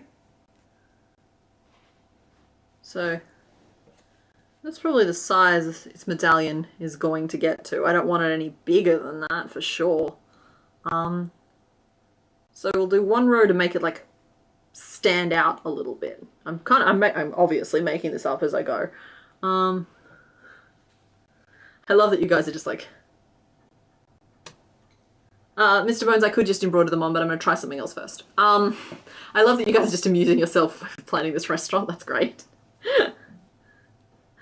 It's taking some of the pressure off me, and I really appreciate that. So I guess we're just going to try a treble to start with, because we want it to stick out slightly over the top. So 2 and 3. And then skip the one behind it, and instead 1 and 2. Do I do a lot of color changes here? I think I might do a lot of color changes here. Okay. This is going to be the most complex of rows that we have done yet, which is saying something. But we're going to, I think we're going to double treble in the front loop, and skip stitch behind it, and we're going to do the stitches in between in the back loop only, and they're going to be brown. Anyone else have a headache yet? Do I have to cut you loose? I feel like you're going to have to be bigger than you are. Let's see if I can just like, everyone wish me luck. Haha, that wasn't too bad, but we don't have a second end to our yarn yet. There it is. Went for the center pull miracle in the last half of the game. And we did it.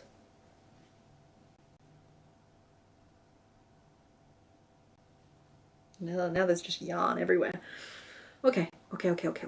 So we're going to be alternating between colors just to really make this a thing. You can sense the competitor's panic as she approaches the stitch. Can she do it? Can she pull it off? got to change her. She's changing her colours now. In a most unusual move. I'm going to stop that. I'm so sorry.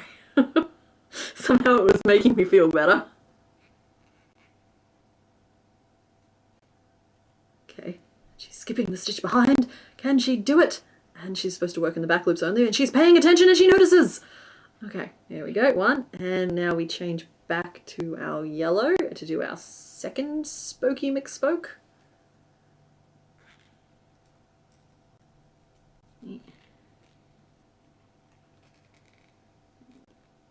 Whoop. Changing back to our brown.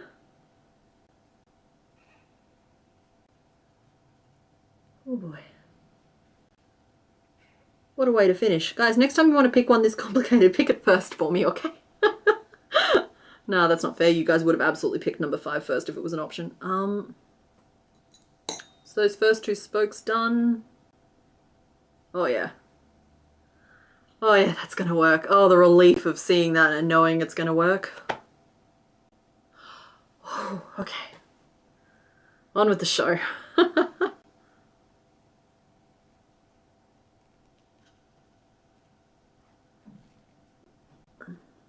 2, 3, and oh no, that last one has to be a color change. So much for a starfish. It's starting to look like an octopus nightmare. It's like I stared too long into the void and the void is staring back into me. Here we go, here we go. And we change colors again. I will clean up after this row, give you guys a better look at what's happening. But I think it's going to get the job done for us, which is awesome.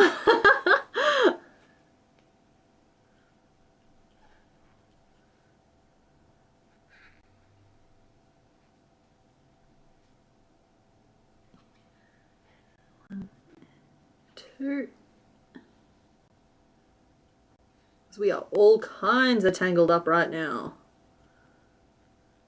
We are forcing our way forward. Forward, not backward. Upward, not forward. And ever twirling, twirling, twirling towards victory. Whew.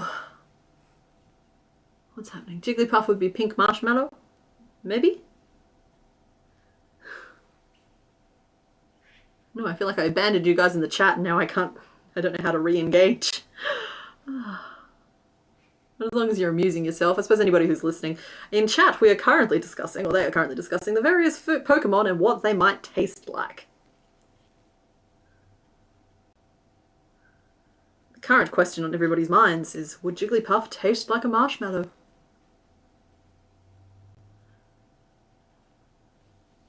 I think Clefairy would be fairy floss, and I think that Jigglypuff would be marshmallow.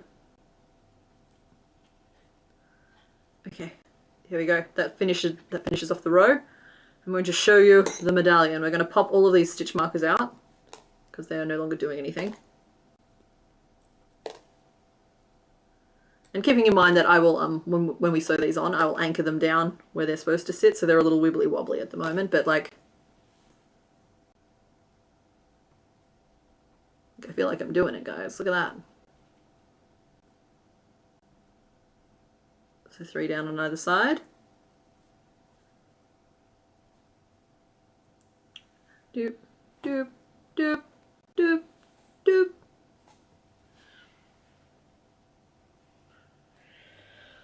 I am pleased. I am very, very pleased with how that turned out.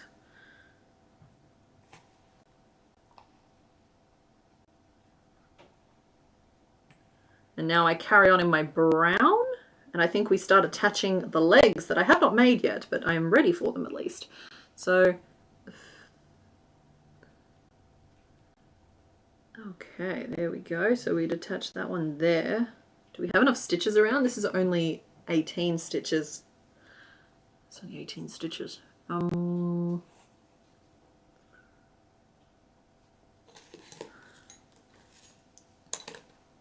Which would mean we do 3.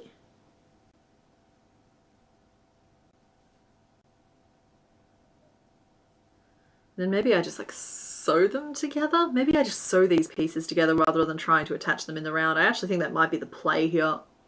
I think I'm overcomplicating this for myself, and I don't think it needs to be as hard as I'm making it. I'm very pleased with this medallion. I'm going to grow out another level with the brown just to give us something to attach the legs to. And then maybe the back piece will be the bit that we attach all the legs together with. So we'll work our way around again here. So 1, 2. Probably could have started with a base 5 instead of a base 6, but the thought genuinely didn't occur to me. So here we are.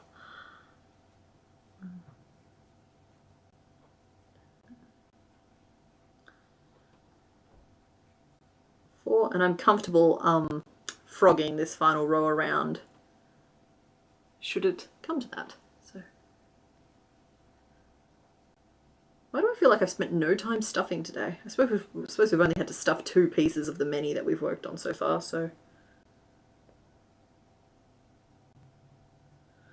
that's probably fair.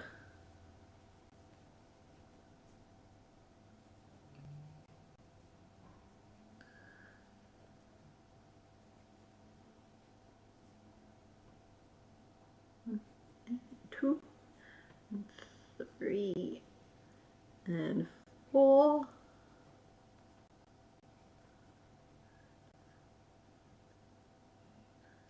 6 and 7 and 8.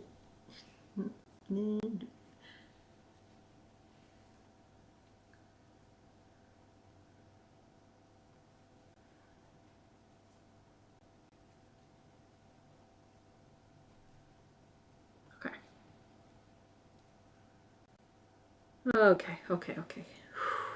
We're calm. We're good. We're making good choices. So yeah, then we'll just sew. We'll just sew, man. We can save ourselves so much hassle here just by sewing our limbs on. So we can really squidge them on down in there. So yeah, I'm going to finish this off here.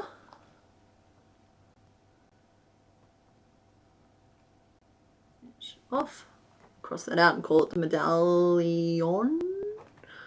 And we're going to make ourselves a bunch more of these little leggies. And wouldn't it be nice if I could do 2 at the same time? But I'm just, can you imagine, stick one hook out here like Wolverine, and just as you repeat the motions with the yarn, it gets all the strands. I think that'd be cool. Okay, we're attached to a lot of umbilicals here. It's basically its own little jellyfish. Oh, it's a satisfying snip. Oof. That one felt good. Okay, pop that to one side. And is that as big as I want those to get?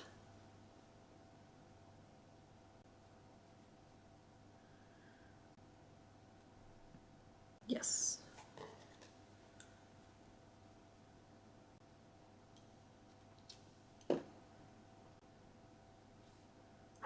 Yes, and we're brave. Okay, so we need to make 4 more little dunce caps after we clear the rest of this away. So that's the pink gone. That's the watermelon cleared up. That's the yellow, which we'll need again for details, but not right now. And then we have 2 ends of this brown, which is just an accident waiting to happen. So we'll clear that one away, and we'll use up the rest of the yarn vomit that came out when I pulled out the middle. Oh, hydrate or dihydrate, thank you. Thank you very much.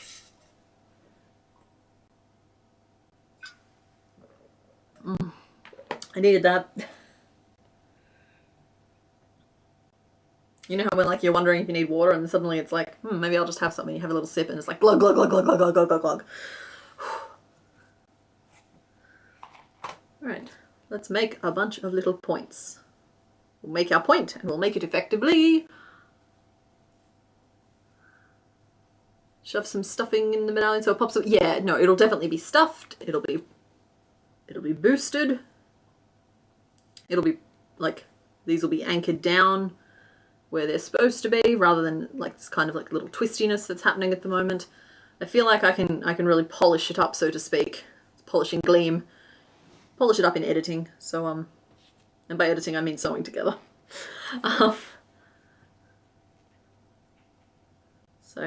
But we won't really know for sure until after we get the rest of these little points made.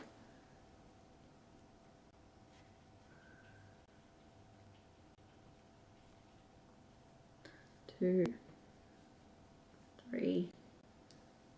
And I will admit that like making the same things over and over again isn't the most fun. Which is probably why I've avoided doing like a massive, really cool octopus. It's just like 8 is a lot. So the first one, you're writing the pattern, so you're interested and there's a puzzle so being solved. Second one, you're testing the pattern, so there's still like problems to weed out. By the third one, it's like, okay, that's cool and whatnot. By the time you reach like the 4th or 5th one, you're just like, are we done? Are we done yet? Like, meh. 1, 2, 3, 4, 5, 6. So I suppose if I made the tentacles specifically crafted to curve different ways, then I could keep myself interested, because then I could just do 4 different types of tentacle and do 2 of each. I'm convincing myself of something that does not need to happen. 1, 2, 3, 4. Staryu weighs 35 kilos, about 2 packs of cement. He should be rock type. No, he's water type. He's also an alien. Like, canonically, I'm pretty sure they're aliens.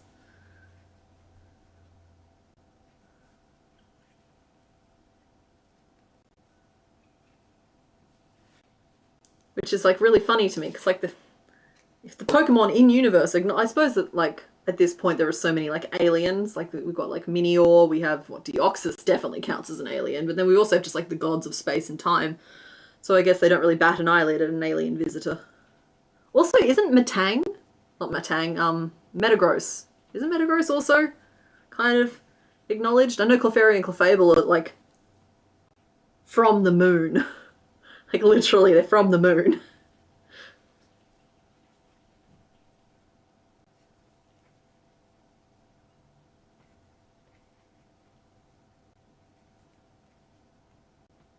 he is much heavier than a bowling ball.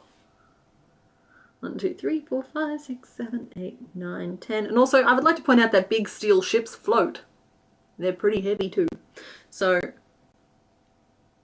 Staryu, we just want you to know that you're beautiful. And it's not Staryu, and it's not Star Me, it's Star Us. 2. Oh, let's straighten that out. 3 and 4.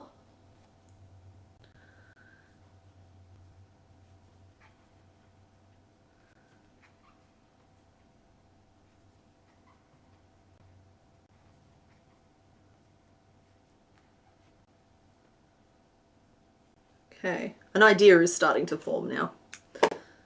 I think what I might end up doing is reattaching my yarn to this and building it up as like a literal puck that comes around to like the starfish butt, and then we can literally just sew these onto the puck rather than trying to like fuss about with assembling bits that are functional bits. They can just be decorative bits.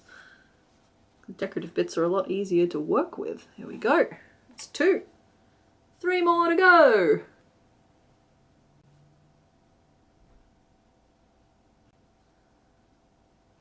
Yeah, sewing can be tricky. I do think it's just like anything really. Like you've said there, Mickey. Practice. You want to draw better? Draw more. You want to sew better? Sew more. You want to crochet better? Crochet more. You want to become a better public speaker? Honestly, I recommend streaming. You will, in no time at all, be delivering 4.5-hour monologues. And you will amaze yourself at your ability to do so. I would love to see a Highland cow as well. I've seen some really cute ones out there though, which is why I'm like, I don't know if I have anything to add to that whole conversation. And like when I see somebody absolutely nail a crochet pattern for something, I'm just like, cool, so I'm just not needed here then. I'll go design something else where there's still like room for, not necessarily improvement, but like room for a different idea. But like if someone's designed one, and they've just done it exactly the way that I would do it, and they've nailed it. I'm just like, cool, so I'll just leave, shall I? I'm just thinking if you have a bunch of ice types or water types, that water bill would be expensive. I mean, you're not wrong. I guess it depends on if you consider the water types who use like water cannon and water gun and bubble and all those. Like, do they have like an internal reservoir that they have to fill up with water? Or are they generating that water somehow?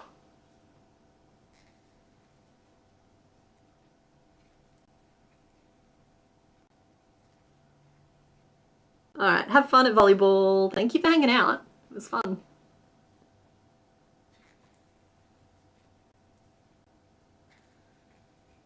Uniquely Sarah, I'm kind of ambivalent about attaching in the round versus sewing. But then a lot of what I do is designing things just like on the fly.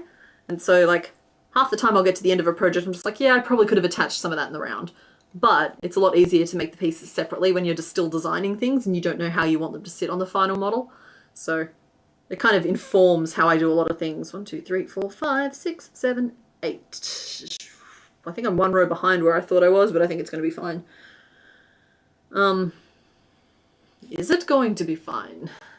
It was not, in fact, going to be fine.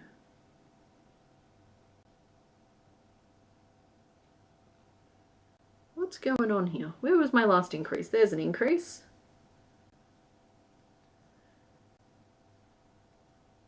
Pop that out. You were so close. You were so close. Increase 1, 2. Yeah, that shouldn't be 3. That should be 2. Things were just getting unwieldy. They were getting out of hand.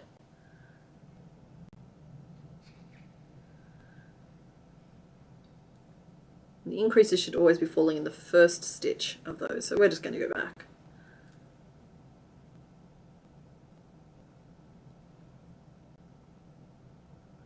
Three, 4, 5, 6. So I'm at 6 here. Increase, single crochet. Okay. Why is this such a mess? I'm going back. I'm going back until I see 4. Okay, I think that was my first increase. So 1, 2, 3, 4. It was. All right, we just went back. It's not that far to go, and I'd rather these just look right in the end. So increase and 1. All it took was 1 stitch, and it threw that whole thing wonky. Honestly, it was looking fine. I probably needn't have bothered. It's just like sometimes it bothers me and sometimes it doesn't, you know? Been waiting 3 months for 3 patterns and still nothing. Oh, I'm sorry about that, Pink Remus. 2, 3, 4, 5, 6. Is it like the platform that you're using, or? Because like Etsy does bug out. I'd say about anywhere between 5 and 10% of the people who buy from me on Etsy, I end up having to email the patterns through manually. I check it every day just because of that. There's theories that it's something to do with Apple Pay or something like that, but then like there are so many like legitimately there's scams out there. They don't even have a pattern, or they've stolen the patterns and bundled them up. If a deal seems too good to be true, it's probably screwing over a designer. Message them 4 times. I'm so angry. That sucks. I'm sorry. Can you like charge back or something?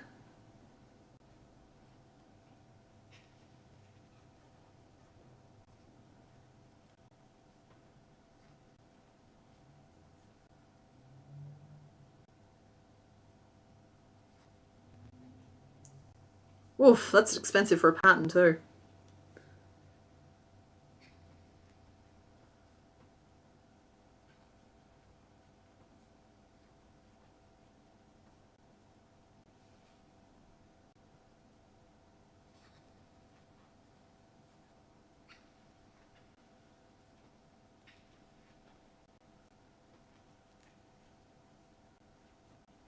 Yeah.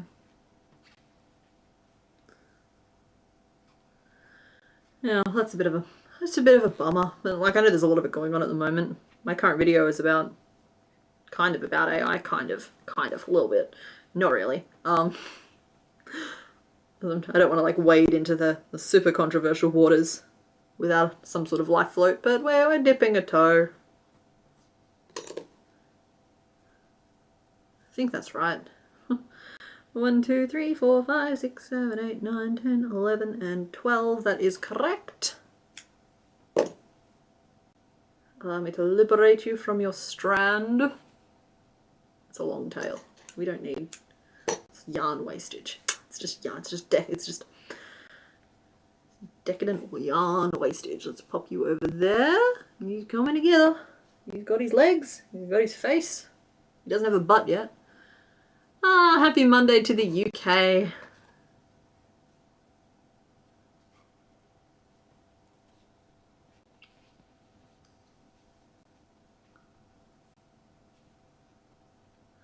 Oh, I hope I'm assuming that's at me having all of the colours. Yeah, I found that it's just more efficient that way. What I did is I ended up finding, first of all, a brand of yarn that was available in my area, which, I mean, in Perth, Western Australia, that's an ask. And the second step was finding one that was cheap enough and had just a decent variety of colours, because for, like, say the first couple of years of the channel, I was just like making do with what I could find on the fly. And I had a little bit of a stash, but I didn't have like a proper dedicated yarn that was the one that I used. But this being completely unsponsored or whatever, this is Four Seasons Marvel 8 ply 100% acrylic, and they have a really nice range of colours. Like you can see most of them behind me here. It's enough that I'm not, there's like 5 negatives in the sentence I want to say, but what I'm just trying to say is that like I can pretty often find the colour of yarn that I need for any particular project, which is just necessary at this point. And honestly, it's not that expensive. It's about $2 to $3 a ball when you get it on sale. So it's worth just kind of keeping in stock for me at this point. Whereas like it would be a different scenario if I was doing this as a hobbyist, and it would be a completely different scenario if I was doing this as if I was just like making things for like to sell the finished objects. I also think that's a different premise. I think that you need to keep different things in stock, whereas like because I'm just designing and that designing is my business, all the colours are needed at all times. It's not just like I make mainly brown things, I'll have all the browns here. Where am I? I'm chewing on my pen again. That happened again. 4, 5, 6. Cool. Heading up into 8. We are nearly done these little leggies.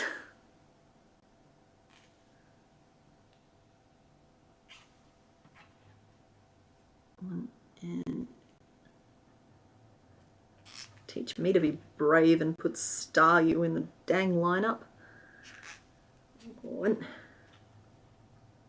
2, 3. You wait. It's going to turn out amazing. And then we're just going to like will it into being. It's going to turn out amazing, and then I'm going to be like, oh, I'm so glad. It came out so good. I'm so pleased. What a great way to finish the stream. 1, 2, 3, 4, 5, 6, 7, 8.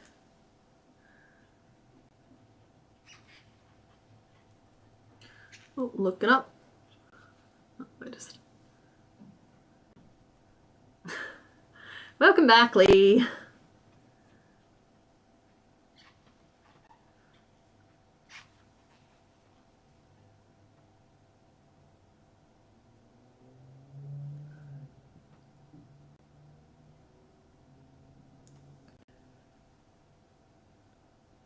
So we're on our way to 10, so we should increase, do 3 single crochet and then increase.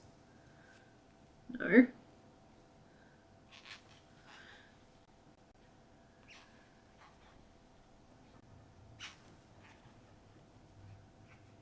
One, 2,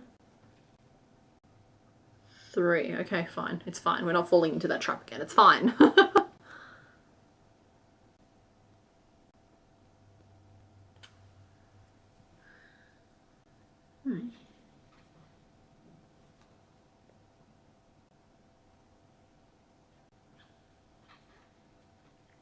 And we're going to... Alright, we're nearly finished this 4th leg.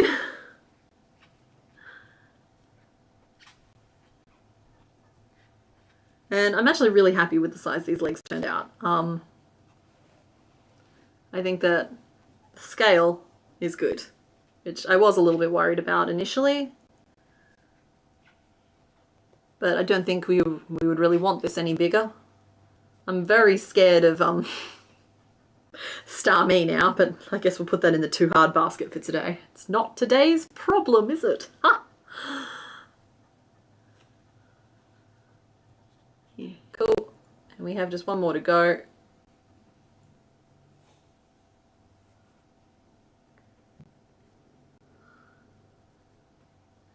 Alrighty, we've done pretty well today, honestly, between, let's see, we named him Dwayne, between Dwayne the Tentacle, who is not Tentamid, we have our little Shelder, who I think we named Cooper. Am I remembering that correctly? And what are we naming Star, you guys? We need names for our little starfishy. Our extraterrestrial starfish with a mouth butt.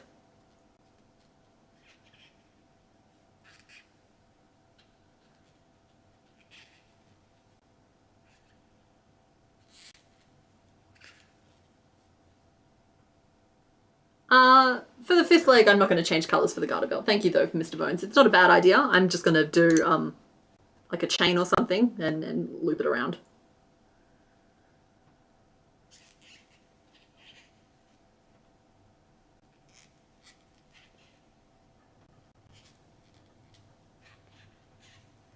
There we go. My fingers are starting to get a mild case of the dumb. So it's probably a good thing that we're coming to the end. This, yeah, I don't think we'll do a fourth one today, but it was really good to get through 3 anyway. We're not quite done yet, obviously. 1, 2, 3, 4, 5, 6. Cool. 1, 2.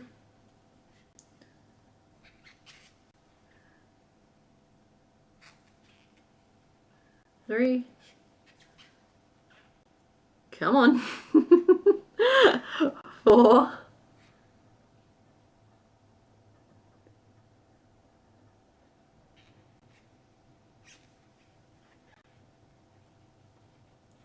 Increase. 1, 2, so that gets us to 8. You'll better not be summoning anyone in the chat there. Oh, okay. Sailor, Starla, Dinner, Starlet, Starus, Bob, Fiver, Sailor, Starthulu. I like Starthulu. Digits, Patrick. It's Patrick. Seaweed.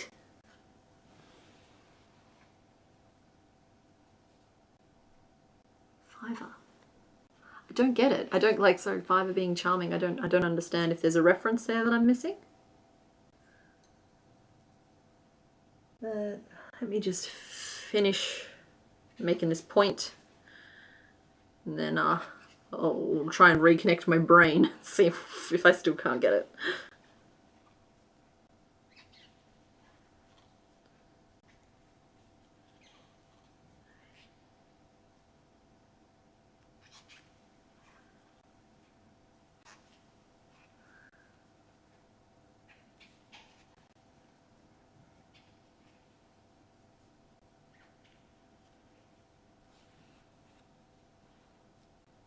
Okay, that's 1, 2, 3, 4, 5, 6, 7, 8, 9, 10.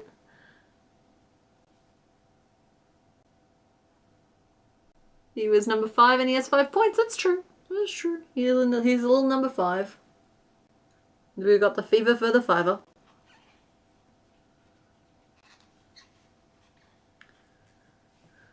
If you're a diver, you might have to be a Fiver survivor.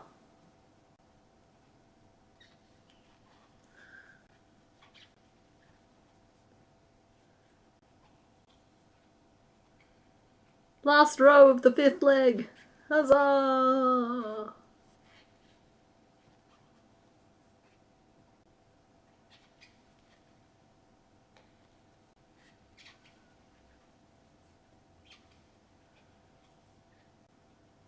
There we go. Okay. Has anything ever felt sweeter? Just pull these through, then I'll snip to separate them. There we go.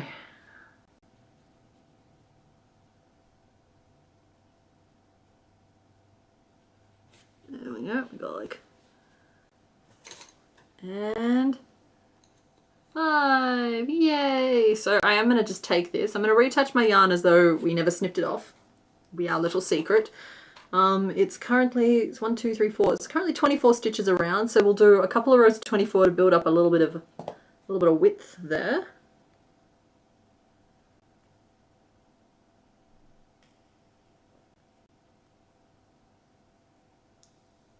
See, normally I know better than to finish off until I know I'm sure.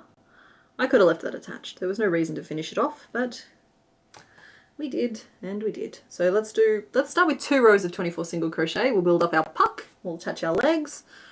Oh cool, we've used up most of that yarn vomit.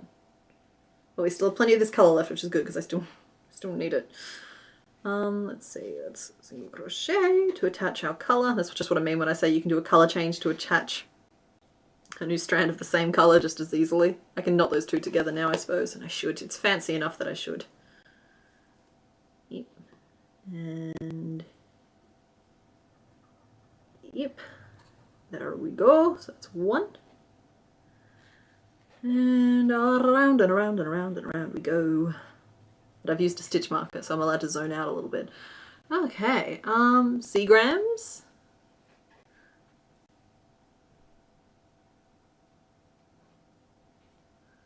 There is a drought. Do the water Pokemon trainers have to stop using water type moves? That's true. Do all the water Pokemon dehydrate and like, or do we put them into like water storage? Because like I know that okay, don't quote me on the where exactly, but I feel like it might be in America where they need to stop so much water evaporating up off the dams. So they put those like white balls floating all on top of it. Do they like put those out into like special like rock pool type formations that they keep all the water Pokemon in during droughts? Or is there just no droughts because water Pokemon do generate water? These are the questions that the people must know.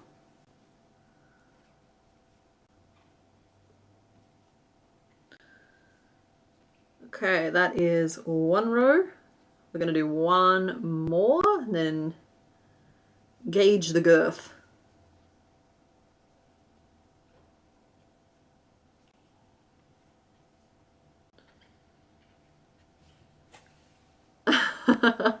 Well, I'm sorry that your baby woke up, but let the dulcet squeaks from my hook soothe you both back to sleep. War Star, Ninja Star, Battle Star, Galactica. It's just very on the nose.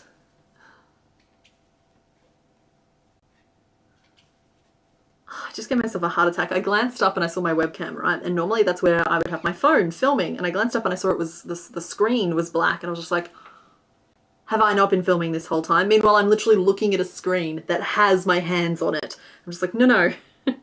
It's okay. Everything is fine.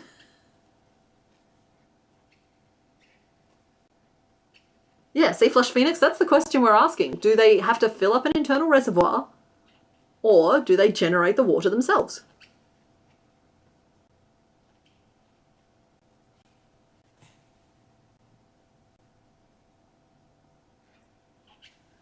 Because I feel like there is an argument to be made that electric types do generate electricity. Well, some of them do. Like, literally, it's in some of their Pokedex entries.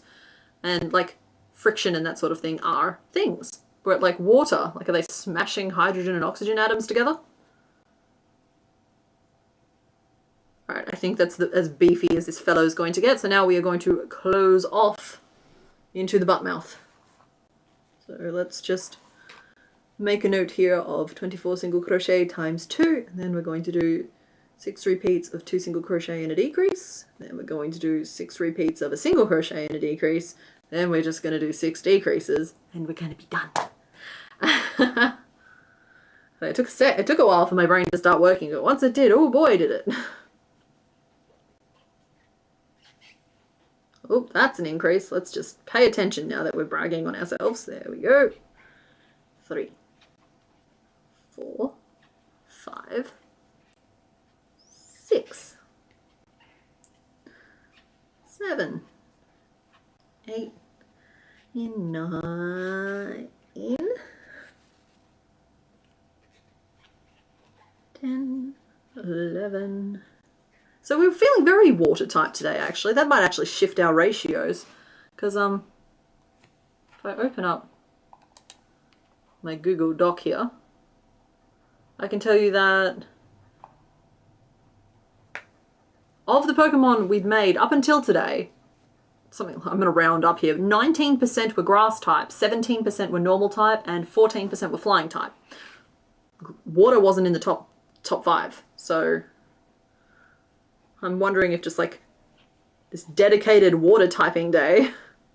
For the record, the 2 that you didn't pick were not water type. This is not, it's not specifically a water type day on purpose, it just turned out that way. And because it is a Pokédex, I feel like you can go back in and guess pretty easily who the other 2 were, and I think that's actually why they didn't come up. So I'm not going to like reveal them today.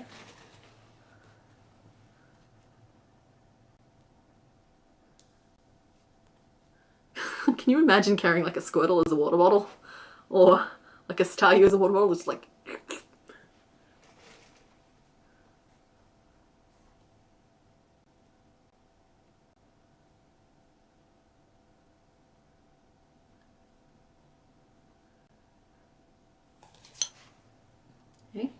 Okay, and now we continue closing off.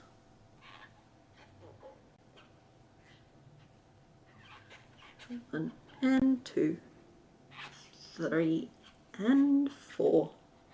That's what makes the world go round. Any fans of Sword in the Stone out there? I feel like it's an extremely underrated Disney film. I'm not aware of any controversies around it, but I always really liked that one as a kid, and I think a big part of it was that I had such restricted access to it. Like, it wasn't one of the ones that we had on VHS.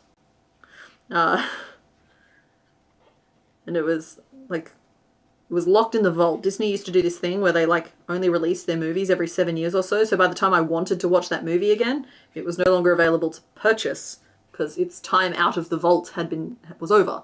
Whereas, like, these days, everything's just available on streaming services in whatever form, and, meanwhile, I have so many trust issues, I own them all on DVD anyway. But yeah, I think Sword in the Stone is dramatically underrated. Like, Mad Madam Mim might just be part of my personality. I don't like sunshine. Horrible, wholesome sunshine. That reference is going to be lost on any of you, because that was an old movie even when I was like, not even when I was little. What is this Pokemon called? This one here is called Staryu. Re-engage with the chat.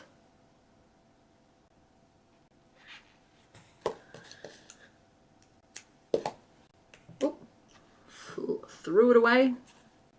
So now we're closing off its tiny butt.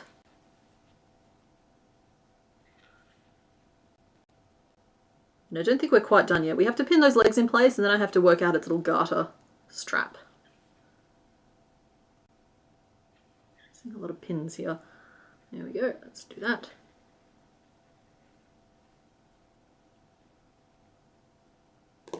There. Puck. Fun fact, there are, I think it's crabs that keep starfish and farm them, because starfish can regrow their legs, and so they trim off their legs and they feed them, the starfish, and so like they farm starfish legs. So that's kind of what's happened to this poor little Staryu. I could call that a Staryu the way it is. Stuffing. Tiny amounts of stuffing in each tiny cone. In there. Okay, so let's see how this goes. We have one centered between 2 spokes, so let's do that. Oh, no, wait, that's our top, isn't it? Okay. I need backup pins. I'm not going to be able to pin this as nicely as I would like to, just because of a pin drought going on here at the moment. I have lots of projects on the go. So that's one. Let's grab some more stuffing.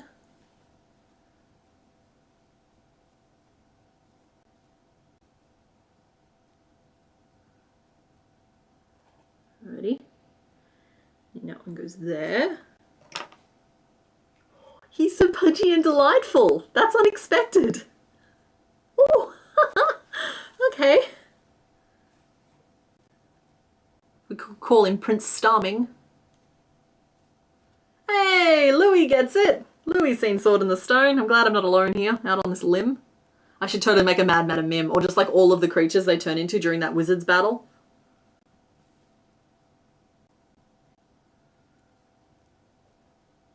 There we go. Just my chubby little starfish. There we go. I'm just very roughly pinning because, as I said, I don't have enough pins to pin them all down fully.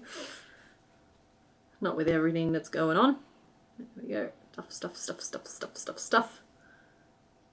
Here we go.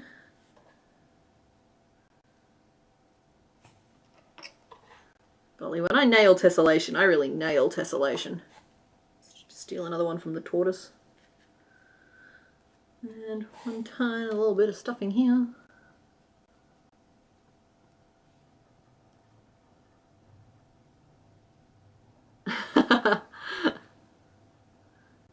They did. They were wonderful, and then they all got like tiny, and then they turned into the tiny bacteria, and he got her sick. And they all ended up with warty bits all over them. It's just like that movie was formative. Squirrels, the fish, the wizard battle. They didn't know if it was coming or going. Okay, there is our chubby little starfish friend with his little butt. So he just needs his little garter strap. So we need to make it so it stretches from here around and back. Okay, that's the goal here. And once again, I'm going to crochet over a tail because I don't want to fuss with chains. I think chains will end up making it too chunky. So I'm not doing this for the tension this time. I'm just doing it because I don't know. I probably could do like foundation single crochet or something. In fact, that might even be what this is called. Don't know, but I'm just going to do a nice little strappy strap. And if we don't like how thick this turns out, we'll just do like a really tight chain and do it that way instead.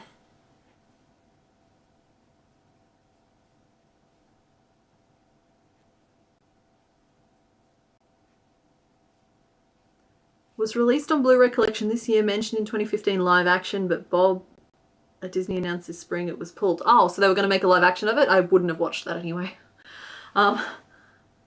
Just like I feel like there are so many new stories they could be telling rather than like going back and ruining all the old ones. It's like if I want to watch The Sword in the Stone again, I'm not going to watch a live action version of it. I'm going to watch The Sword in the Stone again, you know what I mean? One thing about animation is that a lot of the time part of its charm is how it's aged. Like 101 Dalmatians is particularly special because that was one of the first movies where they photocopied the individual animation cells instead of redrawing them all by hand one at a time. And that's why you can see, as you watch it, you can see these little flecks, and those are the pencil guidelines coming through because when they photocopied them, they made it through to the final cells. And that movie is just so rich because of stuff like that. It's known as the Xerox method. And for anyone outside of America, Xerox is a photocopier. Yeah, and so like it's just like I think there's a lot of charm in those old movies, and I think that when you have stylized something, it never looks old. It's only when you've tried to make something look as realistic as possible that it ages badly. Or, well, I suppose there's cultural reasons things age badly too, but I don't think that Sword in the Stone has anything to do with that. Okay, I take it back. I would totally watch an Atlantis live remake. Which is funny because like I didn't bother with like, literally any of the other Disney ones, but I feel like Atlantis would be absolutely, yeah, that one would probably be worth it. Okay, there's your little garter strap, buddy. So there we go. That is a little booty strap. We'll sew it on straight instead of curved, but all right, let's just line up what we've made today. So we started off with this little guy who is judging us pretty harshly for our choices and is really annoyed to have found us here. This little guy who has not a single thought. No thoughts. He thought it was his turn with the brain cell, but it whizzed straight past. And then we have a little star. So I will endeavour to have all three of those sewn together before our next stream. But that's probably where we're going to leave it today. We've only been going for 5 hours and we got 3 done. Go team. So yeah, that brings out, I'm going to mark them off in the Pokédex here. Hang on, sorry. It's on a different screen. It's too hard to share it with you at this point, but I will mark them off and I will tell you what our new percentage is, because it's been a while since you guys would have known our new percentage. So we have, where are you? Where are they numerically? There's Shelder. Change that to a little Y. Done. And we have Staryu. That's a Y. It's more of a why me, but what are you going to do? And then Tentacle is here somewhere. I think he's further up. Do I have his number here somewhere? If I turn his little thing back on. He's number 72 in the Pokédex. There he is. Cool. There we go. So we are up to... We've made 73 Pokemon in total, 28 of them from Gen 1. Which means we are 18.5% of the way through Gen 1. And let's just turn that text back to black so I can read it. And of them, water types are now 13.7%. So water types are a tied third with poison and flying. So making 3 water types today still only moved them up into 3rd position. The first position is still grass and then normal. So that's where we're at today. But anyway, we are done for today. I hope I can catch you guys next week. Remember, we're going to be doing it on either Saturday or Sunday. You'll have to keep an eye on like your YouTube notifications, all the usual places. But same time frame, 1 o'clock onwards. And yeah, I'll see you guys then. Bye.